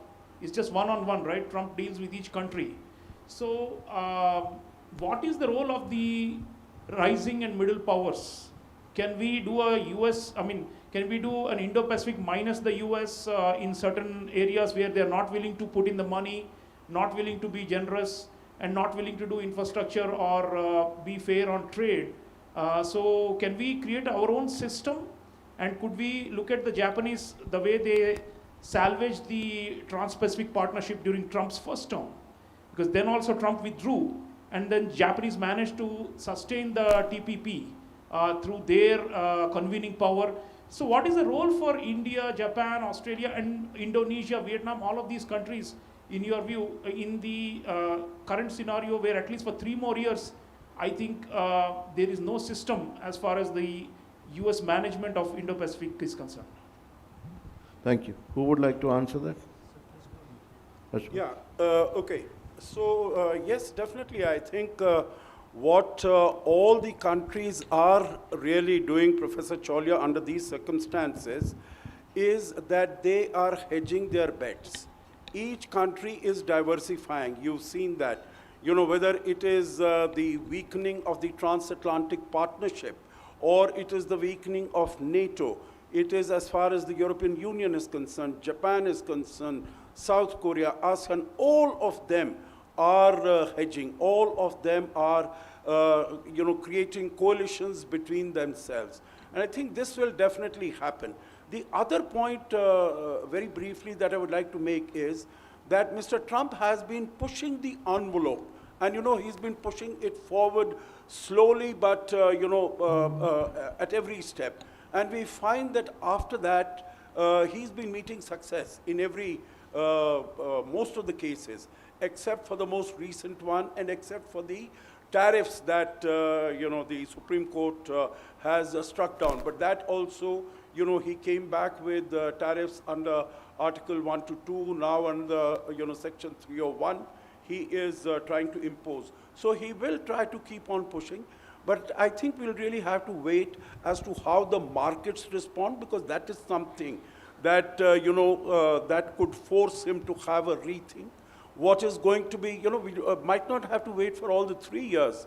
What might happen as far as the midterms are concerned, and what are the results that they are going to throw up. And he might be forced to have a rethink as far as the continuation of his policies. I agree with you that alliances have been, the fundamental defining element as far as the US influence and position in the world is concerned. Thank you. I think we've run out of time because we have to end it here now. So, Anil, you can ask that question afterwards. Thank you. I can share my answer after the session to Professor Thank you very much for your attention. Thank you. Thank you.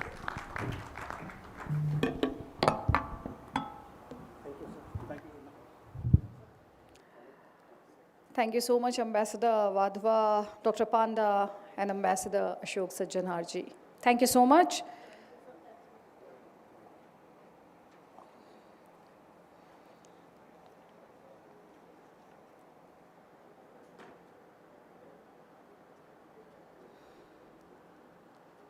As we are running behind the schedule, so we'll quickly move on to our next session, which is the war of perception, the new battleground. I would request Ambassador Gautam Bambavle to please come on the stage as he would be chairing this session. I would invite Colonel Pavitran Rajan, and I would request Major General Sudhakarji to come on stage. Sudhakarji, as we all know, is a man of silence and masters the art of asking short questions. So over to you, Ambassador Bambavle.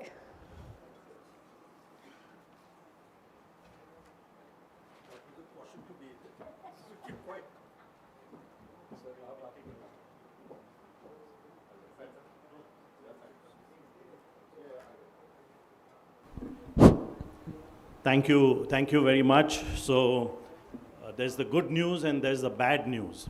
The good news is for the audience that our session will run for just 40 minutes. The bad news is for the 3 of us here that you can only talk for 4.5 minutes per question. But we are going to discuss the war of perception, the new battleground. which is basically also called by the Indian Armed Forces information warfare, or as the case may be, disinformation warfare, or the war of narratives. Now, one thing which is very important to realize that this war is not about capturing territory. It's about capturing people's minds. So it is all about how you put out your story, how you provide information, and when you provide that information. In other words, an important component of this war of perception is media handling. And in today's age, where the social media has become so much important, how you handle the social media also. Now, India is not very good at the war of perception. In fact, I'll just share two quick anecdotes with you. One is the Agra summit in 2001, where both I and Ambassador Ajay Bisaria were present. But in 2001, when President Musharraf, who was in Agra for his summit with Prime Minister Vajpayee, addressed the media on the second morning, he stole the narrative, and thereafter it was all hard work. India could never reclaim the narrative after that.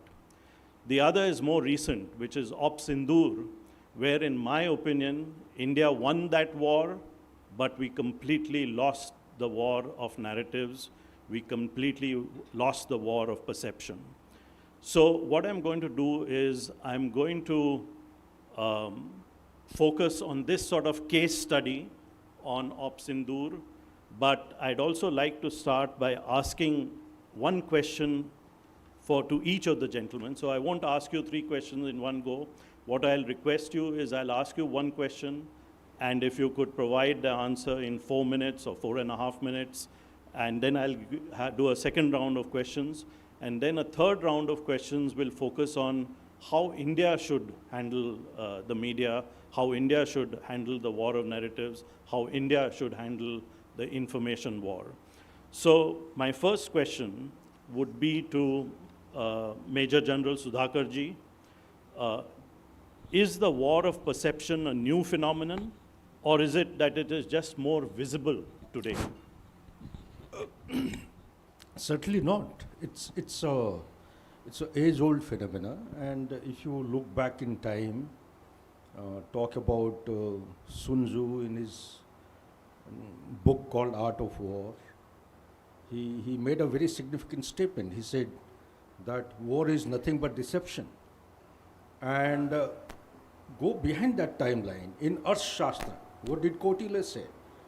Kautilya, he in fact propounded the theory that the king must deploy the spies, build the narrative, and tell the story so that you capture the cerebral space of the people. People is the center of gravity.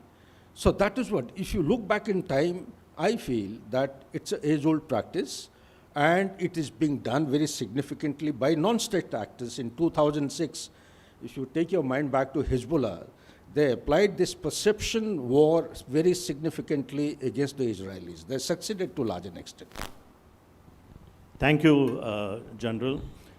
Could I now turn to you, Colonel Rajan, and ask you, does the narrative really matter, or is it more important than the actual facts on the ground?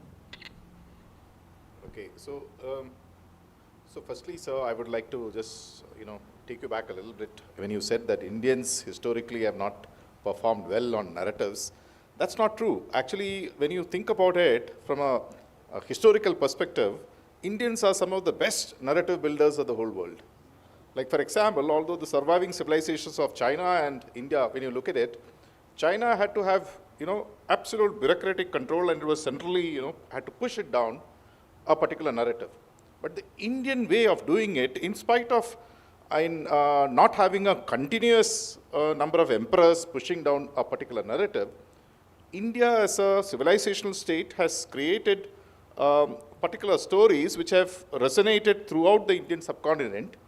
We have, in fact, are the only people who have created a narrative that, your particular social status in this particular birth is because of something in the previous birth. That you can't have a better narrative than that, because you can't check what you did in your previous, when you appeared. Now to come to your question about can we win and lose the narrative? Absolutely. So the classic case is the US in Vietnam. They won each and every battle. But since they lost the narrative in the home state, they finally lost the war. Back to you, sir. Yeah, excellent. Let me ask Major General Sudhakarji, are democracies disadvantaged in information wars as compared to authoritarian states? Do you think that is true? To large an extent, yes, I would say. Because let me take the last part of your question, Ambassador. You see, authoritarian rule means they have full control on all the verticals. Media is one of the very significant verticals they control. They have access to information creation, information dissemination. They exercise full control over it. Whereas in case of democracy, democracy is based on 4 important paradigms or pillars. Media is one of them. You have legislature, the lawmakers, you have executives, you have judiciary. These are the 4 significant pillars based on which a democracy is actually operating. When you talk about the media in democracy, the media in democracy cannot sustain without a free flow of information, uninhibited kind of a flow of information, creation, generation, and passage of information. The moment you actually stifle it, then the democracy is collapsing.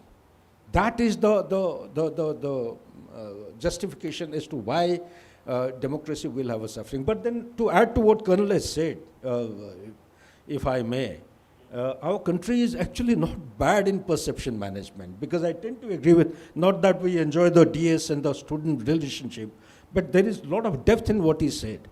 India, by virtue of our age-old cultural heritage and the value system, we have a system, we have a method in madness. That system is truthfulness. You may paint any kind of, create any kind of stories or fight the legal battle, information warfare, but ultimately at the end of the day, what has happened? Hasn't Pakistan lost in Operation Sindoor? Haven't we hammered them nice and properly? Have they recovered in past several months? Do you have to go around painting a story which was not correct? So in 21st century, I do agree there is a requirement, but it is not only the kinetic warfare which is going to give you victory always and every time. There is a relevance and importance of information warfare, but I tend to agree that India is not bad. Remaining silent also is kind of an instrument which enables you to extend your full might. And also, by telling the truth only once, government has kept quiet during Kargil war, as also during Operation Sindoor. They came out with a kind of a clarification after 48 hours. Within 48 hours, Pakistanis had actually painted so many stories, and they had actually hardened. People thought that Pakistanis was telling the truth. What Indians were saying was not the truth. But after 9 months, I think the truth has finally come out. So in that way, India is doing a great job. But I tend to agree with the ambassador that there is a requirement to go in for a separate vertical and create a structure. We'll come back to that question in a little while, but if I could turn to Colonel Rajan and ask him, you know, democracies have free media, free press. So you would think that they are more adept, more used to handling media, information warfare as compared to autocracies. So why is it that, we find quite regularly that democracies don't perform that well, especially in terms of battlegrounds, in terms of war. And I can take the example of the current situation in Iran, where even well-known people in the United States are of the opinion that perhaps the United States and Israel are not doing as well as they should have been doing. So why are democracies, the general question is, why are democracies which should be adept at handling media and at information warfare not doing so well? Okay, so this is slightly more nuanced in the sense that all nations, whether they are democratic or authoritarian, need to, by and large, have a control of the narrative. Because without a control of the narrative, there cannot be a polity and there can never be a nation. So the democracies in the pre-information era had a fundamental advantage because they were more resilient, while the authoritarian states were paranoid. But what has now flipped the whole thing is the Americans have created the internet, then they have also created the smartphone with 30 sensors, and they've also created the social media. So although Indians historically were good at information, creating narratives, we have not taken into account the advent of the internet, the social media, and the smartphone. So in the industrial era, if there is a newspaper which takes out a story, we all consume the same. We might interpret it differently based on our culture. In India, there are multiple cultures. So while being posted in Kashmir, the same event, when it is covered, the headline is something different in the mainstream Indian media. We used to have a different headline in Kashmir. So the cultural differences of interpretation. But in the, I call it the, social media era, you consume information on an individual basis. That means it is not a one-way communication. While you're consuming that information, how long do you stay on that particular page, whether your heartbeat quickens, whether you smile, etc., all 30 sensors, they know everything about you. Based on which, the social media algorithms can feed you curated information based on your cognitive and cultural sensitivities. Now, that is what has changed the world. Now, in India, we have conflated, freedom of press to freedom of social media. Nothing can be further from the truth. We have made a huge strategic error. We need to claim back the space.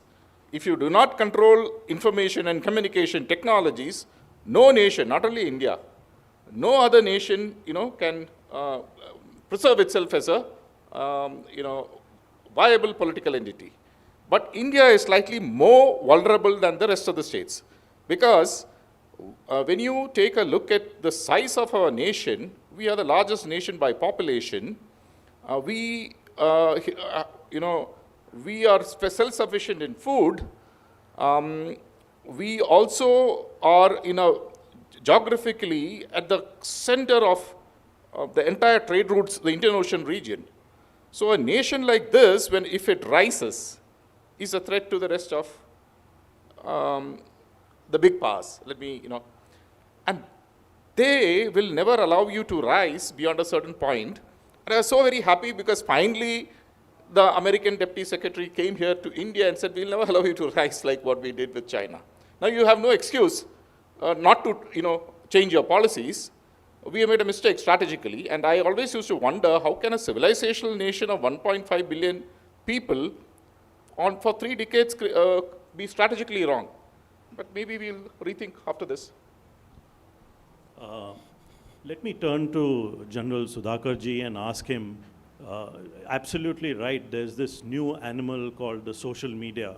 I, of course, am too old to even start understanding it, even though I try using it. But how do we control the social media? How do we stay ahead of the curve in social media when we come to the war of perception? Is there any prescription? General, you appear on television channels, etc., which is old media. But this new media, how do we stay ahead of the curve? It's very, very important and relevant question. And I would start with, firstly, we need to create a structure, formal structure of information warfare. After Operation Sindoor, I am given to understand that the Director General DG IW has been appointed, information warfare. But I am going a step further. We have to have political leadership. We have to have an architecture which will accommodate not only the military. Military is one of the components. You have an entire nation of 1.45 billion economy, your diplomacy. You have engineering is another new technology I'm talking of. So every such component has to be thought through, and we need to actually create an ecosystem which will provide a whole of nation approach to handling the media. That is one. Second thing is that we need to identify the components. These components, like he and the ambassador you brought out, they were non-existent prior to 90s. Internet came into existence in early 90s, and thereafter look at the social media. The Arab Spring, it took off in no time in 2011. Tunisia is the example. Social media platform, and also we need to understand the importance of the velocity of information, the speed and the rapidity with which the information is flowing. It is bombarding not a society, not an organization. Every individual today, by and large, has got a mobile in his hand. Whoever has got a mobile or a smartphone, he is not susceptible. He is actually attracted to see what is there in the mobile. And that hits his cerebral space, and he's forming, he's mobilizing his opinion, and he's actually hardening the decision. He's making a choice. And once 1.45 billion population, they make a choice and make a kind of a conclusion of the narrative which is being built, it will be very, very difficult. So therefore, we need to have the following things. First, and most important thing is, we need to, presently we have WhatsApp, whatever the Facebook or internet, whatever, Wikipedia, all these are Western platforms. India has to go in for indigenizing that, like the way China, I think, has got Weibo and WeChat, and there is something, Hongkart or something like that, Professor Panda will be able to, you've been there, you know. So we need to create our own architecture, own platforms that will reduce our dependency, number one. And also it will enable our administration to be effective. Number two thing is that we need to look ahead. See, today it is okay with WhatsApp and whatever we have, Facebook. You see, 20 years, 25 or 50 years from now, they will be different. People are thinking of hacking of mind. That is the new warfare. How do you hack the mind? Hacking of mind is not a new phenomenon. Today, the NATO forces are working on it. They're calling it as weaponization of neuroscience. They're preparing for a war in 2040, wherein the troops don't have to go to the battlefield. They will actually weaponize the mind, the cerebral space of the opponent so nicely that the troops under command will start disobeying the orders of the authority. Army as such is based on a hierarchy. The moment troops disobey the orders of the authority, that is the victory that they're looking for. This is what NATO is doing. This is what the Chinese have already tried out successfully on the ground. And same with the case with the UK and US. So therefore, what I'm saying is that futuristic concept of all this warfare has to be gone into. We need to actually evolve a system like, let's say, for example, the server. Wikipedia. So when you go into the information domain, you have something known as epistemic threat. What is epistemic threat? Epistemic threat is the foundational threat. Meaning what? That means if a history is being written, if history is written by Wikipedia, Wikipedia will write its history. It will now, Indian history will never match. And how many of us go other than Wikipedia to refer when we carry out research? None of us. So therefore, we need to write our history. It's called epistemic. Second thing is very, very important, the cognitive that he used. What is cognitive domain? Cognitive domain is actually a matter of cerebral penetration. That means you enter the human mind so well in a calligraphed, in a sequential scientific manner that he changes his mind. How did he change the mind? He changes his mind, like in the last election, is bar 400 par turned out to be 240. How did it happen? It happened by hacking the mind. How did the hacking of mind? The fact-checking is an act or activity which was undertaken by Meta, if I am not wrong. What is fact-checking? Fact-checking was actually penetrating into the messages generated in the email and doctoring it. You know, such like things have to be gone into, only then you can be successful. Yeah. No, thank you very much. Colonel Rajan, let us now explore a little bit about how India performs on information warfare, on the war of narratives, on the perception war, and where we need to, let's take that as a case study and where we need to do better. In my opinion, and you could disagree with it, let us agree to disagree, I feel that in Op Sindoor we won the war, but we lost the war of perception. Because within the first few hours, once the Pakistanis had put out that 6 Indian Air Force jets had been downed, it all became very difficult to catch up with. So could I ask you, in your opinion, where do you think we went wrong?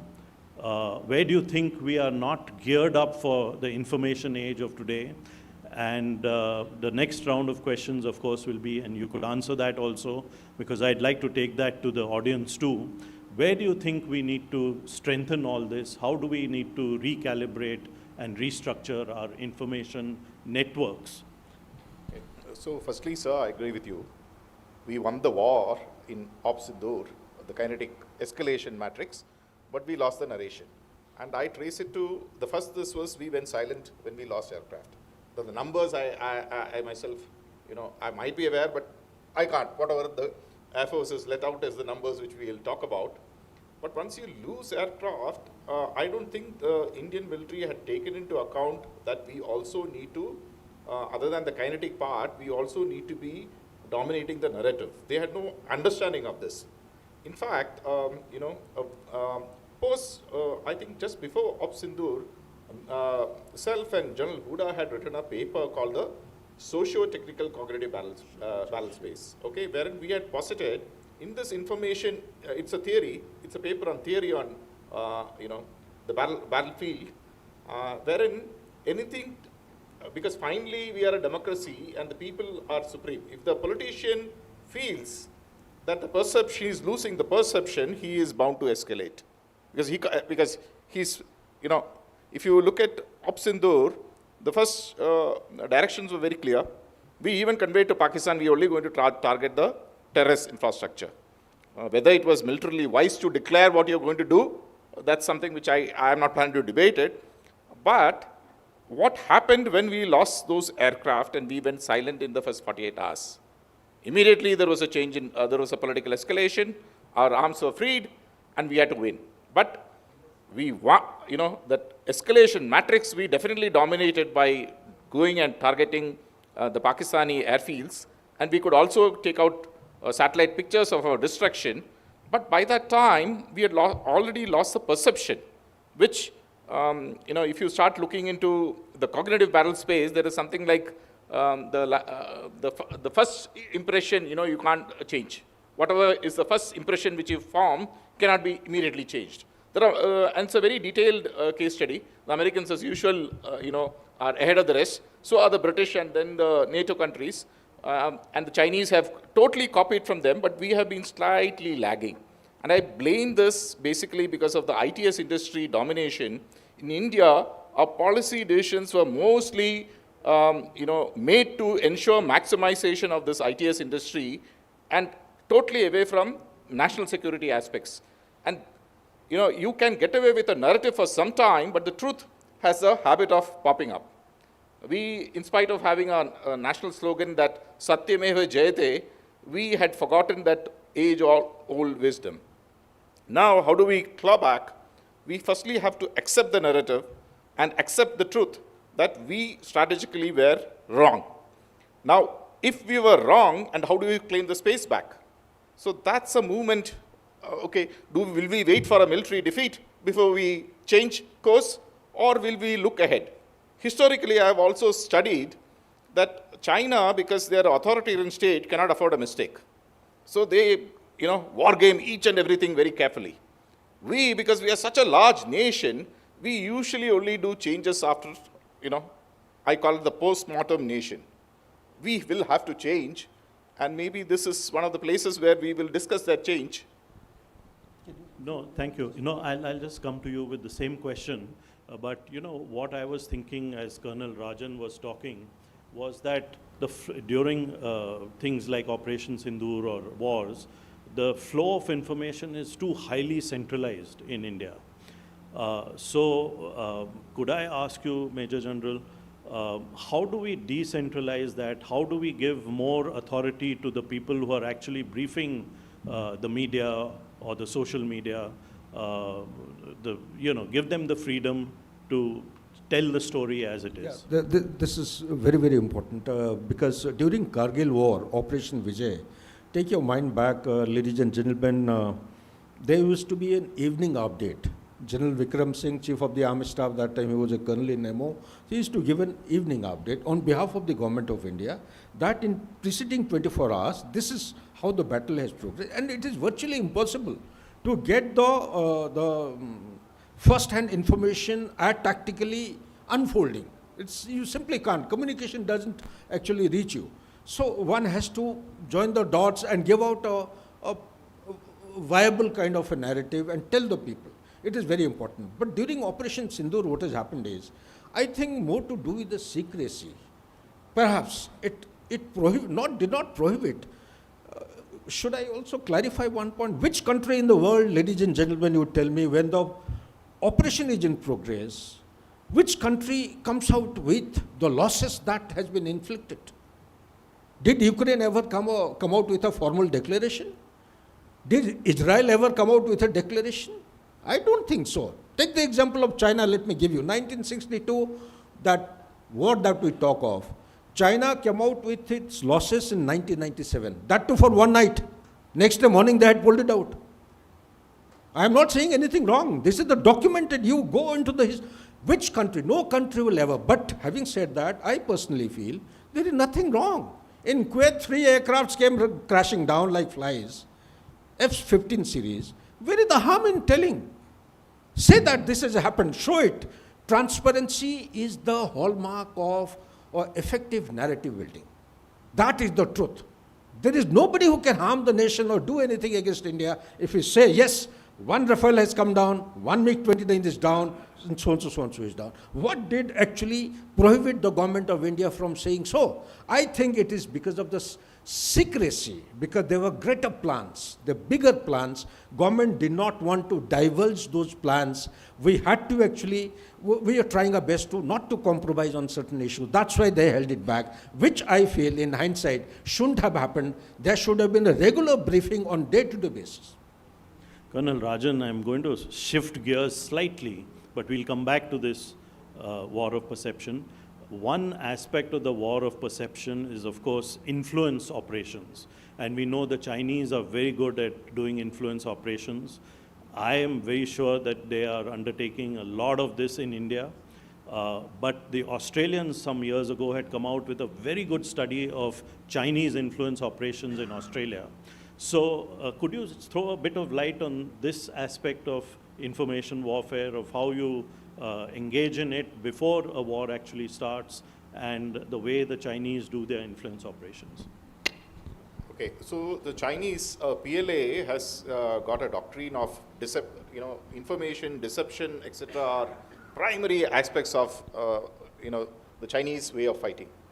Now, just to give you a correct example, I listened very carefully to the generals tell us about so the truth actually does not matter. What people believe to be the truth is what matters. And by remaining silent, so I don't say that you have to declare everything in a battlefield, you can't be transparent at all. In fact, I would say we should not be. But what is obviously, I still remember the Defense Cyber Agency, I was not following the social media, but by evening the Defense Cyber Agency was calling me, sir, how many aircraft down? So I said, I am not studying it, so I might not be holistically able to. I said, but guaranteed 3 are down. Okay? So 3 I could count without even monitoring. When you know that it is already out in the social media, it's criminal not to have, reacted is one part of it. Now regarding Chinese influence operations globally, we need to, although, so we have this advantage of being English consuming population, educated elite in India. It's a blessing as well as a curse. It's a blessing because we immediately come to know what the Western, the Five Eyes, the Anglo-American nations are talking about. They are the masters of information warfare. And we consume that. And because of which, we, I can't read Chinese. So I tend to believe this is what they brought out on China, that might be what it is. And then human nature being what it is. We need to independently study everything on our own. So is the source trusted? So how do we verify? Is that source trusted? What are their motivations? What would be? So I, believe when I don't recall this particular thing about, because I keep reading a whole lot of literature over the last 2 decades about influence operations globally, but I don't recall this particular one. But without doubt, the Chinese are carrying out influence operations. Without doubt, the Westerners are also carrying out influence operations. We also were, in our own way, trying to carry out influence operations, which might not be a scientific way of doing it. We need to, get into it slightly more. I hope that's an answer which you can. Yeah, good. So let me come back to what the general was just talking about, and this is a humorous anecdote. I hope you get the humor. During Kargil, the government of India used to have a daily briefing, and it so happened that the briefing was done by 2 Sikh gentlemen, one from the army and one from the Indian Foreign Service from the Ministry of External Affairs.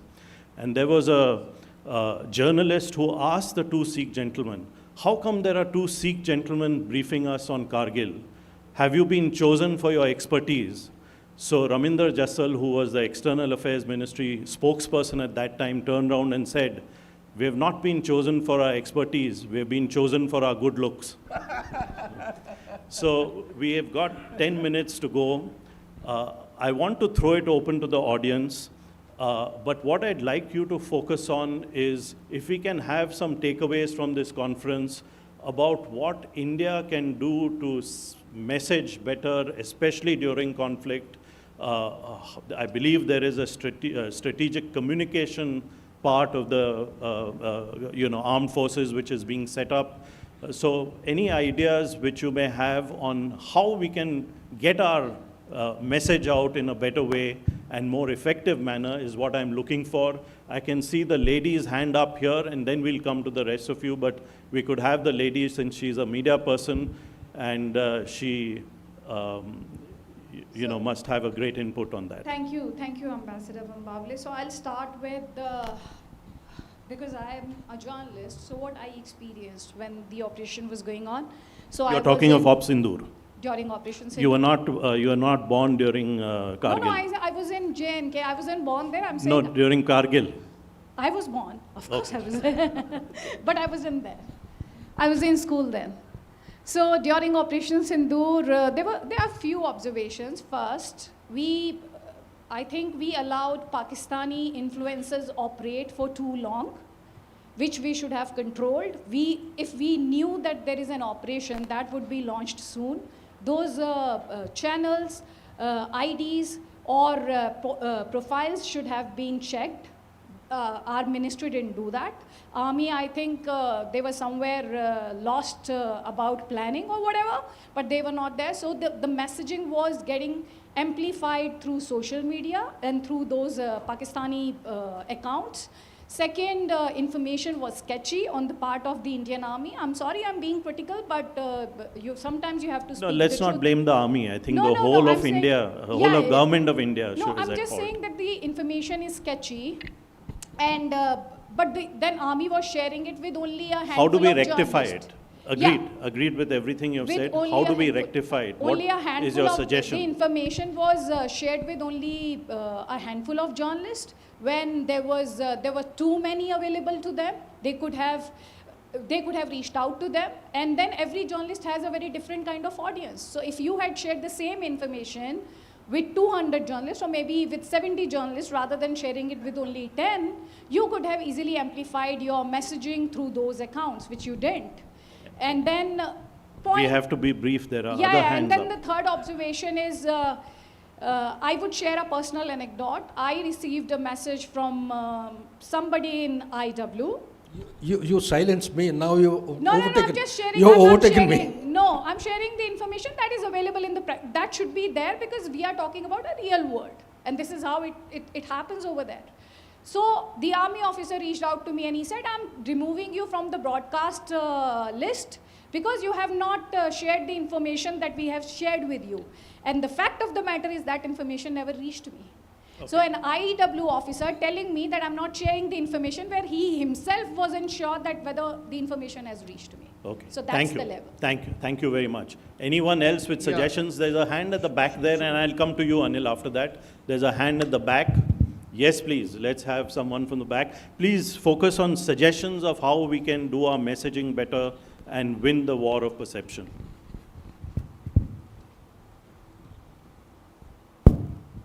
Thank you so much. So I want more of a suggestion is, can we use actual facts, or by sharing certain actual facts, can we build leverage over algorithms that are being trained in Menlo Park in California, rather than being silent all the time? Excellent, thank you. Anil? Yeah, thank you. Well, there are experts here, and you have rightly started with the Op Sindoor now. The fact remains, I mean, we have written recently a book on Op Sindoor, Red Lines Redefined, in which there is a specific, several recommendations have been given, and we discussed these with CDS as well as Chief of Army Staff and Air Force Chief also, and conveyed our concerns to them. So this is very much there, but fact remains is, and I ask the question every time, including to the people who had gone to, with the parliamentary delegation, we were the victims when Pahalgam terror attack took place. And that narrative that Pakistan became the victim was stolen. And during those 2 weeks, we have seen that most of our embassies were not even reacting or approaching. This is a job of every embassy to basically entertain and network with the media, with the think tanks and the local thing. Because that is so there is something there. I mean, secondly, I would say that one of the things which we also talked about is there are about 70, 80 people today who are usually coming on media, commenting all the time. Most of us are exposed to what we're reading in the Western media, and that's why sometimes I even walk out of channels because people have no clue. They're just reading there and repeating there. I've been writing, and I have been spoken to also in the ministry, that why is it not possible for the Ministry of External Affairs and Defense to jointly have a monthly briefing with people like this who are very active on the media to tell them what is the government's line. At the end of the day, everybody is a patriot. You just have to inform exactly what you want to be conveyed. It has to be done, and there has to be an agency. We cannot be reactive all the time. It has to be proactive, and that's what the gray zone warfare is all about. It's a 24/7 job, and that's precisely how it is being done.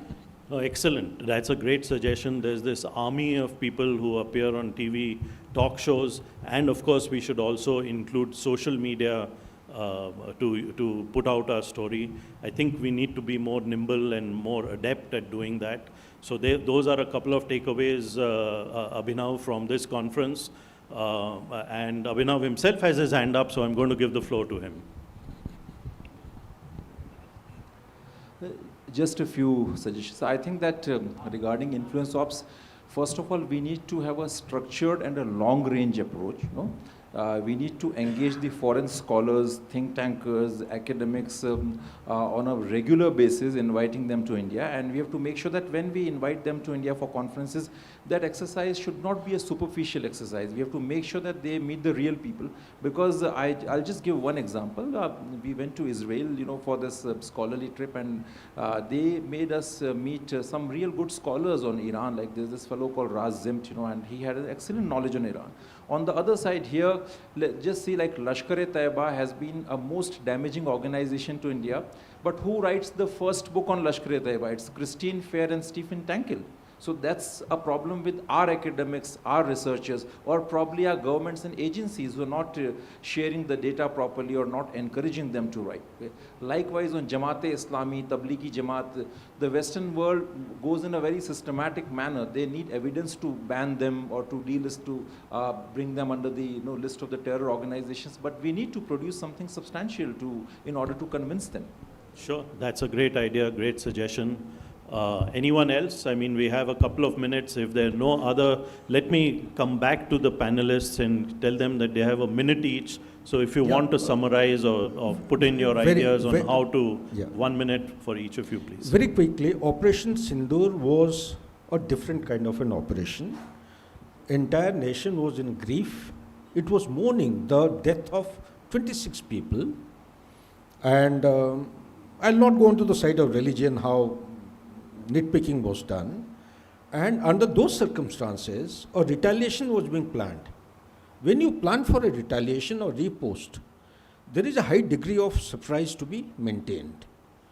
And from that perspective, maybe everything was centralized, what Ambassador was said, But within that also, there is a particular spectrum in which selectively, I tend to take your point, certain information could have been given. The media people should have been taken into confidence.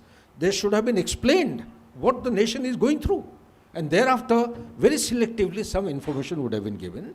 As regards the aircraft down and not down, there is a thing called as combat residual power. As per the military teaching, no nation which is already in the conflict is supposed to disclose the losses. If you disclose the losses, then the enemy gets to know how he is going to balance out its disposition, how the response matrix is going to work. As per the teaching, this is what we are taught. We are not supposed to. And the media people should have been explained. That is all in response to your question. So when I look at it, sir, there has been a distinct shift in power structures globally. We are now in the algorithmic age, okay, where a large part of human interaction is purely decided by black box algorithms. And in India's case, most of those algorithms, we have no clue of who is, we know who has created it, but what the algorithm is supposed to do, we have no clue or control over. Now, that's a very dangerous place to be in. And that shift has to be recognized, that physical and horizontal, this of territory and military will not do anymore. There is a horizontal stack of power called the information communication technology, this. And we need to, get into that. We need to understand this in totality, and we need to have a total shift in how we do it. So I have also listened to previous sessions where people say that President Trump is just one small symbol of a whole establishment. Okay, if the US has, for the last 3-4 decades, has pushed a particular narrative and they have now changed, is because they have achieved what they wanted to achieve. Okay, we need to study that in a lot of detail.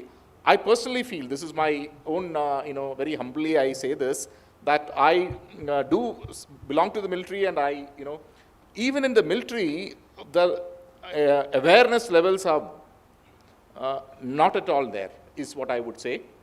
We need to understand this war. It is a military domain, I accept it. It is the military who should take the leadership and do that. We are not there. Now, why the military could not think in that fashion is a different debate altogether, but we can always take. Yeah. Thank you to both the panelists, and let me just say one last sentence, which is, I hope all of you go away from this conference with the perception that this was the best panel because we stuck to our time, and yet we put in seeds which we hope will flower by the time next year we meet again. Thank you to both the panelists.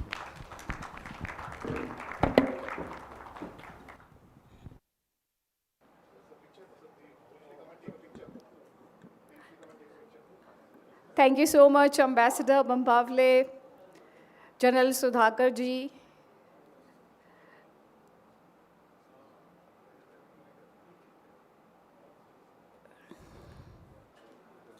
Thank you so much, gentlemen. And I really want to congratulate all of you for sticking to the time. So thank you so much. And now we'll break for coffee. And coffee is being served right behind. Thank you.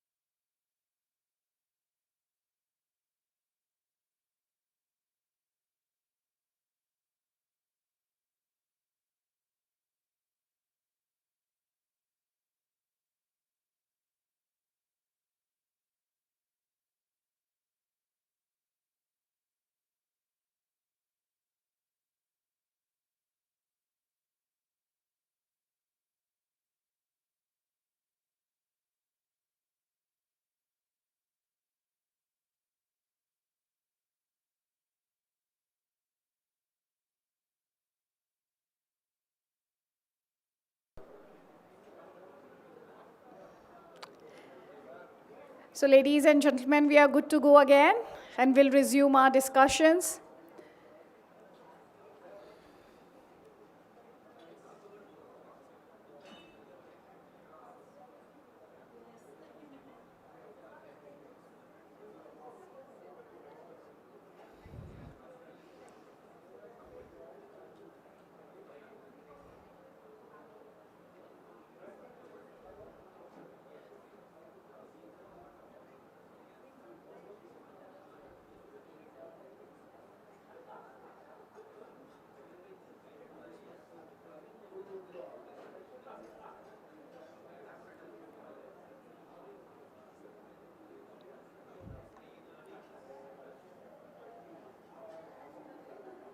I would like to invite Ambassador Ajay Bisaria to chair our next session,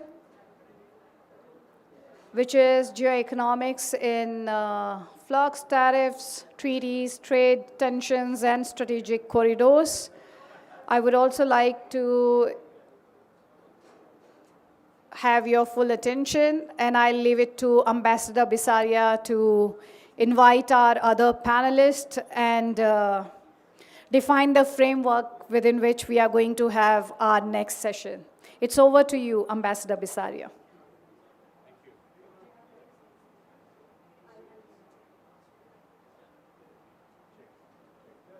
Or maybe you can use the keyboard. That's fine. So members of the panel, please join us. We have Mr.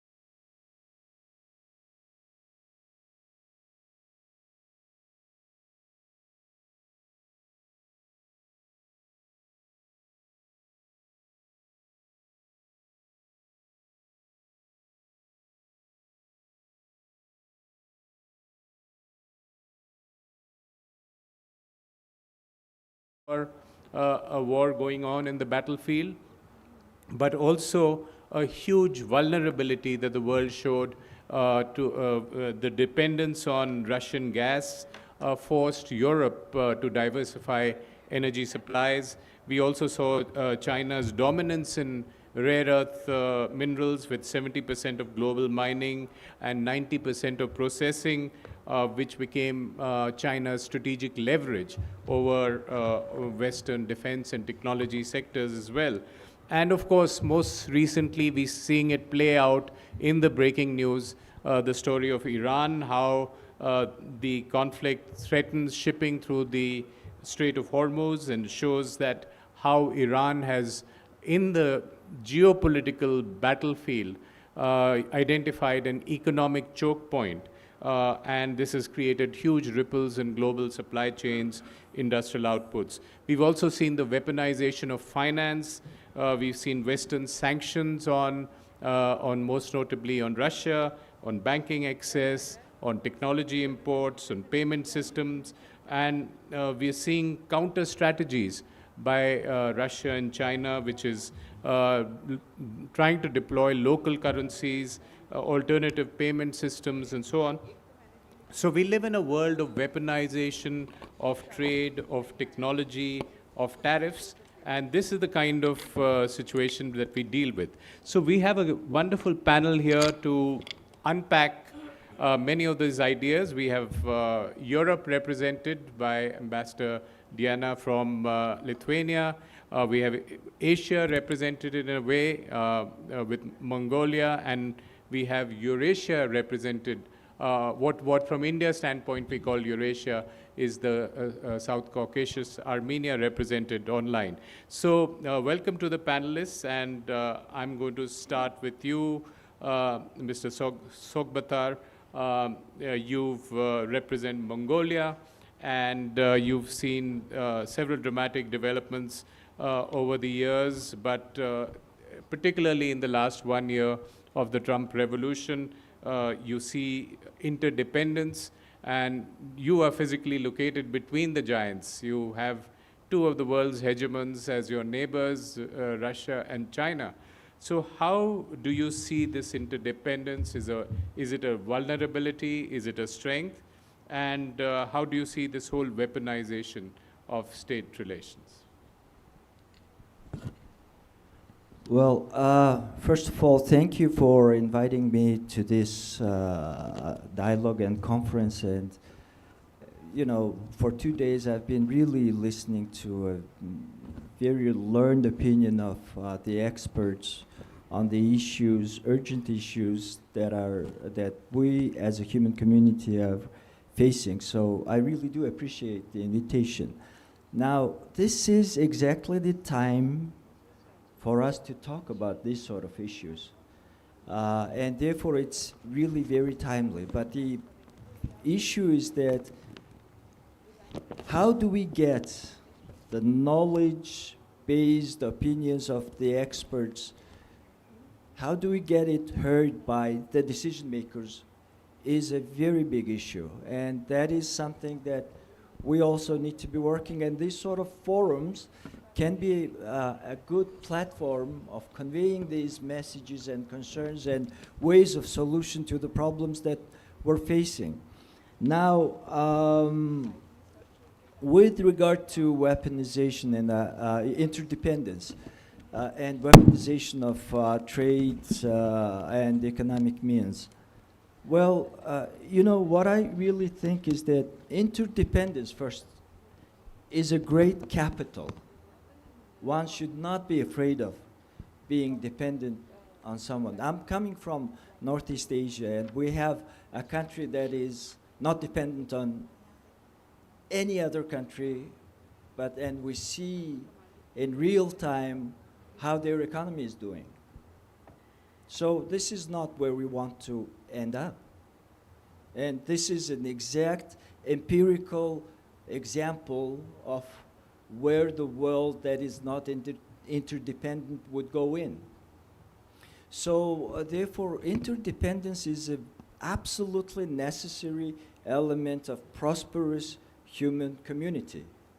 And it's not, you know, this universe, not just planet Earth, this universe is interdependent. I mean, if we're talking about quantum entanglement, the particle in our brain can get entangled with another particle billions of light years away instantaneously. That's how we are interdependent. For example, moon, the sea tides are caused by the gravitational influence of the moon. But we're 60% water. So if oceans are being gravitationally influenced by the moon, imagine how strong is the influence of moon on our body, on our brain. We may not be consciously aware of it, but it has always been there. The iron in our blood, most of the elements are from, you know, stars from the universe. For example, iron cannot be fused on planet Earth. We do not have that energy source. It came from the space. And we're walking star. So not just talk about each other, which is sitting 1 meter away from each other. We're entangled with the rest of the universe. That's how interdependent the universe is, not to mention humanity. As for interdependence of humanity, yesterday we were, you know, this state, I was thinking about history. I mean, they were talking about Akbar Khan, Babur Khan. Well, that's my history as well. The great Mughals, Tamerlan, Barlas family, all they come from Mongolia. So the world was intertwined and interdependent for ages. We are Buddhists. Where did we get that idea? It came from India.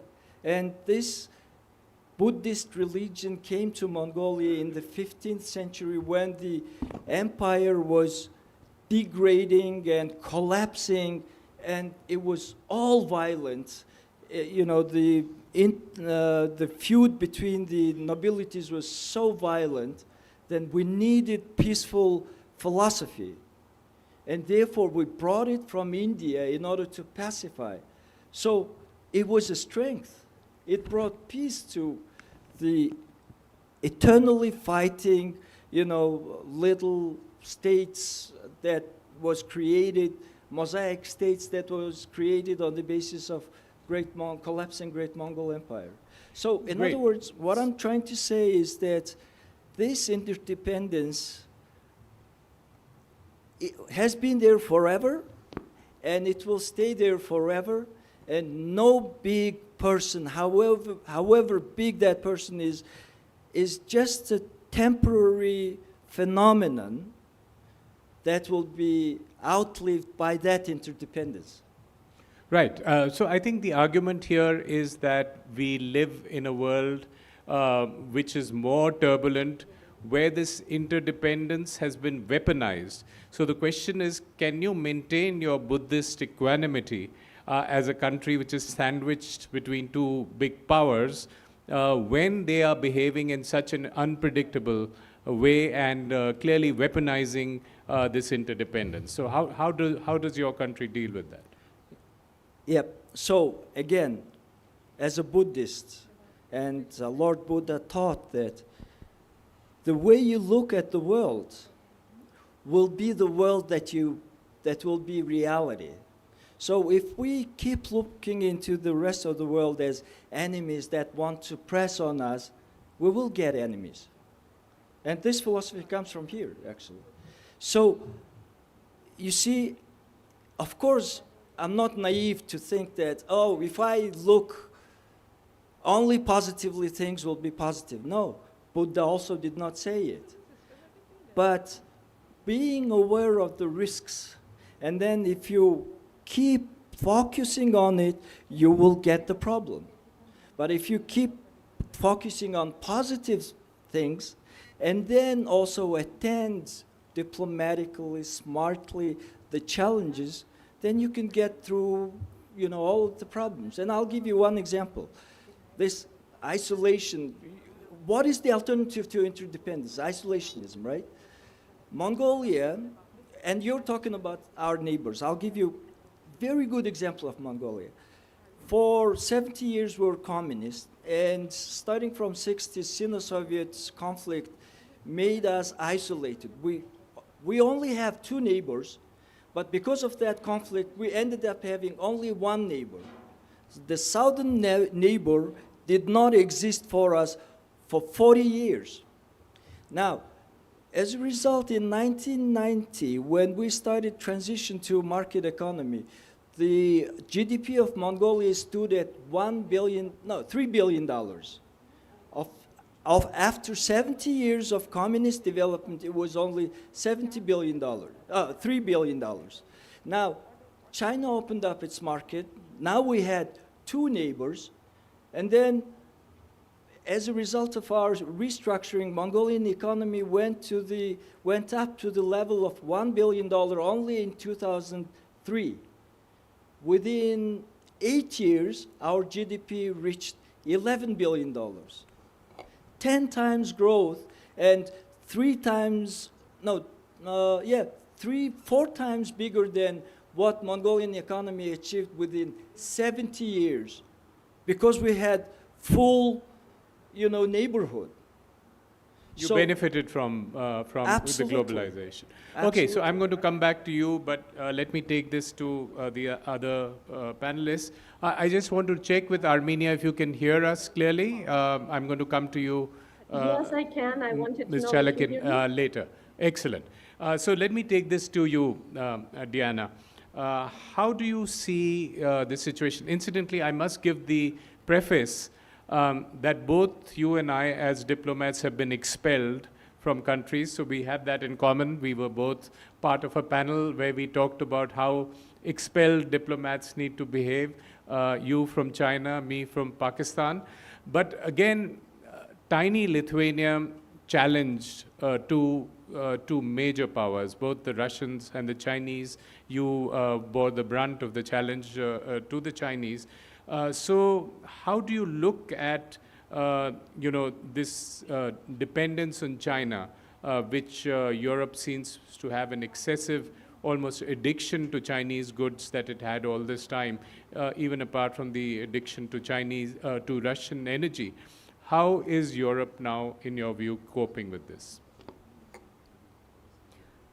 First of all, thank you to Shahnaaz Foundation for having me over to this beautiful city of Udaipur, and pleasure, Ajay, once again to be on a panel with you. I also tend to agree with my Mongolian co-panelists that interdependence can be a very good thing, and we as a small country can't afford. We've tried decades ago being neutral and strategically autonomous. It ended in an occupation of a country by a big neighbor. So we don't play with fire again. We have chosen very clearly the alliance. That is the only thing that helps us to survive, but also interdependence, which can be a very, very good thing. And I agree, historically, it's been a defining feature of humanity. The world has not functioned in bubbles as much as we think. However, not every interdependence is good, and the examples you have given, they prove the point that it's very important to assess the healthiness of interdependence in each and every relationship, because you might, if you are smart, you will detect the problems early on and may be able to correct that. So I think what Europe has been undergoing, and I am a witness of that, is the problems with the interdependence, or rather dependence from China, have been identified some time ago. And I have seen with my own eyes, being on the China file and then spending a year in Beijing as ambassador, that it was an awakening process, no less than that. And it's not dependence on Chinese goods. I have to say India is as dependent on Chinese goods as Europe, maybe even more. it's a much more dangerous dependence on tying up your economy, by having huge numbers of companies who make profits only because of China and Chinese market. There where the remedies are very difficult to be taken, and it's taking time. But I think it's really taking, the shift has been happening in a big way. Again, for my country, this was relatively simple. Chinese have decoupled us. Just because we didn't please them politically, they decoupled us overnight. We were taken down from the Chinese customs database. We were erased from the maps and whatnot. So in the end, we didn't even have a choice but to be decoupled. Which was fine because luckily we didn't have too much of an interdependence despite many years of hard work to have very good economic relations with China. But unfortunately, other countries have had a very deep and still have a deep dependence on Chinese economy. So Europe is looking for its own answers. Some answers lie with the countries because it's very different. The levels of engagement may be very different from country to country. But the general understanding in Europe that there is a competitiveness issue, we can, if we want, and we really politically, pull ourselves together, we can stand up. Many ways are there, and competitiveness, I heard, by the way, Lithuania will be chairing EU next year, the first half of 27 will be Lithuania's presidency. Competitiveness as an issue will be our priority, number one on Europe, so that's one of the answers. Now, how to, the other part of the whole game is, so who is the alternative to China? And that's where we look at India very much. I don't know, probably it's gonna be a second question about India-EU dynamics as of late.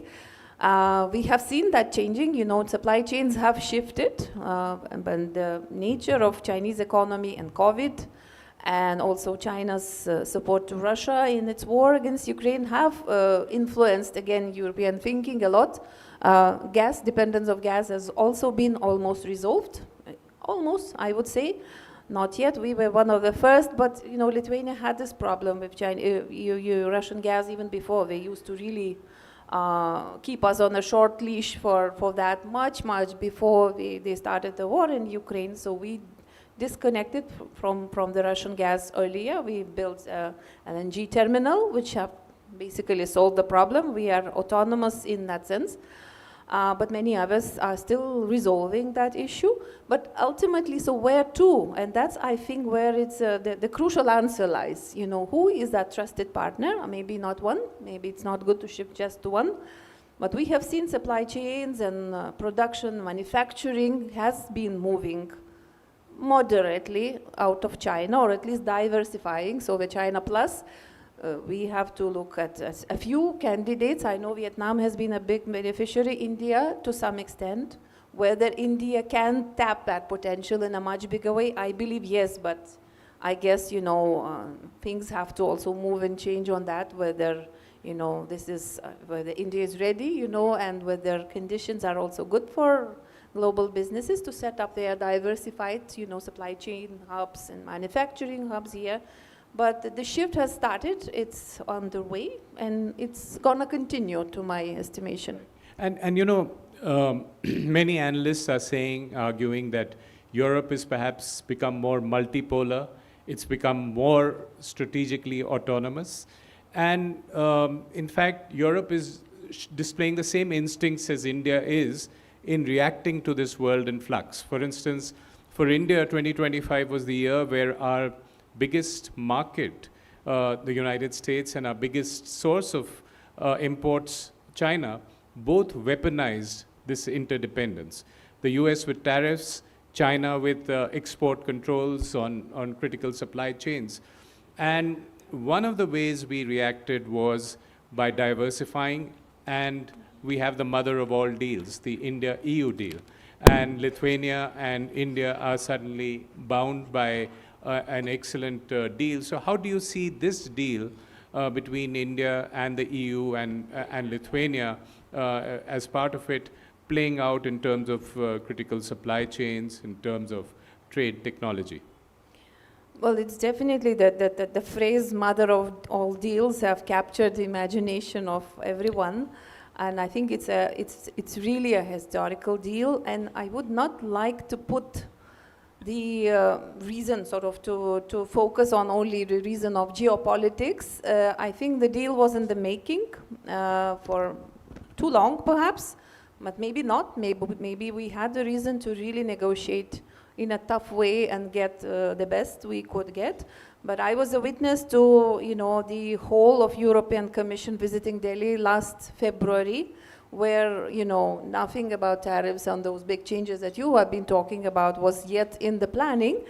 And the mood and the preparation to strike a deal at this particular moment was very much there. So I should not discard, the will of the two blocks, two sides of the bloc of European Union and India to actually have it despite everything else that happens in the world. Now, what does it bring us?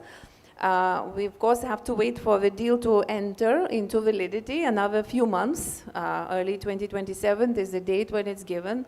We have to let our businesses feel the use of it, to really see the lower tariffs, more transparent, procedures for our goods and services to flow both ways, and for our populations to actually see the benefit.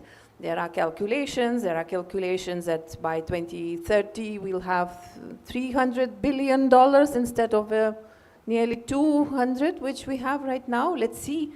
I think that we have to see the dynamics. So, India is considered an island of stability as a domestic market, but it has a very volatile neighborhood.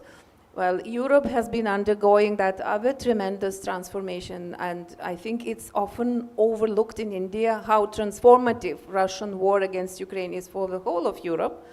And then there is the European integration project, which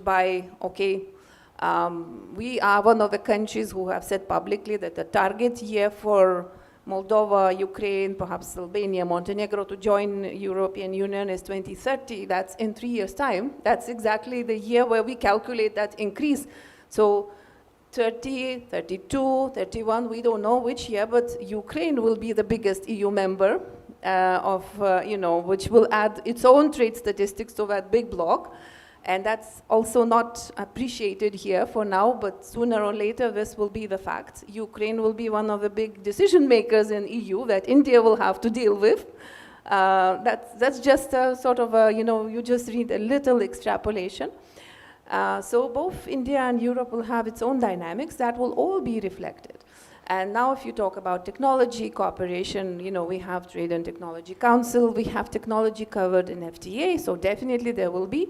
We also talk about the trust and building trust and the deficits of trust on both sides. I guess it's not a very easy conversation, but we have to have it.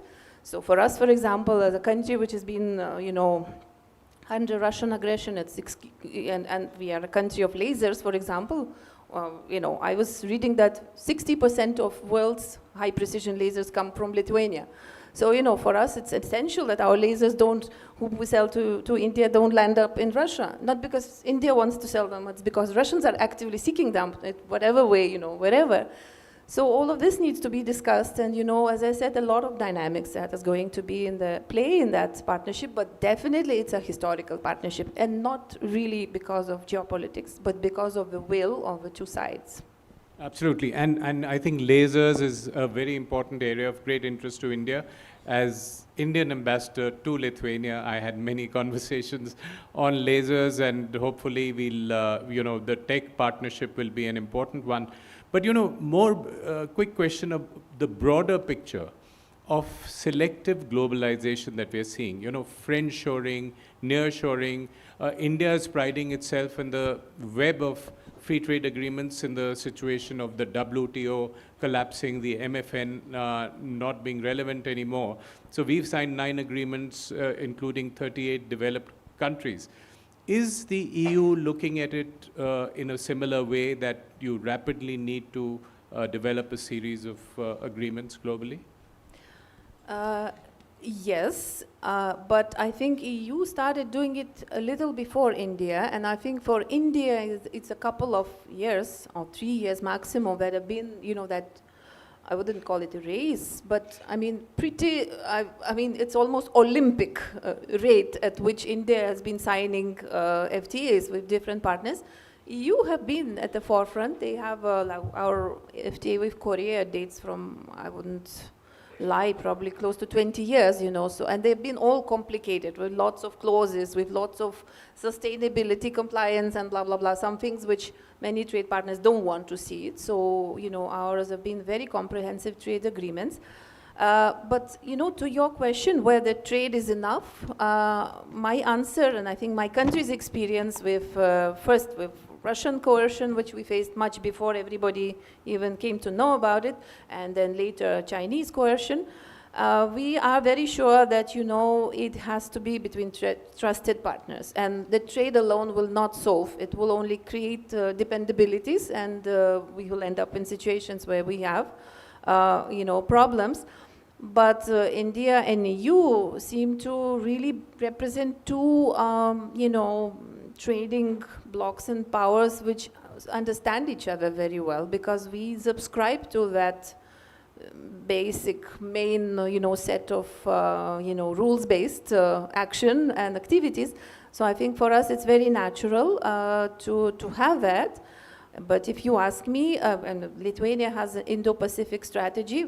I mean, might sound strange, we are quite far away from Indo-Pacific, and we are one of a few European countries who've adopted it because we wanted to lay down the fundamentals with whom we want to trade and on which terms. And I think that's very telling that, you know, you can't just do it. And the short-term profit that you might be getting from a very tempting proposition may not, actually may cost you freedom. In our case, it may cost you something that is the dearest and the priceless thing. Yeah. Absolutely. And, you know, as you said, another perhaps reason to marvel at this trade agreement is that EU is not one country.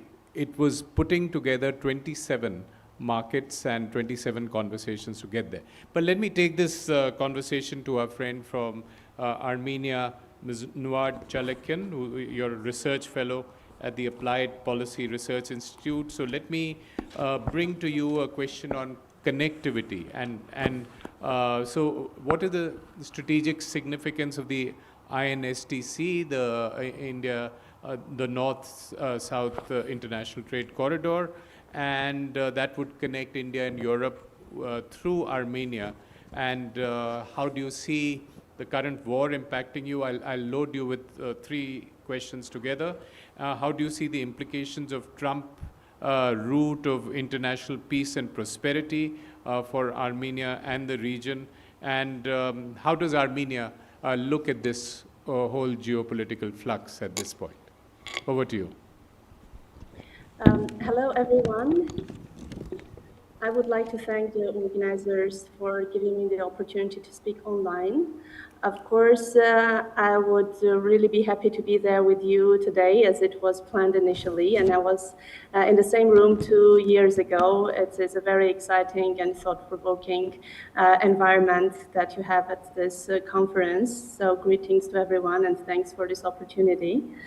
I would like to begin by saying that it is a really very challenging time to speak about connectivity, especially related to my region, because as you see, things are getting problematic, and we have a war right next door. Iran is our neighbor.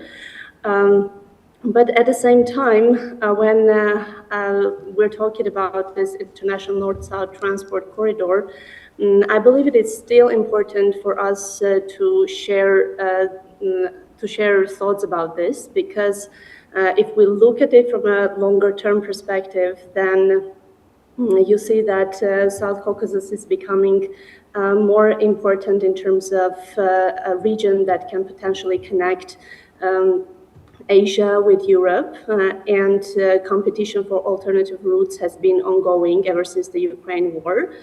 So South Caucasus can be an alternative in a way to the routes going through Red Sea and northern route, and it can provide a number of benefits to India as well.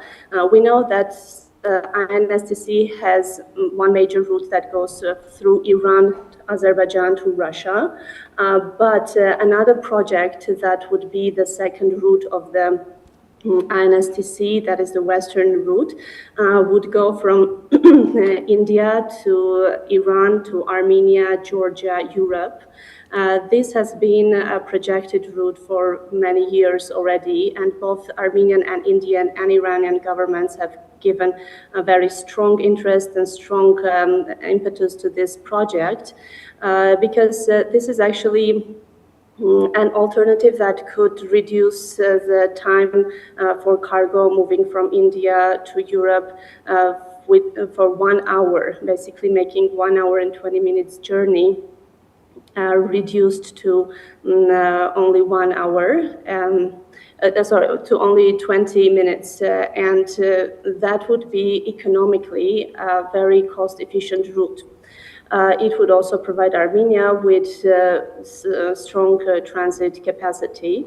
And India, we know, has been investing in Chabahar port of Iran that has been also a way to circumvent the Gwadar port of in Pakistan, and it has a number of other benefits that I cannot enumerate all at once.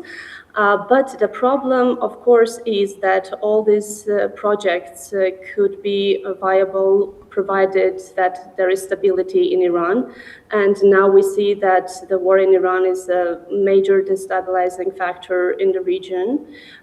We also see that the project of INSTC is becoming more and more clouded given the current situation, and also that recently I think India has reduced its involvement in the Chabahar because of the sanctions on Iran. So all these geopolitical developments are very much interconnected, and they affect our countries and the potential of new transport routes and the potential of connectivity. And that is a concern. These routes can work, of course, when there is stability in the region, when, because for investment and for transit routes to be functional, you cannot have it in the tumultuous situation that we are in at the moment. So basically, a lot will depend on how long the war in Iran lasts, and most importantly, what are the outcomes of this war, because there can be different scenarios, and we at our think tank are also thinking about different scenarios that can possibly happen as a result of the war, how Iran emerges afterwards. So looking at a longer term perspective, of course, all this is very contingent on the situation, but it is important to have in mind that when we're thinking strategically, we need to think longer term rather than look only at the current moment, which is very telling, of course. And in the long run, one way or another, alternative routes from Asia to Europe are going to be important. We see that there are also issues with other routes, and we see the situation with IMEC, for example. So all these alternative routes are going to be competing in the future as well. You asked me about Trump Road for International Peace and Prosperity. I don't know if you want me to answer it within one long speech, right or away. Yes, shall I please speak about go it ahead. later? But I can also address that because that is the new development in our region. Right. Are we muted here? Yeah. Please go ahead and answer the second question. Third, we'll see if we can come back I'm to sorry, you. But I cannot on, hear you. Yeah. Can you hear Okay, me now? I can hear you now. Okay, excellent. So I said, please do answer that second question about connectivity and the Trump special connectivity. And you let me know in case I take my time, please, because there's a lot to tell. So the recent development in our region that has been quite significant is the introduction of the Trump Road of International Peace and Prosperity, shortly called TRIP. I must say that South Caucasus, giving a bigger picture, has traditionally been in the Russia's sphere of influence. And as a result of the war in Ukraine and also the Nagorno-Karabakh war, the Russian influence in this region overall has been waning and it has been reducing. And the role of Turkey has been increasing because Azerbaijan, that is Turkey's ally, has won the war and got control over Nagorno-Karabakh, and that is playing a role in increasing Turkey's role in the region. We also see a certain power vacuum as a result of Russia's weakening presence, and we see an unprecedented presence, Western presence in the region, namely the involvement of the United States. What we see at the moment is that the United States has taken up an active role in negotiation between Armenia and Azerbaijan, and in this capacity, it has quite substantially replaced Russia, which was a traditional negotiator in this conflict. What regards to the great game that you also mentioned before, I think this is another projection of a great game and geopolitical competition that is reflected in our region particularly. Regarding the TRIP project as such, it was introduced during the Washington summit on the 8th of August in 2025. And it was combined with negotiations about peace process between Armenia and Azerbaijan, which has not yet been signed. But it is in the process. So TRIP as such is an infrastructure project that is envisioned to connect Azerbaijan with its exclave Nakhichevan bordering Turkey. Following my speech, I would like to share my screen so that you see some maps, because it might be quite complicated to understand the geography of this region, but I will do it after I speak, and I will try to show you on the map so that it's more clear. It is the connection between Azerbaijan and its exclave Nakhichevan and Turkey through Armenia. This is an American-Armenian consortium that is going to be taking the charge of developing and constructing this road. And I must emphasize that before the TRIP was introduced and before the Washington summit, there was a major threat of escalation in the region by Azerbaijan, because they were threatening to occupy Armenian southern province, the one that is in question about the TRIP as well, to establish the Zangezur corridor, the so-called Zangezur corridor, by which they meant the extraterritorial corridor running through Armenia without any Armenian control over it. So basically what the TRIP has introduced is the Armenian-American joint project that is going to be managing this strip of land. It has at the same time acted as a deterrent against Azerbaijani aggression towards Armenia. This is an important development, but it is not yet full peace guaranteed. The construction has not started, and what we have at the moment is the framework agreement, and we also have the implementation details outlined already. When we're speaking about a broader picture, this TRIP is only a part of a larger infrastructure project, Middle Corridor. It can be a part, let me put it this way, it can be a part of the Middle Corridor that also connects Central Asia with Turkey. And we see also several issues here, because while the threat of war is in a way mitigated at the moment, we in the expert community also see the risks that are still persistent, because even though it has reaffirmed Armenian sovereignty and jurisdiction over this Trump Road, still Azerbaijan continues its aspirations to have this so-called Zangezur corridor, which is a threat for us. Azerbaijan also has... Thank you. I didn't mean to cut you off, but thank you Can she hear us? Yeah. Sorry. Can you hear us?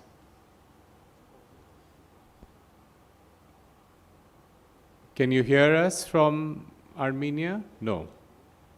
Okay, so I think we seem to have lost the connection. But, you know, very interesting geopolitics, because Armenia itself is going through a peace process. It's near two theaters, the Iranian theater as well as the Russia-Ukraine theater. Thank you very much, if you can hear me, for explaining the new geopolitics of the corridors and of the new Trump corridor. So let's take it back to our panel. We have a couple of minutes before we end, and then 10 minutes for the audience. So let me put a last question to you, Mr. Sogbatar. You know, we've been talking about, with Mongolia, we've had a few conversations about the SCO. How does Mongolia look at the SCO at this point of time as a multilateral organization? Well, you know, we're a very open, transparent democracy. So this is a relatively new organization. Therefore, you know, our public, in order to make this final decision as to where we go with it, the comfort of our public is very important. And at the moment, we have very wide discussion within the public, and the public is still hesitant as to what should be the final position of Mongolia on this. Of course, as a multilateral cooperation mechanism of our region, we were observing it. And when I was Minister of Foreign Affairs, I set up a special scholarly working group. You know, usually diplomats, they usually tend to say that, oh, we know our region, we're the professionals, we can do this. But my approach was that, well, we should be humble. And we should give academia the job to do the research and then come up with the recommendation. So as a result of this, we still cannot come up with the final decision on it. And we're sort of still waiting, you know, have this wait and see position. I see. It's very interesting, because I can tell you that I personally dealt with this file with the SCO, and I had conversations with the Mongolian friends. And at that point, we were both observers, India and Mongolia, and we were exchanging notes on whether we should get in. And we told you that we are going in, and we'll see the consequences. We'll deal with the Russians and Chinese. And our Mongolian friends were telling us, we are going to watch for a while. So you're still watching and waiting for some outcome on how the SCO shapes up. Okay, excellent. Diana, any last words from you? Any observations about the situation in the region before we open it up from what you heard? One thing that I would have probably started with, but somehow I skipped over to the question, was that I keep on hearing, you know, now in India that, you know, there are some dark times and so on, you know, at the tariffs, or now the Iranian situation and Middle East generally.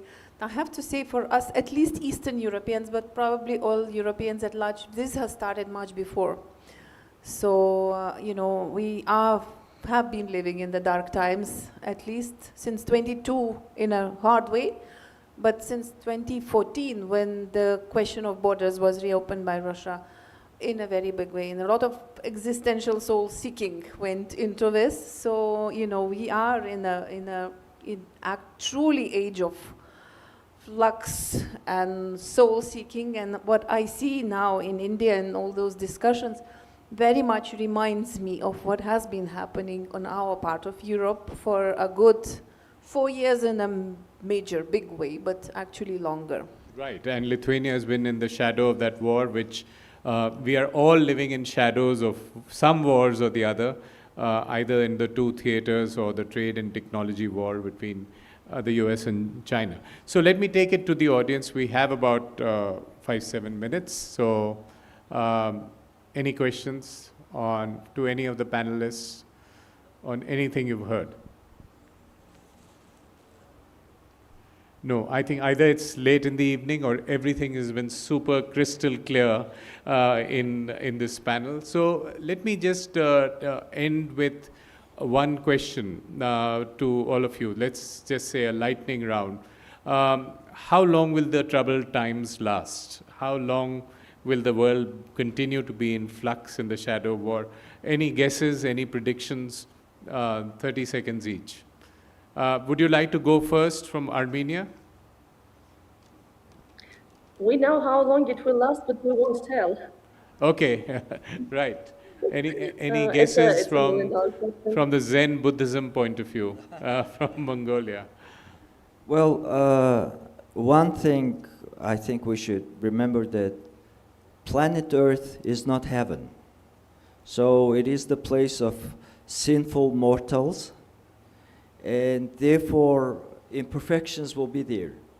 All of a sudden, after Cold War, we started to believe that, especially democratic countries, we are beyond history, as if we reached nirvana. Now everything is permanent, nothing will change. But we were naive.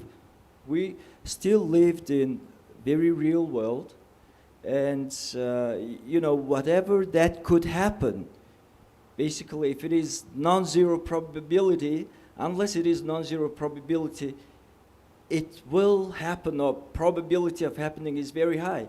And what's happening now was always there. It's just us, we all of a sudden started believing, now we're in shock. How come that tariff spikes are happening? But the good thing is that tariff power is not only with one country. Other countries are also retaliating with tariffs. So as a result, good thing is that, it's not good that this is happening, but once it's happening, we have to deal with it. So if it's happening, these counter tariff measures will be also causing and inflicting damage to the other side. And then we will wake up to this reality and learn. And according to the history, many times there were tariff wars, and then at the end, everybody understood that, well, this zero-sum game is not leading us to anywhere, and we will end up again agreeing on win-win cooperation. Now, somehow nobody, especially the Western countries who came up with this brilliant idea of game theory and win-win theory, who's talking about this now? But it is time to talk about this. And after going through this pain period, through pain, we will understand that this is not our future, and then we will somehow end it. But as to the wars, if you're asking, my field of study was Southeast Asia, Indochina, and for example, Cambodia is a very Buddhist country.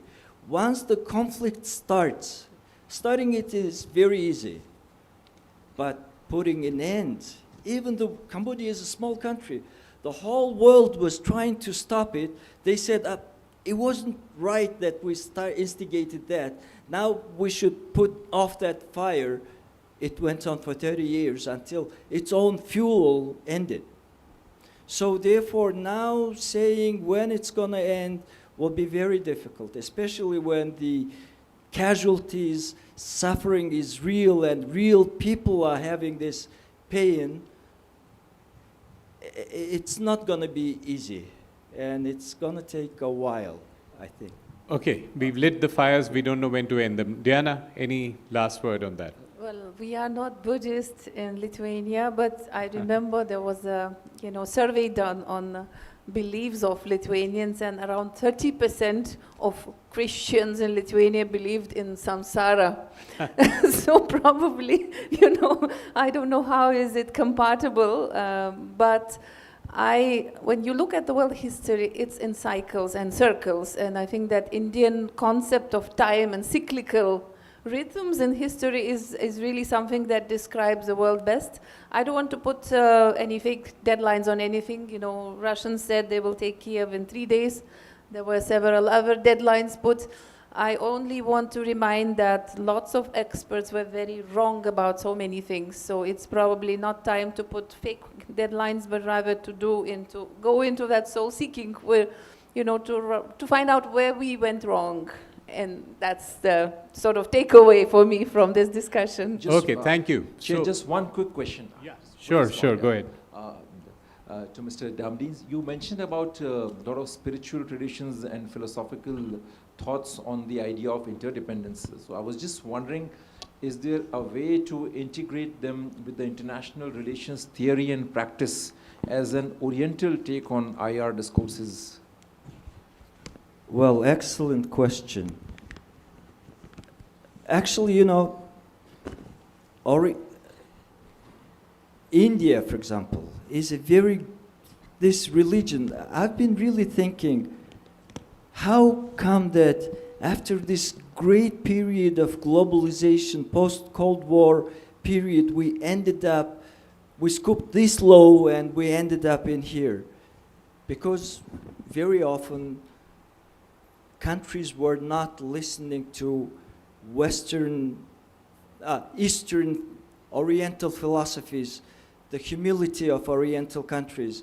And this humility and humble recognition that we're not perfect. We may make errors and mistakes. And if you accept that, and if I accept that, that's when real dialogue starts.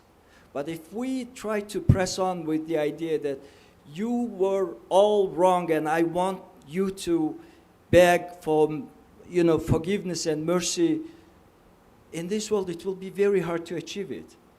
We went through many wars, and then after all, peace deals, are the end story that we have to come up diplomatically.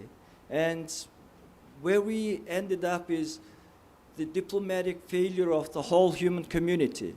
So now, really, for example, what I really think is that we have to revisit the wisdom of religions. Every religion, all the religions came to the world with the idea of peace and humility. No matter how powerful you are, but if you have this forgiving understanding, then this dialogue will start. And final point, I wrote this article on irrationalism and international relations. It's published in Indian Council of World Affairs. We all ended up with this new technology in some irrational quarter. No exception. Because with this, now fake news has become reality. Very difficult sometimes to make difference between what's true, what's not. And then in this irrational environment, we're trying to achieve rational goals. And if we really start understanding that something is happening with our mind, and if we could move from money-driven international relations to mind-driven, then this could be a start of dialogue. But where the dialogue leads, we cannot know, but at least it's much better than dialogue of guns. Right, so I think we end on that happy note. Abhinav, your job is to convey the message of this panel to President Donald Trump, which is we live... Okay, I'll just come to you. So I was going to say the message is of peace and humility, and peace and dialogue, and that is what can get peace in the world. Last word to you in Armenia. Please go ahead, ma'am. Thank you for this opportunity once again. I believe I would like to continue on the thought that was mentioned about the ancient civilizations, because India positions itself very uniquely in this global dialogue, bringing forth the wisdom in its foreign policy. And this is something that is probably going to be in higher demand in the future. And I think creating a platform of the discussions where civilizational values and just thoughts about humanity and about the planet and what's happening with it, and the places where people can get together and build bridges that would contribute to peace is going to be more and more important. And the way India positions itself is quite appealing to other civilizational countries in the world. I think there is a very interesting role for that. And also, I myself am a strong advocate of developing India-Armenia relations. So from that note, I would like the bilateral relations to be moving forward at the greater speed, because we have military collaboration, and there are other sectors like tech and all these other dimensions that I believe should be developed. And conversations like this between entities like ours at the SANAS Foundation are of great importance for maintaining the expert level dialogue and keeping the conversations going. So just wanted to thank you. Thank you. So I think the final message is we need more Asian civilizational values to solve the world's problems. Thank you very much for your patience. Thank you.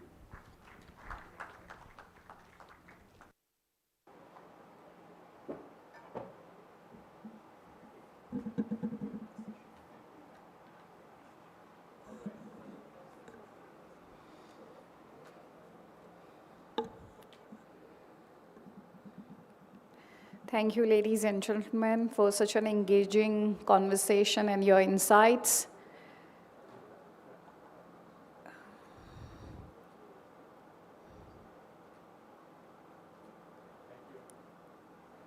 So, Ambassador, sir, this is what gender parity looks like. Finally, we had a session. So, moving on to our last session, from algorithms to armies, technologies, public policy and geopolitics in the digital century, I would like to invite my favorite, Major General Sudhakarji, to chair the session. I would request Dr. Gulshan Rai to come on the stage, please. And I would also request Professor P.M. Sundar Rajanji to come on the stage. Thank you so much, sir. And the session would be 50 minutes long. 50. And Professor Rajan's presentation would be 20 minutes out of these 50. No, I'm giving you half an hour, and then I'm giving Professor Sundarajan 20 minutes for his presentation. Over to you, General Sudhakarji.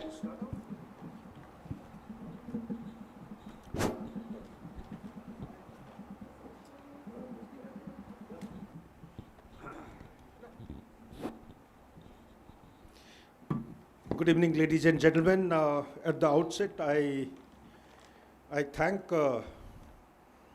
Avinav for having selected the topic and also earmarked unqualified, most non-technical guy going around to be a panelist until I saw the message just 3 days back.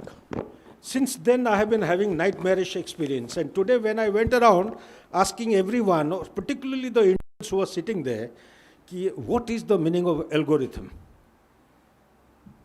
Does anyone know, ladies and gentlemen? Can anyone tell me what is the meaning of algorithm? Except for Anil Taneja, please, you will not. No, sir. I have heard you.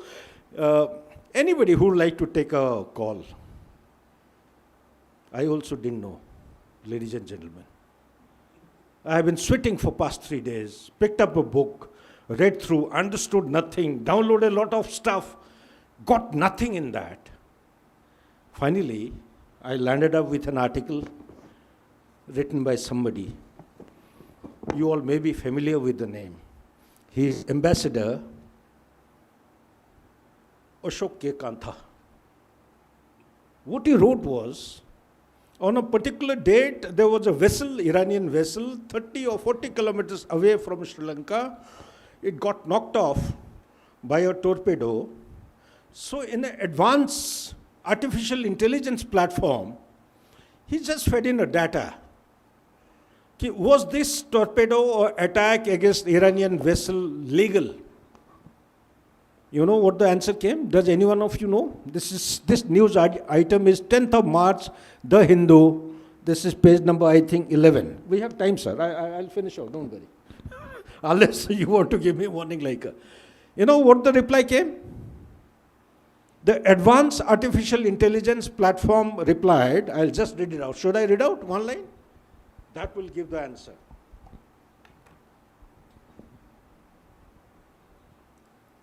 It said, the question asked was the sinking legal under international law?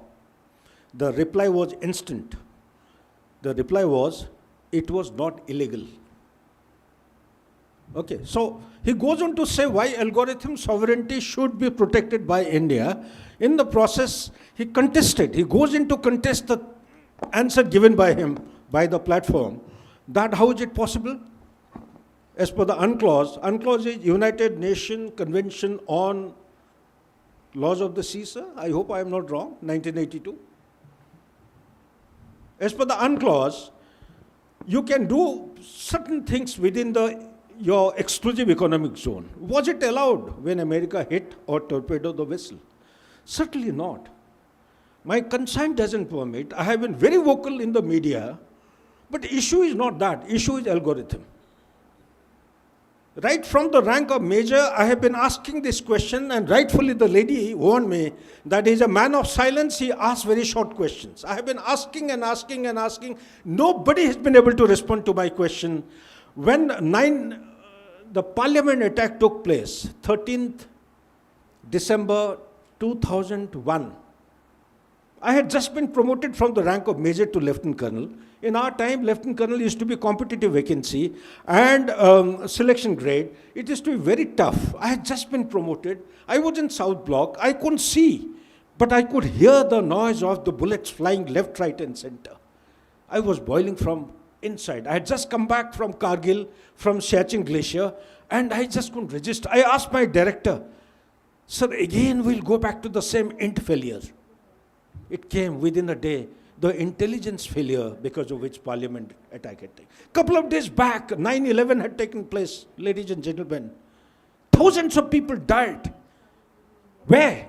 In the superpower, United States of America, that it took place. It had everything under the sun. From surveillance, integrated, predictable analysis, supercomputers, name anything. They had everything. They knew the meaning of algorithm. Sudhakarji didn't know. Nor did the interns sitting out there, they knew about it. Kargil took place. Again, we went back to the same thing. That, again, the int failure. Galwan took place. What happened? Int failure. I have been asking one more question. Why is it always int failure? Hasn't the technology come a long way to enable us to predict that so-and-so thing is likely to take place, to be proactive, to be ahead of the loop? Ladies and gentlemen, I thank Avinav once again for having put me in this particular assignment. From panelist, he upgraded me to be a chair and find an answer to the question which I was looking for since past 35, 40 years. Yes, there is an answer. That answer is algorithm. What is algorithm? Algorithm is an art. It is not art, nor it is science. It is a series of activities. You give some data, data gets processed, and that comes out as an outcome.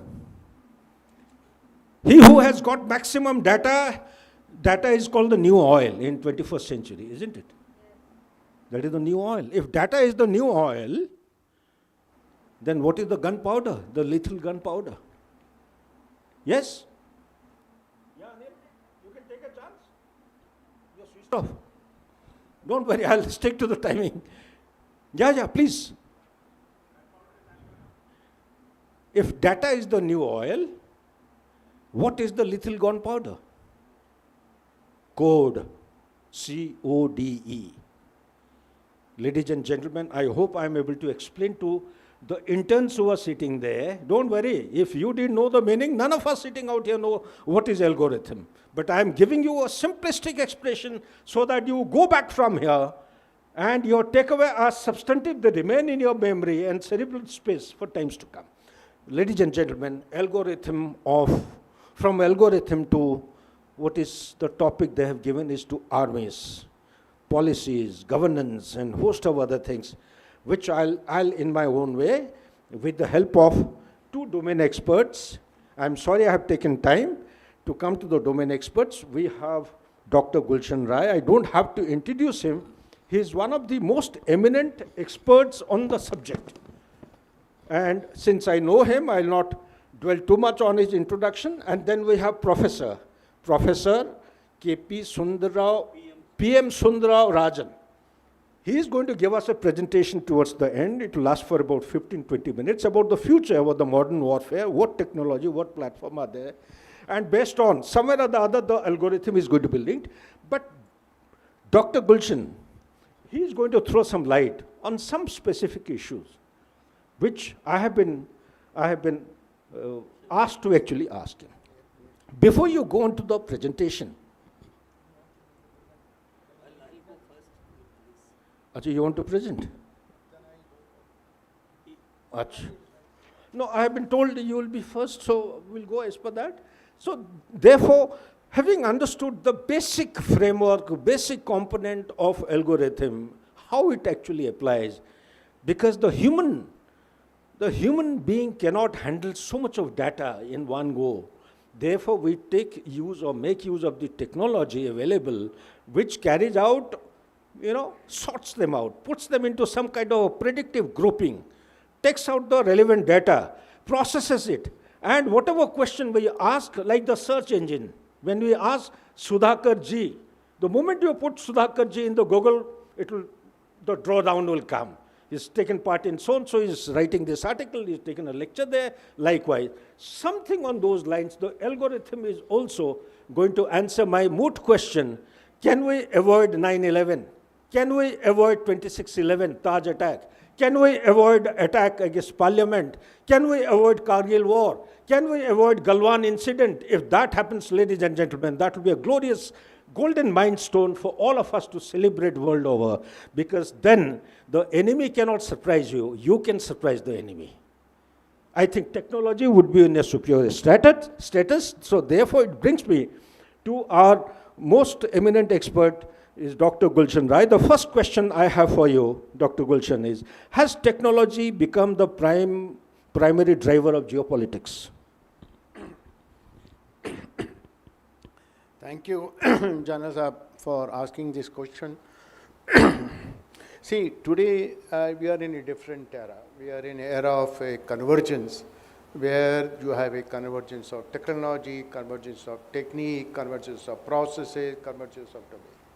If you look at the banking today, banking is not the commercial banking we had. Technology plays a big role in the banking sector there. Banking is nothing but a technology there today. Now, this convergence has driven us in the era of divergence, where these technologies like artificial intelligence, quantum kind of a scenario, next generation communication, and semiconductor kind of a scenario is now taking us, they're pulling the rich and poor apart. That's what the convergence has driven to divergence, and divergence has pulled us all up together. That's a part of it. Now, this convergence of technologies also, or the convergence of process also, is a major point of discussion world over, and asking the same question which you have said it. That's what. Now, these technologies also are really very, very important. They are controlling the data, they're controlling the data centers, they're controlling all other facets of data relating, they're controlling, and therefore, this creating a shift, the whole geopolitics shift today now is getting converted into technopolitics kind of a scenario. Now, if you look at everywhere, techno-economics, techno-legal, techno-geoeconomics, so that kind of scenario, this technology has played a big role there. And therefore, I mean, that answers your point, the technology is become a kind of a primed towards Fabulous, moving to fabulous. the geopolitics. Now, if you look at, I heard Ambassador Bisaria in the last session using the word weaponization interdependence. He used the word couple of times, and rightly so. Now, he said weaponization in terms of economics. I am seeing weaponization interdependence on the technology. Same semiconductor, same look at the data-centric cloud. Today, you have three big cloud owners. Azure, Microsoft. You have AWS from the Amazon. Then you have a Google. See, one of the Indian companies, they did try to use a Chinese cloud, Alibaba. I don't want to name, you can identify the name of that. Okay.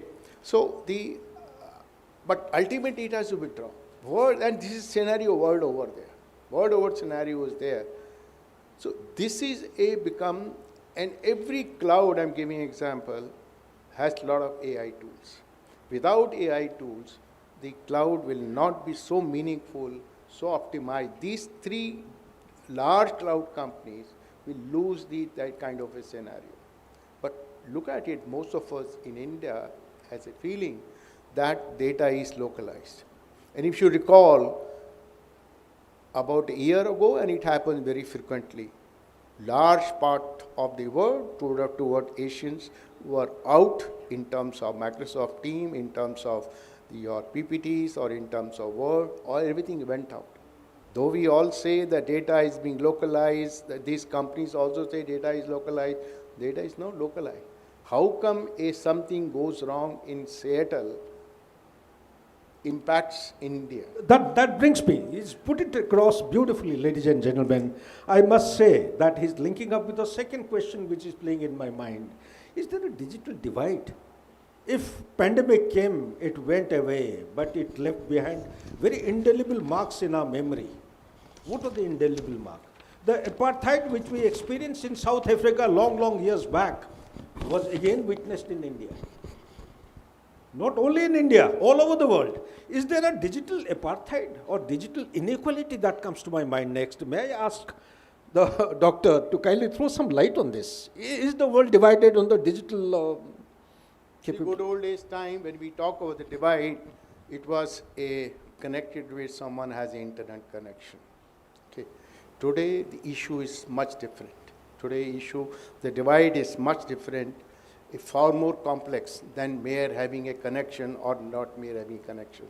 Today, the entire world, basically, if I want to define, we can define, there are four broad categories there. In the word, if you define the entire thing. One are the rule makers, those who owns the digital infrastructure.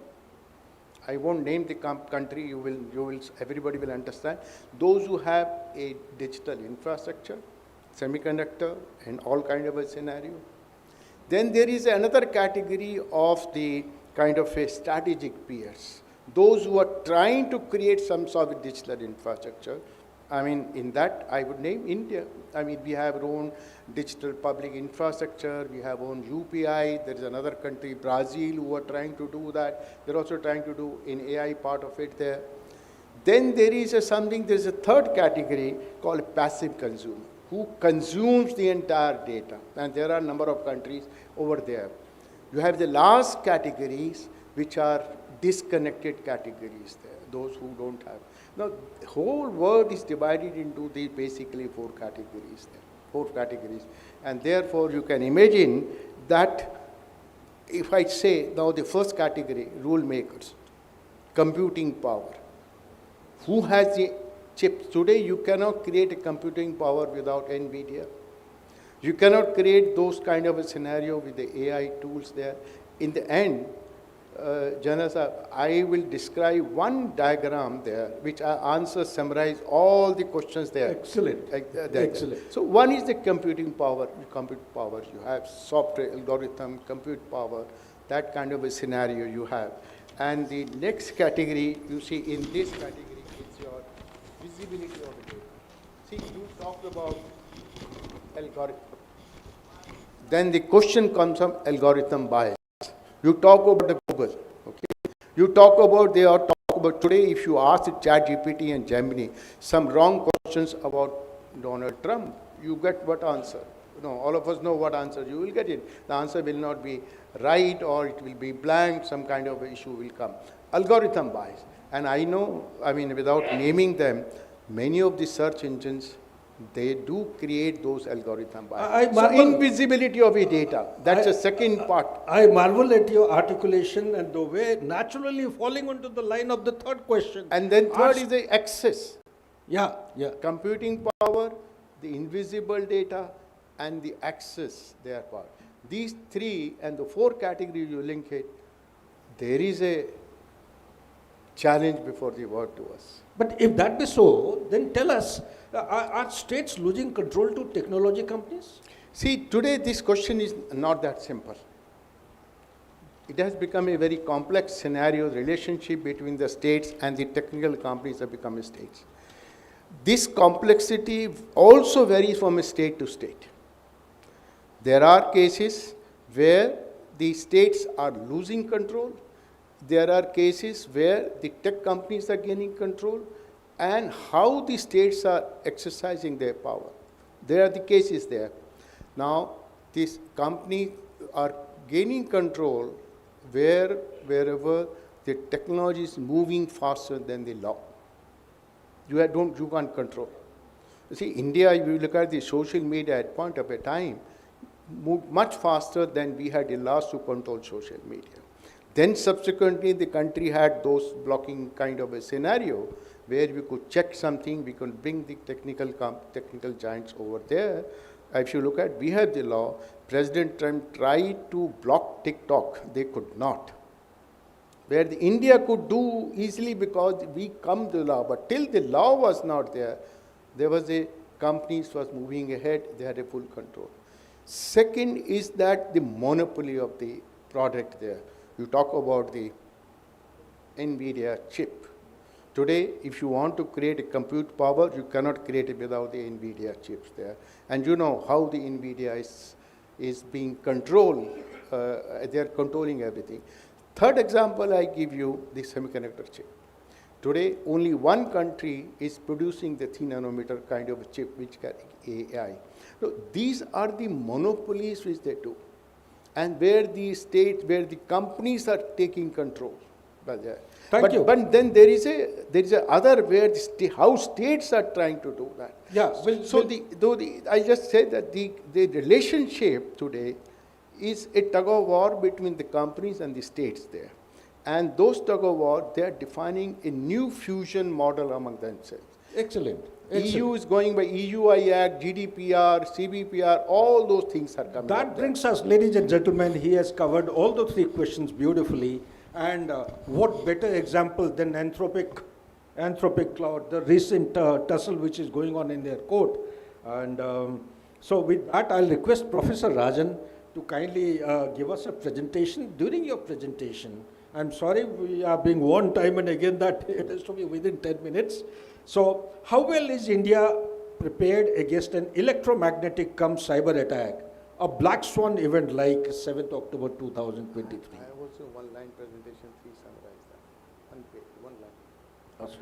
Okay. Or you Fine. tell me. Second question I have is why India cannot make its own aerospace engines. And third I have is the R&D of India is one of the lowest in the world. Why? What do you suggest to improve the public-private participation and to improve our investment in R&D? I request you to kindly cover the presentation. Here is something which Professor is going to tell us about the modern platforms that are going to capture the space, the battle space in times ahead, whether it is land, air, sea, or the cyber, electromagnetic, or space.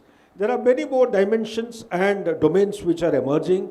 We'll learn much more than what I have just articulated from the professor, and after which, subject to time availability, we'll throw it open to the audience and also request a doctor.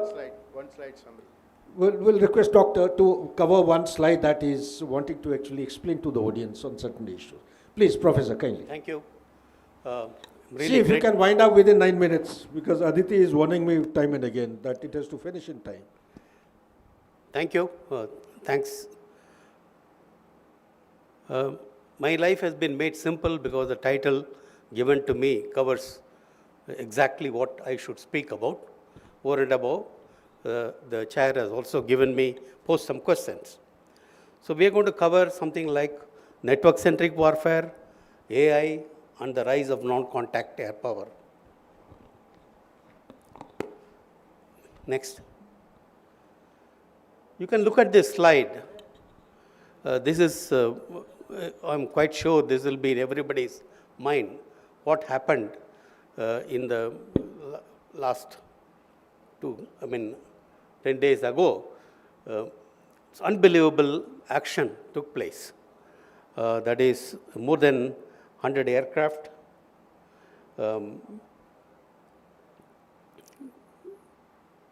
this wouldn't have been possible, humanly possible, without a mechanism which I am going to describe. The avionics with the network-centric warfare or net-centric could be explained with a particular domain. So I will take combat aircraft. Whatever the first slide showed, all the aircraft work on this basic avionics. The aircraft has got sensors like radars, infrared sensors, electronic warfare. And then with that, it detects the target and then uses missiles, guns, etc. to attack it. Okay. Now, the aircraft is limited in its sensors. If you look at the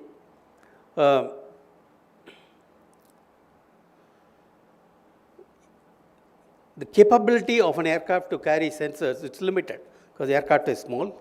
It has got a radar can be only about a diameter of 1 or 2 meters. So it can pick up only certain targets up to say 70 kilometers. But if it is connected to an aircraft, like a big airborne early warning aircraft, then he can use a radar which is about 20 meters in diameter. As far as he is concerned, he is able to pick up that data and use it on his aircraft. So the net-centric warfare is basically nothing but connecting this aircraft to the rest of the sensors in the world. It's very easy to see. Also, if an aircraft is doing a mission, normally we plan the mission, put it in the aircraft, and the pilot follows the mission. If situations like what's going on right now in Iran happen, the flight plan has to be changed automatically through so many sensors and information feeds coming from everywhere. In which case, he has to it's impossible for him to do the fighting if not for information from other sensors. For example, next, we are talking about off-board sensors, that is not on his aircraft, but from others. Examples are targets detected by AEW&C aircraft, missile launches detected by satellites, targets detected by other friendly forces, sonars, etc. There is no limit once you have this connection between this aircraft and the rest of it. Application should be inter-service. International operations need to be supported. For example, what is happening right now in Iran, the coordination between, for example, the Qatar, Israel, US, Saudi Arabia needs to be perfect. They need to be. And if there is a mistake, you know what happened. They lost 3 F-15s to Qatari aircraft attack. That is because something went wrong in the interconnections. So it's quite difficult. The success of most of the activity that happened both in the ongoing war and the earlier wars, right from the Desert Storm days, was based on network-centric warfare. So you need to communicate between aircraft and ground control, between the army on the aircraft, between the navy. I'll give some examples. So this is the network-centric warfare domain where the entire fighting machines, both tanks, surface-to-air missiles, aircraft, satellites, ships, including the submarines, are connected. Everyone knows what is happening to the other. It's very easily said than done. So what is the advantage? It improves collaboration for surveillance, reconnaissance, and targeting. Facilitates machine-to-machine communication behind the dashboard integration. This list is quite long. Time is also limited, so I'll just say that it makes life very easy for the pilot. For example, if you have the advanced Hawkeye, which is the US Navy's carrier-based airborne early warning and control aircraft, this is able to, Navy was one of the main forces which implemented network-centric warfare because they work as a battle group and they are spread over, say, 100 kilometers. So they essentially need to talk to each other. And earlier it was only voice, but now it is data in the form of digital data regarding targets the other ships see. So the main fellow will be able to see all the data, all the sensors that are used on the extremities as well. So this is a very good example of, for example,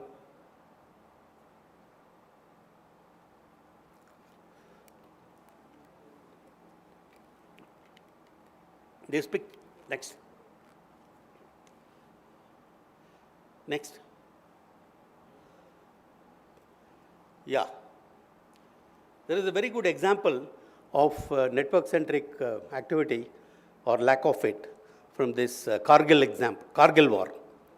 During Kargil war, or many wars that we've been fighting, the army, the soldier who is up front there in the front line, is able to detect a gun which is causing, enemy gun which is causing problems.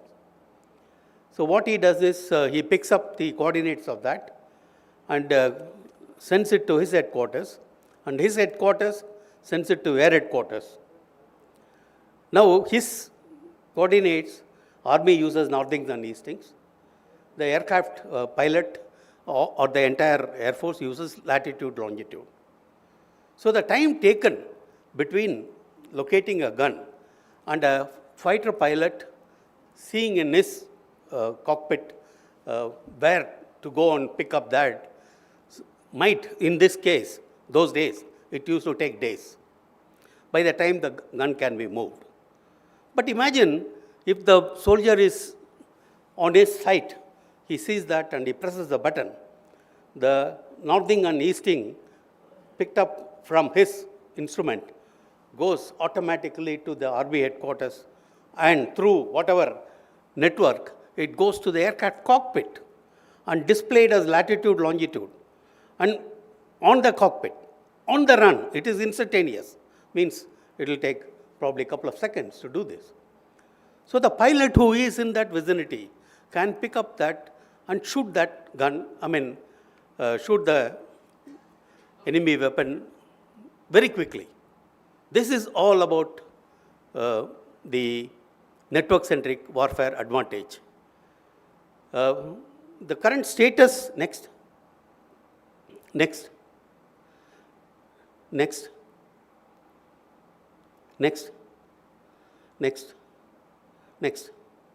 Yeah. The advantage here, as you can see, a ship can see a missile coming to attack him over the horizon. That means normally the radar or any other sensor is limited by the Earth's curvature. So you can see it maybe 1,000 kilometers away if another aircraft flying high is picking it up. Similarly, he can shoot down another ship which is hundreds of kilometers away with his missile being guided by another aircraft. So this is a good example of how network-centric warfare works.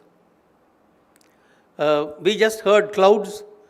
The anthropic will come later. It's also there in the presentation. But this clouds, combat cloud, we call it combat cloud, futuristic. Even for the US, it is futuristic. They are trying to use the commercial clouds which are available, and Dr.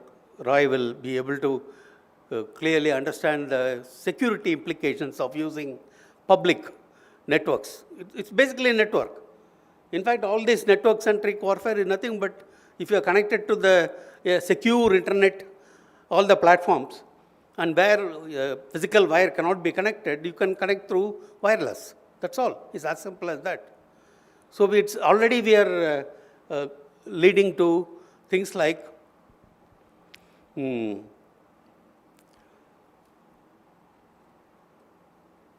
non-terrestrial networks.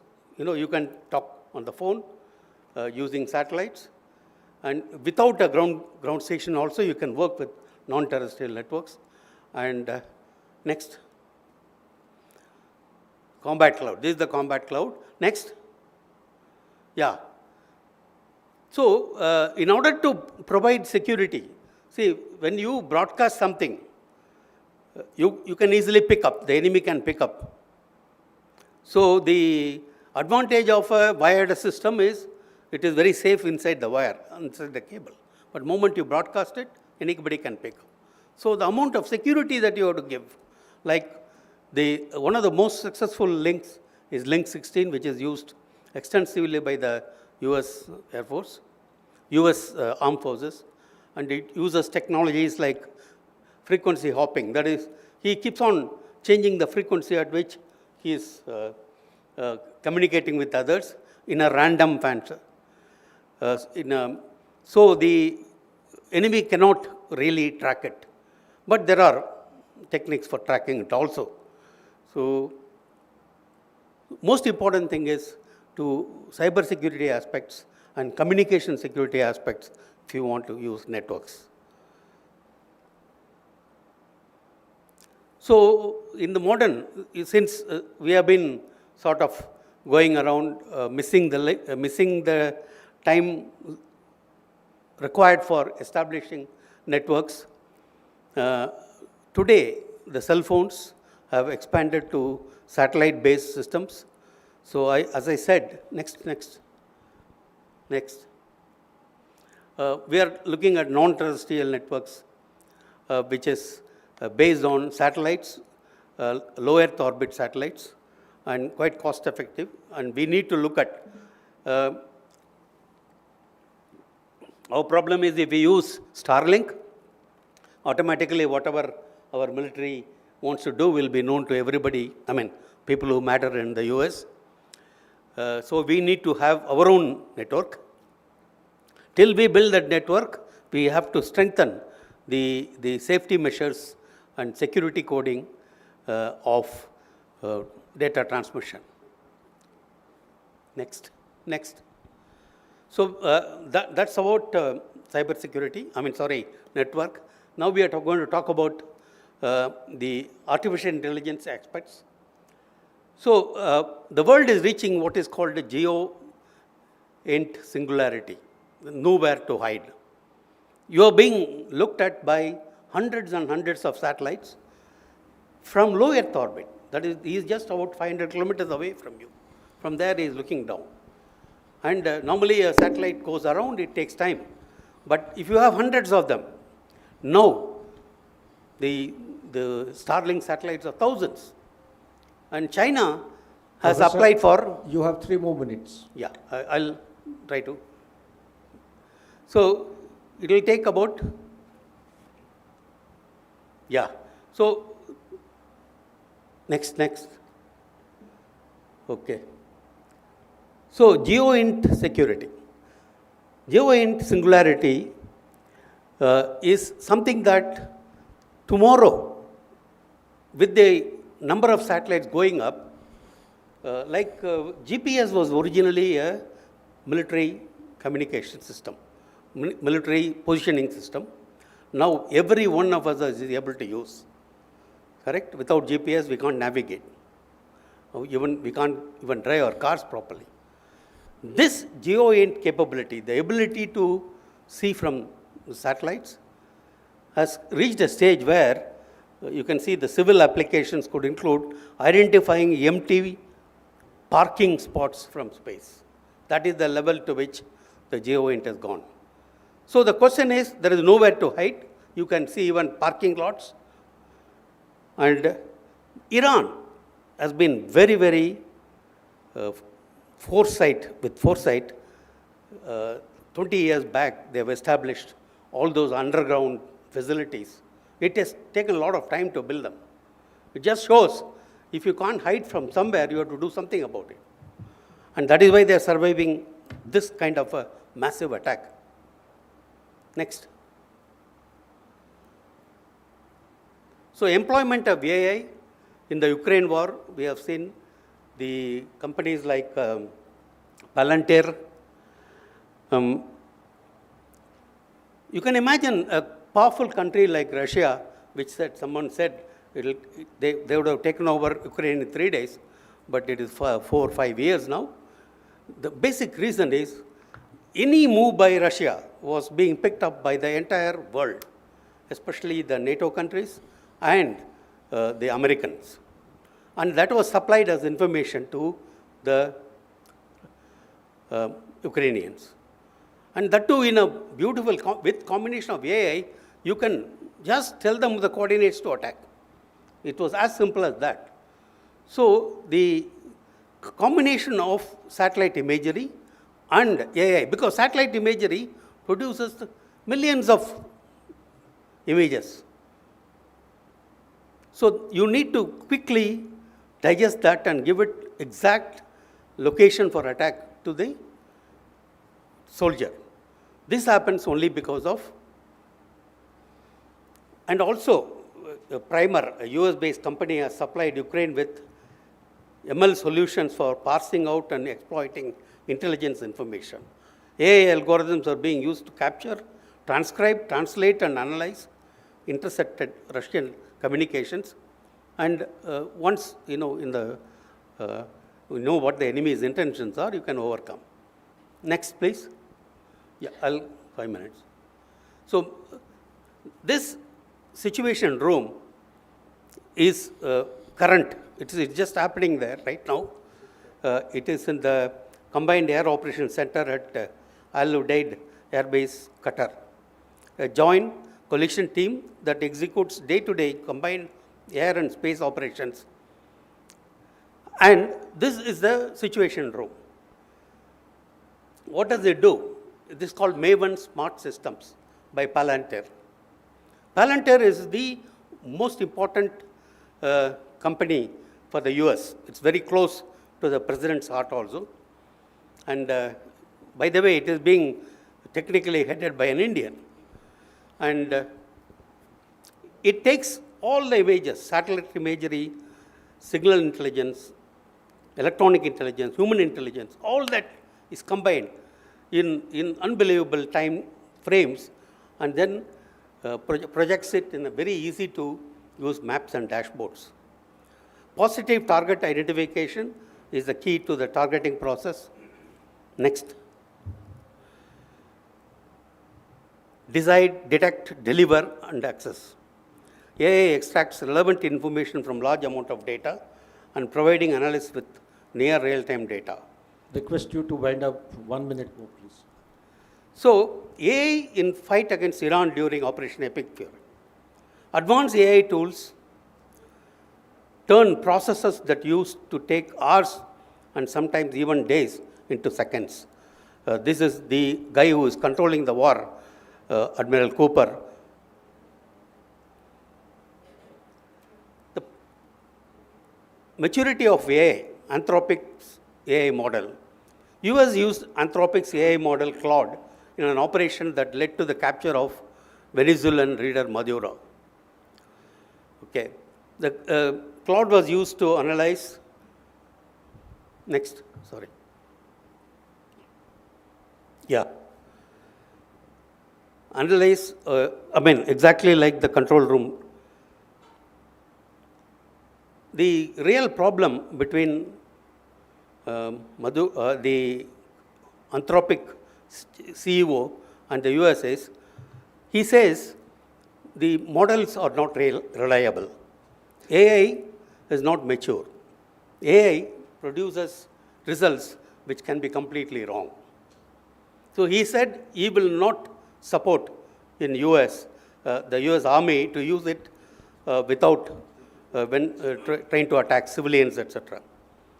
In fact, the mistake made by that 160 girls in school was attacked, was due to the error of the system.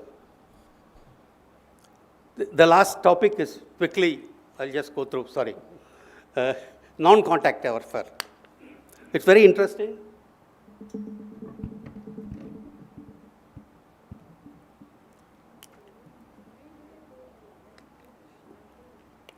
Normally, air warfare. For example, we have a Jaguar aircraft. It is called deep penetration strike aircraft. That means that it will take, say, a couple of tons of weapons, go deep into the Pakistani territory, drop them wherever it's required. So it's called DPSA. Now, what happened in the recent Sindoor or even before that? We used our aircraft did not even enter the Pakistani territory.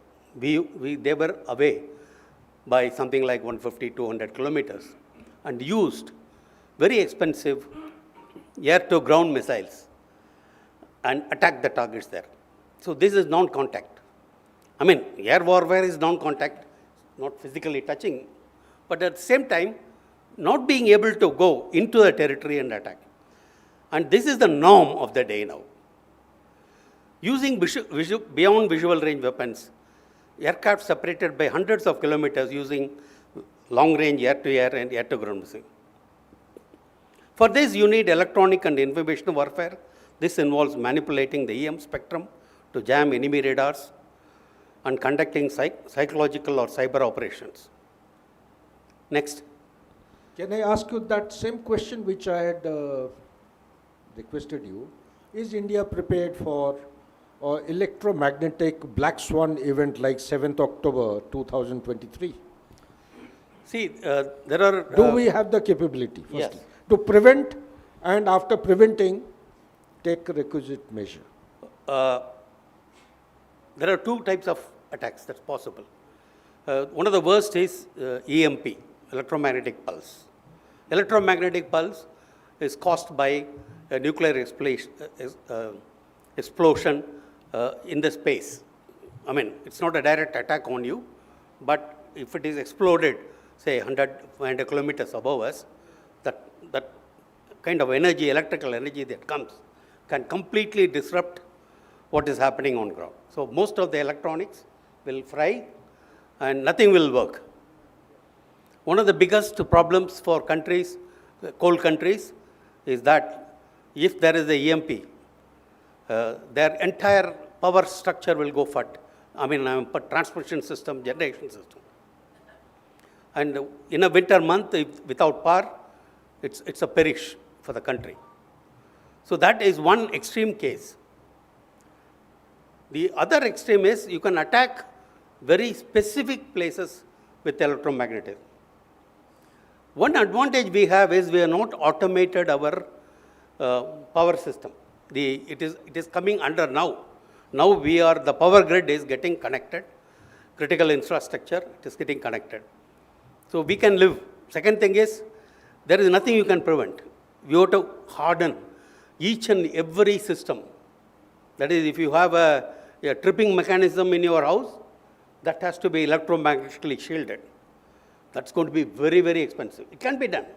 For critical infrastructure, we can take additional shielding, etc., but not for everybody. Fine. Ladies and gentlemen, 7th October 2023, Hamas had launched an attack after having blacked out the electromagnetic spectrum from 6:30 in the morning till 6:55 for approximately 25 minutes.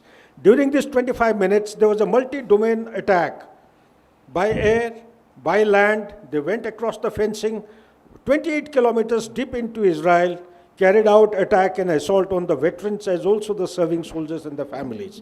They also had multi-means and methods to get into the enemy territory and kill. It happened against one of the formidable armed forces of the world, Israeli Defense Force, Jihad Andar. How did it happen? Why did it happen? Is India prepared for that? It's a question which each citizen is responsible to find an answer and mobilize opinion. I think we should thank Professor Rajan with that, and since time is running out, I'll request you to I'll answer one more question of yours. Yes, yes. Okay.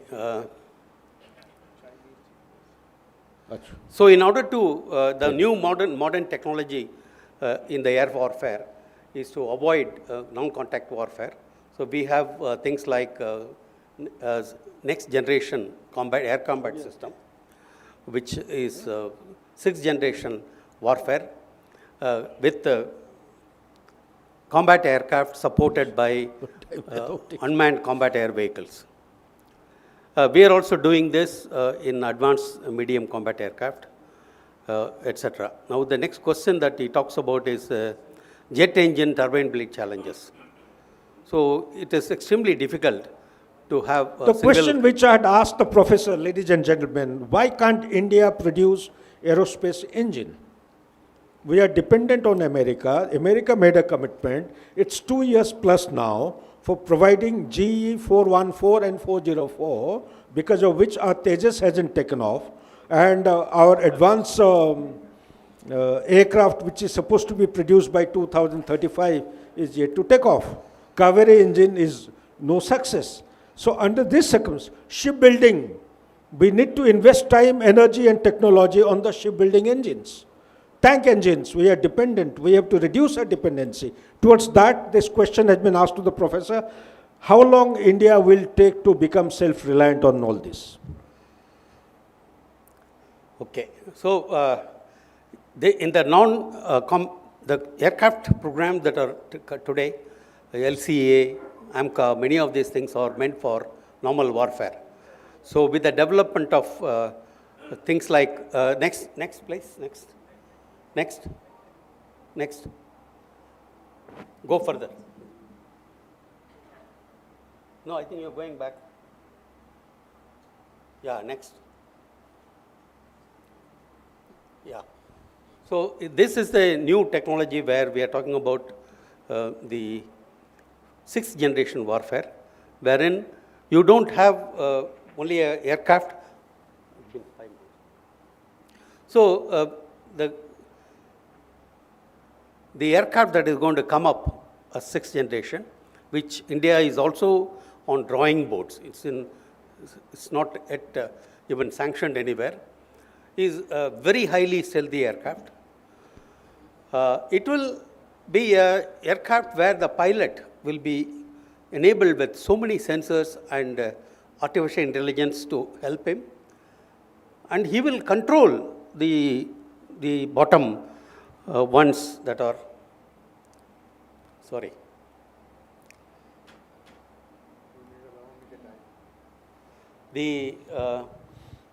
Anyway, Professor, you exceeded your time, so now I'll request you kindly, because I just got information. I got 5 more minutes. Okay. Special sanction, you can go ahead. Thank you. Sorry. The nature of the problem is this: you cannot hurry it further. So the aircraft will be accompanied by, normally in a attack, there is a main aircraft leader, and then he has got wingmen. All of them go and do an attack or any function. Today, the new system is going to be the wingmen, the loyal wingmen, will be all unmanned aircraft. Unmanned aircraft is, we are not talking about drones that are being used. These are another aircraft almost, but since it's unmanned, and also according to the function, it will be made cost effective. So these will go do the dirty job of facing attrition. So they are called attritable wingmen. So this is the new technology, and we are also trying to do this with next. Yeah, we have the advanced medium combat aircraft. It's likely to fly in about, say, 4 years. And we also have the unmanned collaborative combat aircraft programs, 2 of them running parallelly in the country. And in fact, India has cleared purchase of 60 of these aircraft. These are stealthy drones which can carry heavy weapons. The biggest problem in many of these drones is drones can carry small weapons, 2 kilograms weapon, TNT, or 5 or 10. But for real destruction, we use in most of our air combat systems 500 kilograms. We might have heard about mother of all bombs, 2000 kg bombs, 1000 kg bombs. So that's what causes real destruction. So in order to do this, we need to have these unmanned combat air vehicles, larger, almost like. Okay, answering your question. Single crystal, next.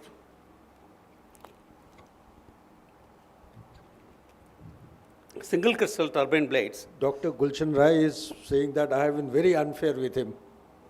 Sorry. No, unfortunately, I prepared for a 20-minute talk. I might have exceeded. So the turbine blades go through enormous amount of heat and mechanical loading.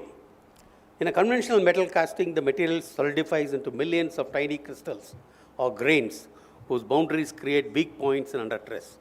At the temperatures inside a jet engine, these grain boundaries become failure points.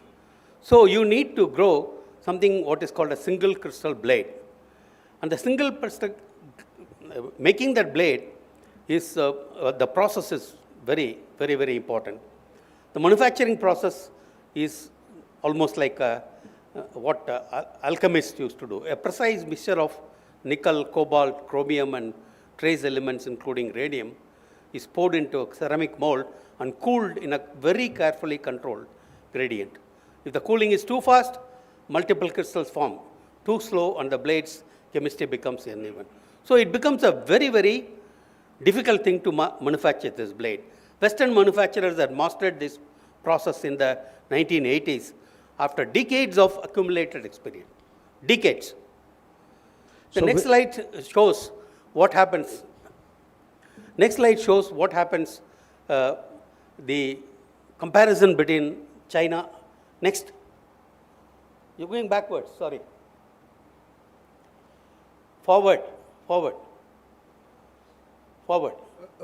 Yeah, next, yeah. Professor, this is 2 more. Last slide. The jet engine development, China versus India. Beijing spent $42 billion, endured 4 decades of failure, and lost test pilots in the process because there are no shortcuts to a jet engine. 42 billion, and the time frame is almost same, but they got it done only about 3 years back. Till then, they were using Russian engines. Ours has been the GTRE, which is the R&D lab with us, has been trying to do this. We have reached very close to it, but yet not reached. We'll close it. Professor? Thank you. Okay, ladies and gentlemen, all that he has said, Professor, apart from covering the details which he gave, it's the age of algorithm. What I shared with you on 13 December 2001, Parliament attack. Next time the Parliament is not going to be attacked by terrorists. It will be the algorithm which will be going into the Parliament without anybody coming to know about it. Next time the Taj Hotel may not be attacked by the terrorists.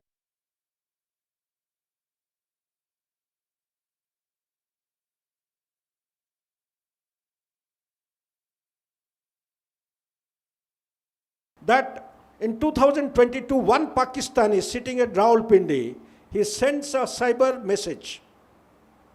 And there is a civilian unrest in UK, a huge unrest. And it spills over. Okay, one cyber operator sitting in Pakistan, he's got this kind of ability. Anyway, all these things, ladies and gentlemen, is a matter of pattern which emerges out of data. There is no country larger than India which has got data. And thank you so much, Professor. I wish we had the luxury of having more time. We could have given you more. And now, as far as the aerospace engine that I asked him, aerospace engines are developed based on a high melting point. The metallurgy required for that should be able to withstand temperatures more than 2000 degrees Celsius. We are carrying out research. We are nowhere close to it. It will take a lot of time. And from my side, if I have to talk like a military man, our concept, everything that he has given about the futuristic domain, it starts with a national security strategy, which we are not prepared to formulate. We have been giving different kinds of excuses. The start point should be a national security strategy formally being launched by Government of India. One, that national security strategy should identify what to do. If I share something with you, you all will be alarmed. When I was in South Block, I was trying to contact the air headquarters. It took me 6 hours, ladies and gentlemen. Way back in 2001, 6 hours. I had to go to the area headquarters, speak to the officer, request him, "Are telephone to utha le." You're talking about the network centric. The reality is this. It is good to compare ourselves with all the modern armies and the armed forces, but it is very difficult to implement. Integrated theater command should actually bring all these things together. There needs to be one communication system. There are a lot of reforms required, and we have to do very, very hard decisions have to be taken by the country. And with that, I can't thank you enough, Professor. You've covered most of the important issues in the stipulated time frame. Now may I request Dr. Gulshan, please kindly take 3-4 minutes to explain the slides. Can you put that slide? No, General, first of all, let me answer your point. Hamas, you said it. Basically, they were operating on a Chinese GPS. Sorry, yes, please. we have 3 GPS in the world. Yeah. One is the general GPS, which we use it. Second is the Chinese. Third is the Russian GPS there. So Hamas was using the Chinese GPS. That's, I thought, let the answer comes up. The General Sahab asked me 3 questions. What was the geopolitical? Technical is the driver of the geopolitics. Second, he says digital divide. And third is the state taking control of this. Now, I thought I will explain this by virtue of one case study, general, which everyone will be interested. That's called artificial intelligence. Now, has he put the diagram?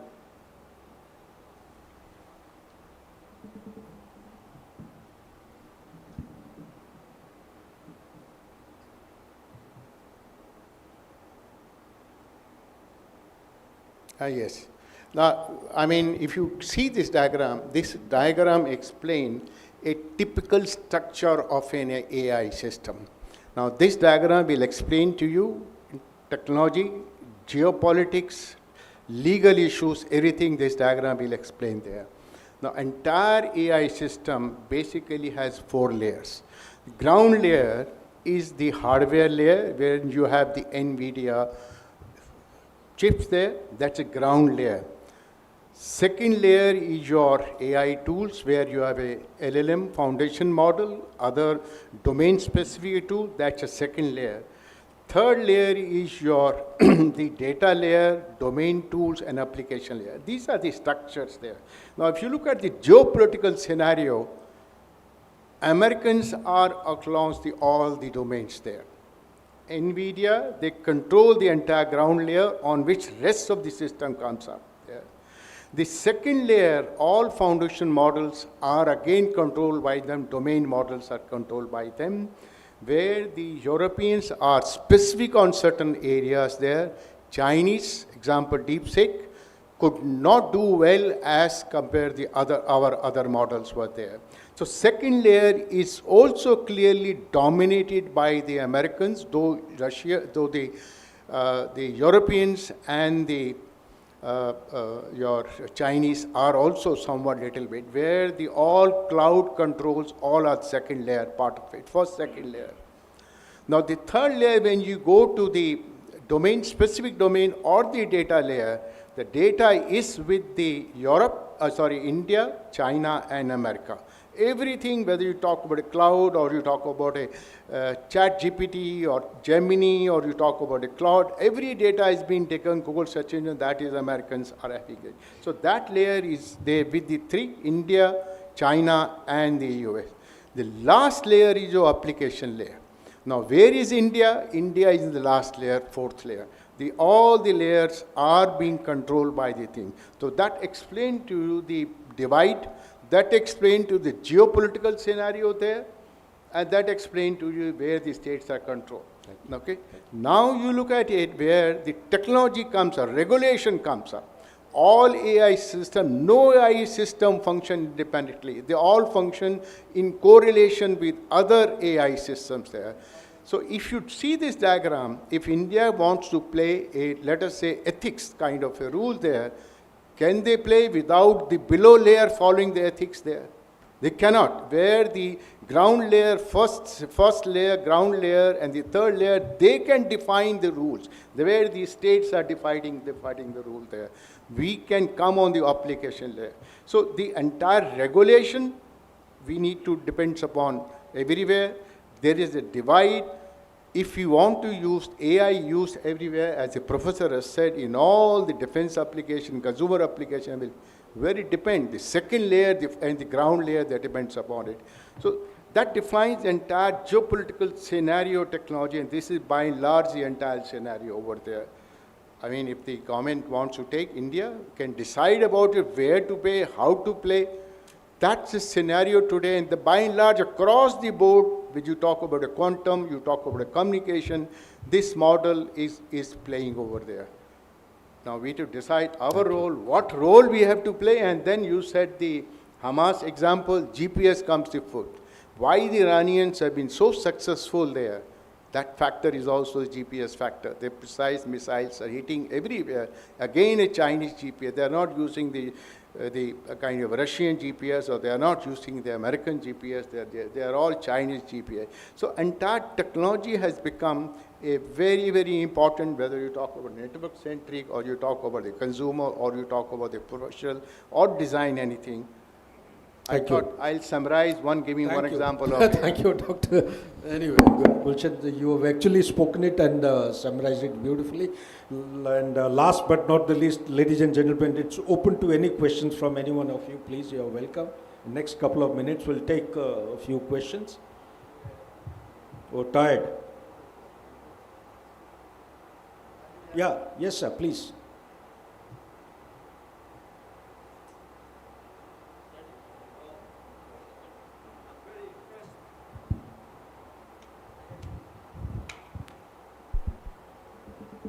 Well, we're all pretty impressed by the technological advance in the weaponry, of course. But my question is that if we're becoming this dependent on the data, and as you said, that data is new age's oil, so it is the most valuable asset that one can have. But the problem is that, is it making us stronger, or is it making us even more vulnerable? Because instead of attacking with missiles, if you attack the software and the GPSs and the communication between space stations are somehow interfered, then $1 million precision missiles, if they hit the misled targets or false targets, then would become weak. So then would the next generation of competition go into security of softwares rather than the development of destructive power of the weapons itself? Your question is well appreciated. It's super advanced question. Would you like to take it? See, first of all, I must tell you, it's a wrong notion that the data is an oil. Oil you can sell only once. Data you can sell again and again and make replicate. So this notion that data is oil is not correct. That is data is a static assets today. That's what we all mean. The data is a static assets. We cannot compare with the oil part of it. Yes, data is, as I said, it is strategic. It all depends upon us how we use the data, how we analyze the data. And that's why my last diagram was there. The data is only with 3 countries. Professor, would you like to add something? His point is very valid. See, since computers are doing all the tasks, the missile is getting guided by a computer, both hardware and software play the role. When you take software, it can be changed very easily. Hardware is also changeable. So once you are able to capability to change something, that is what is called cyber attack or cyber security. Cyber security is a very important thing. Professor Dr. Gulshan. He was actually leading the cyber security aspects of the country. So cyber is very, very important. And in terms of software, for example, if we make missiles, we buy the computer chips from US and make the hardware. Sometimes we buy the software from some operating system software from them. We write the guidance program ourselves. But if that country wants to trouble us, they can have bugs in the software and the hardware. So as the country, our country, is growing from making LCA to AMCA or even better aircraft, which are going to be equal to what the Americans are doing, we are going to be in real trouble because they are not going to give you something free. They can't give you weapons that can attack them. So before that, we need to establish our own ability. The semiconductors, software technologies, we are not doing much in the software technologies also. We are just writing code for the others. So we need to change our mindset. The education should take us to where America is right now. And it's not difficult. Very well. You couldn't have been better. Chair, I think you just have. One quick question I have for Professor Sundarajan. Professor, you explained in detail about the network-centric warfare, and so my question is that with these swarm drones and non-contact warfare, I just want to ask, whether the Air Force, in terms of its fighter planes, is it even relevant? Does it have a future? Yeah. We are spending so much on Rafales, so are we yes. in spending? Because they'll be coming after like 10 years. By then, things would have expanded, advanced so much. In fact, immediately after our Sindoor, we had a discussion on this. The missile that Rafale released to attack the enemy camp cost more than $1 million. Okay. And it did it from our territory. So the guys, the army guys and the navy guys are asking question. Why do you need such a costly aircraft to launch that missile? You can launch it from ground, a missile launcher. But it's a very valid question, but cannot be answered just like that. We need to do a complex simulation to find out for each task. So the 6th generation aircraft, a combination of aircraft with ability to use unmanned aircraft to do the dirty job of going into the territory. See, you can't really destroy a runway by $1 million bomb. You need to have, see, normally when we go for an attack in the Air Force, we drop tons of bombs on the airfield to destroy. So it's a combination that we need to work That's out. good. I think you've covered it beautifully. Ladies and gentlemen, this question has been coming up off and on ever since Ukraine war broke out. Are the aircrafts, combat jets, and the tanks, are they irrelevant? Can we discount them in future warfare? Since drones have come in a big way, and can they replace the fighter aircrafts? Well, in my opinion, maybe another century.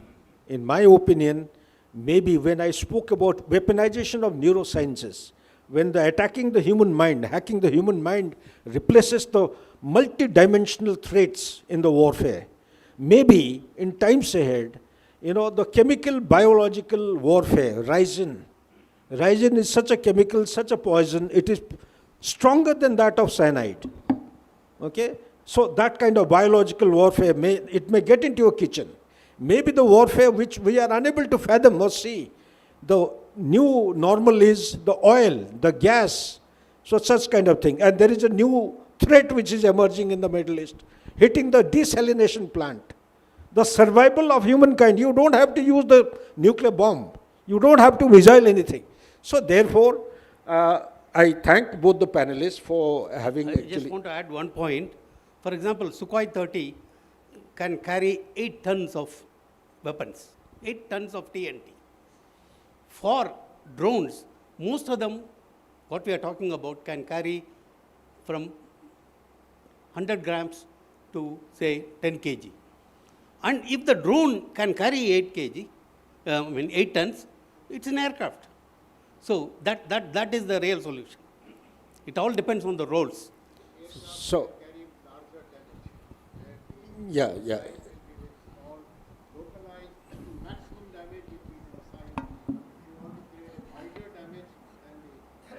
So, thank you so much, Professor Rajan and Dr. Gulshan, for a wonderful presentation and articulation.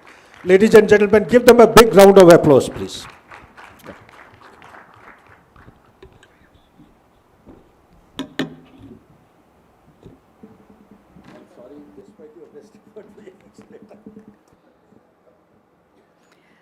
Thank you so much, General Sudhakar ji, Dr. Gulshan Rai ji, and Professor PM Sundarajan ji.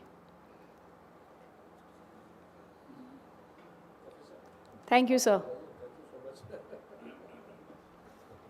That was quite an insightful presentation. You deserve congratulations for that, sir. Thank you. Now I would like to request USANA's Foundation Advisory Board member Ashok Sajjanha, sir, to come on stage and deliver closing remarks.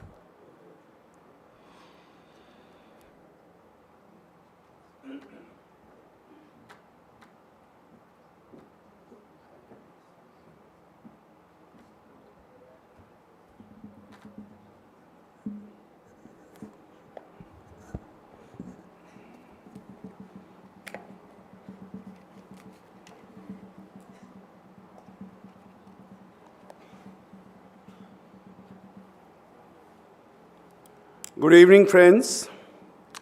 I'm mindful of the lateness of the hour, but I think after this two-day wonderful event curated so beautifully by Dr. Abhinav Pandya and his team, it would be in the fitness of things to make a few concluding remarks. But I'll try to do it quickly so that we have a flavor of what has transpired over the last 2 days, and we are also able to go down and enjoy our dinner very quickly. I think right at the outset, I must, on behalf of each and every one of you, I'm sure, and on my own behalf, express my deepest appreciation and gratitude to Dr. Abhinav Pandya, the CEO and founder of the USANA's Foundation.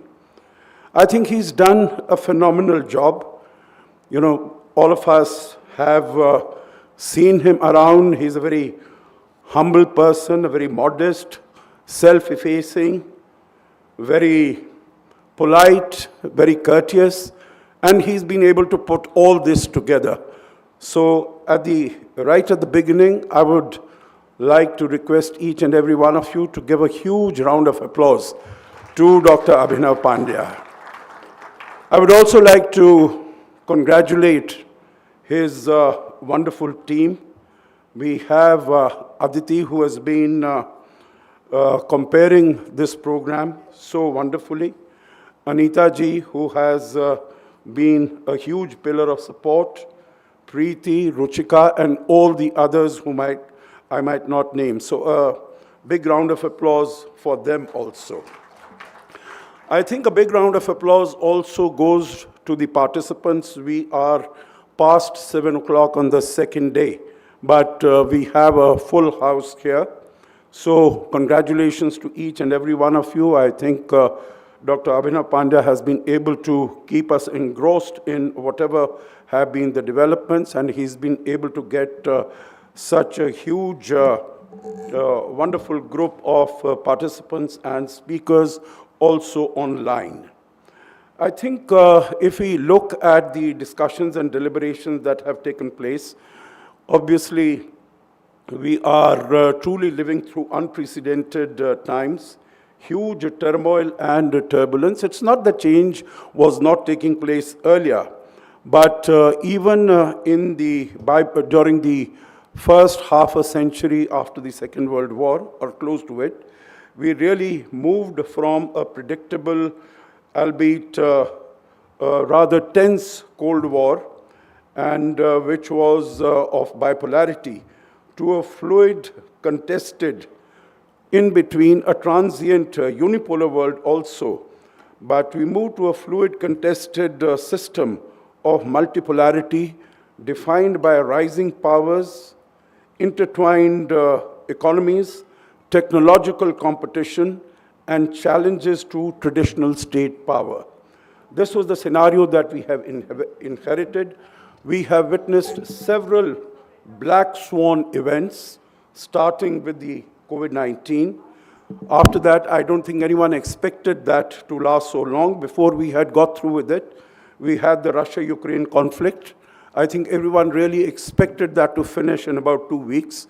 We still remember those huge long lines, more than 64 kilometers of tanks, which were going to attack Ukraine, and we thought everything is going to be over. But that was not to be. And more recently, we had the visit of the Finnish President, Alexander Stubb, and when he was in Delhi, he said that over the last 1 year, Russia is losing more territory than it is gaining.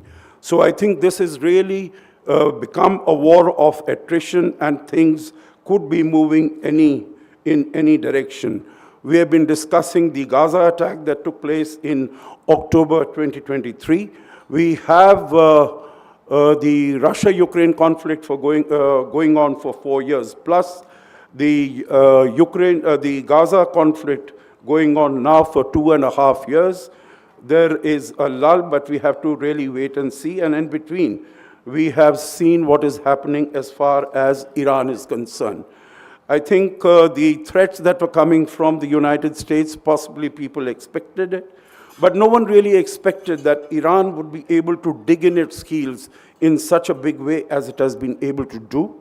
Over the last 47 years that the Islamic Revolution has been in power, we have seen it has had to face multiple conflicts, but it has never closed the Strait of Hormuz. This time it has done that, which has really dealt a body blow to the global energy supplies, including in India. It has also started hitting the Gulf states, which again it has never done in the past. The conditions that it has articulated, number one, Iran's legitimate security interests need to be recognized. Its legitimate right to be able to enrich uranium. It should get reparations. There should be no further aggression against it in future, a commitment to that effect. Now, on the uranium enrichment, there is always apprehension, whatever IAEA might have said, always apprehension that Iran was in the process of developing a nuclear weapon. Can the region and the world live with a nuclear Iran?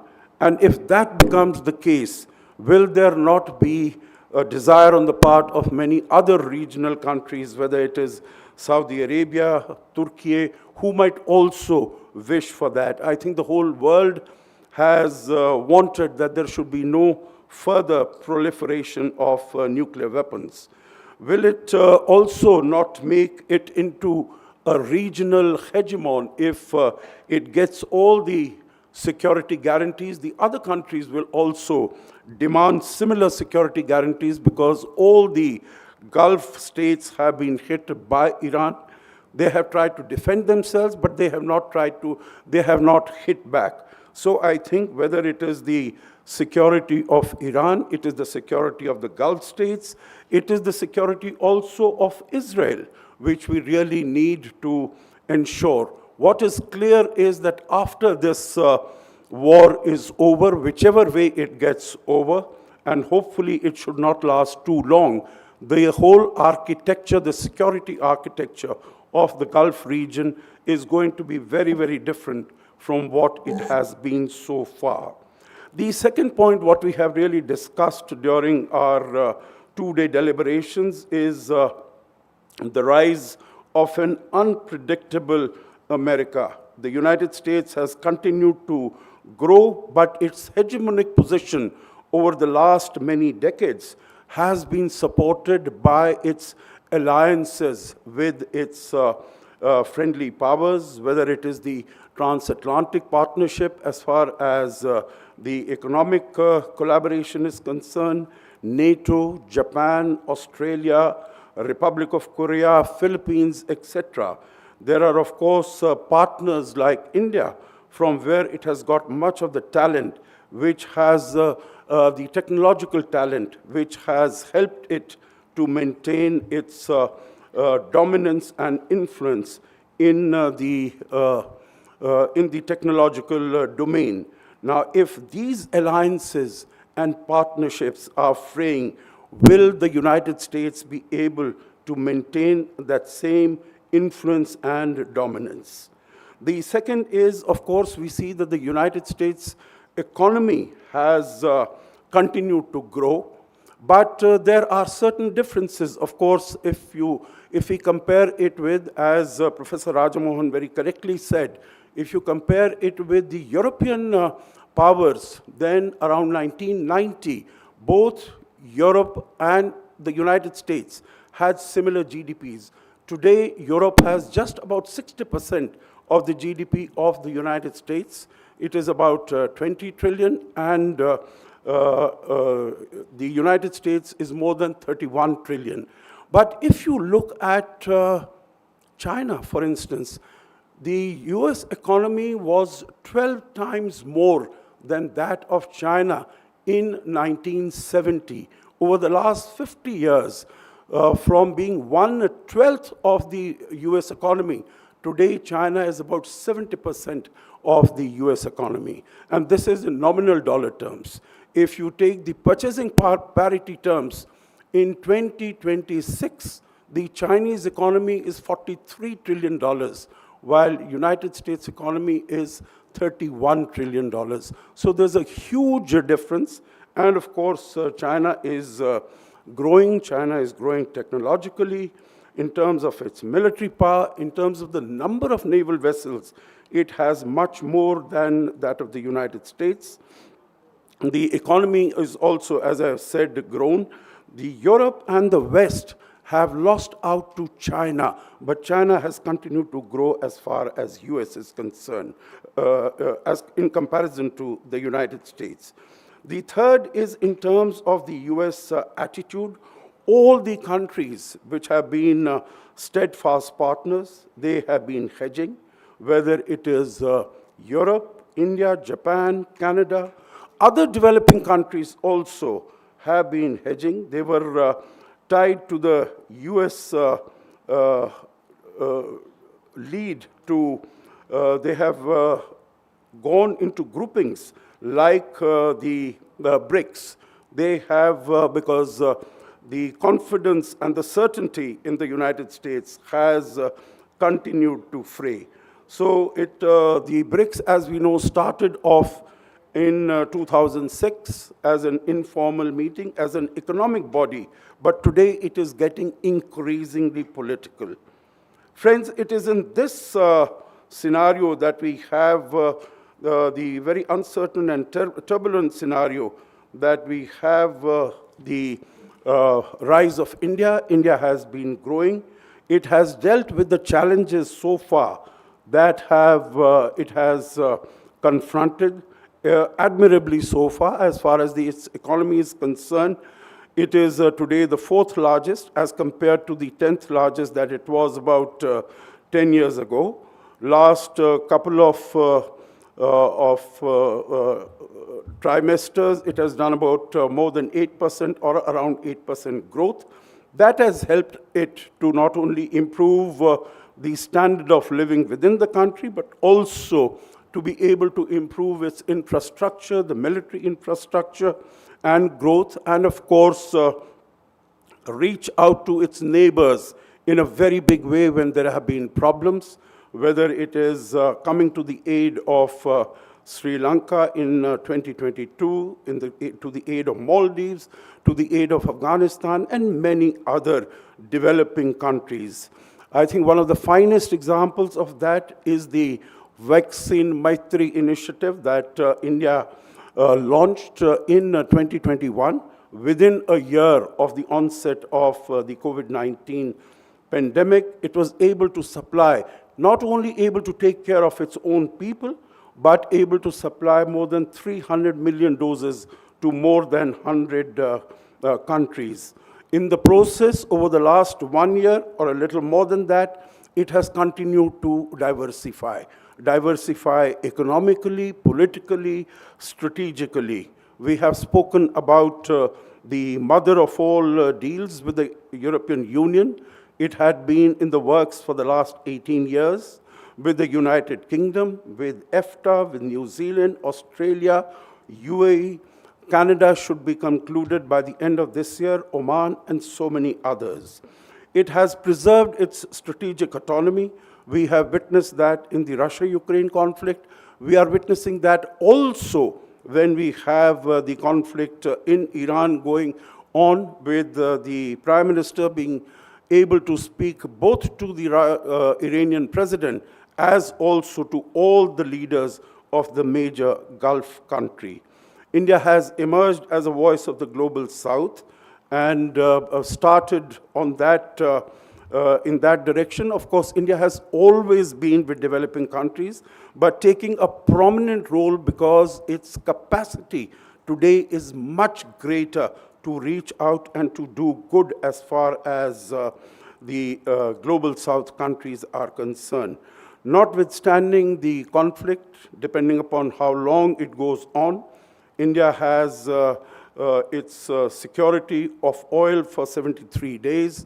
Just now we are having a look. There are ships carrying about 100,000 tons of LPG, which have come out of the Strait of Hormuz for India. So things are looking better on that front also. So India continues to maintain good relations with Israel, with Iran, our connectivity to the Central Asia, to focus our interest in Chabahar, with Israel because of the military defense technology partner, and with the Gulf states, of course, with our 10 million population there, our dependence on oil, gas, remittances, trade, investment, and our strategic partnership with them. So India takes over the presidency of BRICS. In my view, it is both a challenge, but even more an opportunity. I think India had taken up the challenge of G20 in 2023. Those were also difficult times. I think as far as presidency of BRICS is concerned, there is there'll be focus less on ideology, maybe not on ideology, but more on dealing with the economic issues for which BRICS was initially established, the proposal in 2001, and then established in 2006 with the first summit in 2009. And we noticed that BRICS has not come out with any statement on the attacks on Iran. I think it is less to do with India's position and more to do with the position of other BRICS members, that is Saudi Arabia, United Arab Emirates, who have a very different position. So finally, friends, the objectives with which India moves forward, one is, of course, Atmanirbharta, the self-reliance, self-dependence, and that is both in terms of military security, in terms of technological advancement in terms of manufacturing to provide well-paid jobs to our people. Secondly, attaining a Viksit Bharat, that is developed India by 2047, focusing on technology, on economy, proactive multi-alignment, a balance between principles and values with the pragmatism and nimble diplomacy. India, of course, has challenges, as we have heard, whether it is poverty, it is education, health, inequality, infrastructure, both social and physical, environment, climate change, and energy security. But India realizes all these challenges and is working towards dealing with them effectively. I think India can look forward to its future with hope, optimism, and confidence. Friends, with this, I would once again like to thank Dr. Abhinav Pandya and his team for the wonderful work he is doing. Wish all of you good health, happiness, success till we meet again. Thank you very much.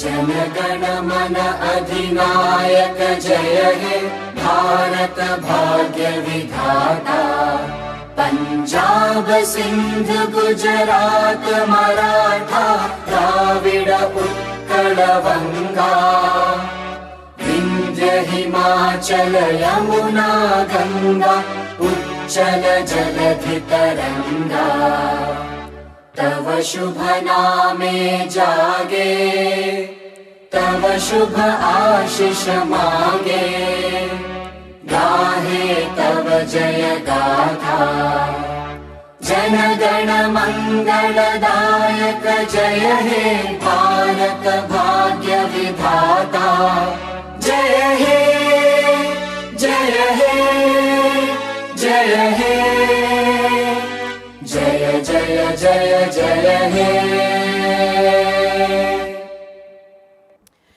Now, may I request all our participants, our mentor, Tejinder Khanna sir, Usana's team to please come on the stage for the group photo.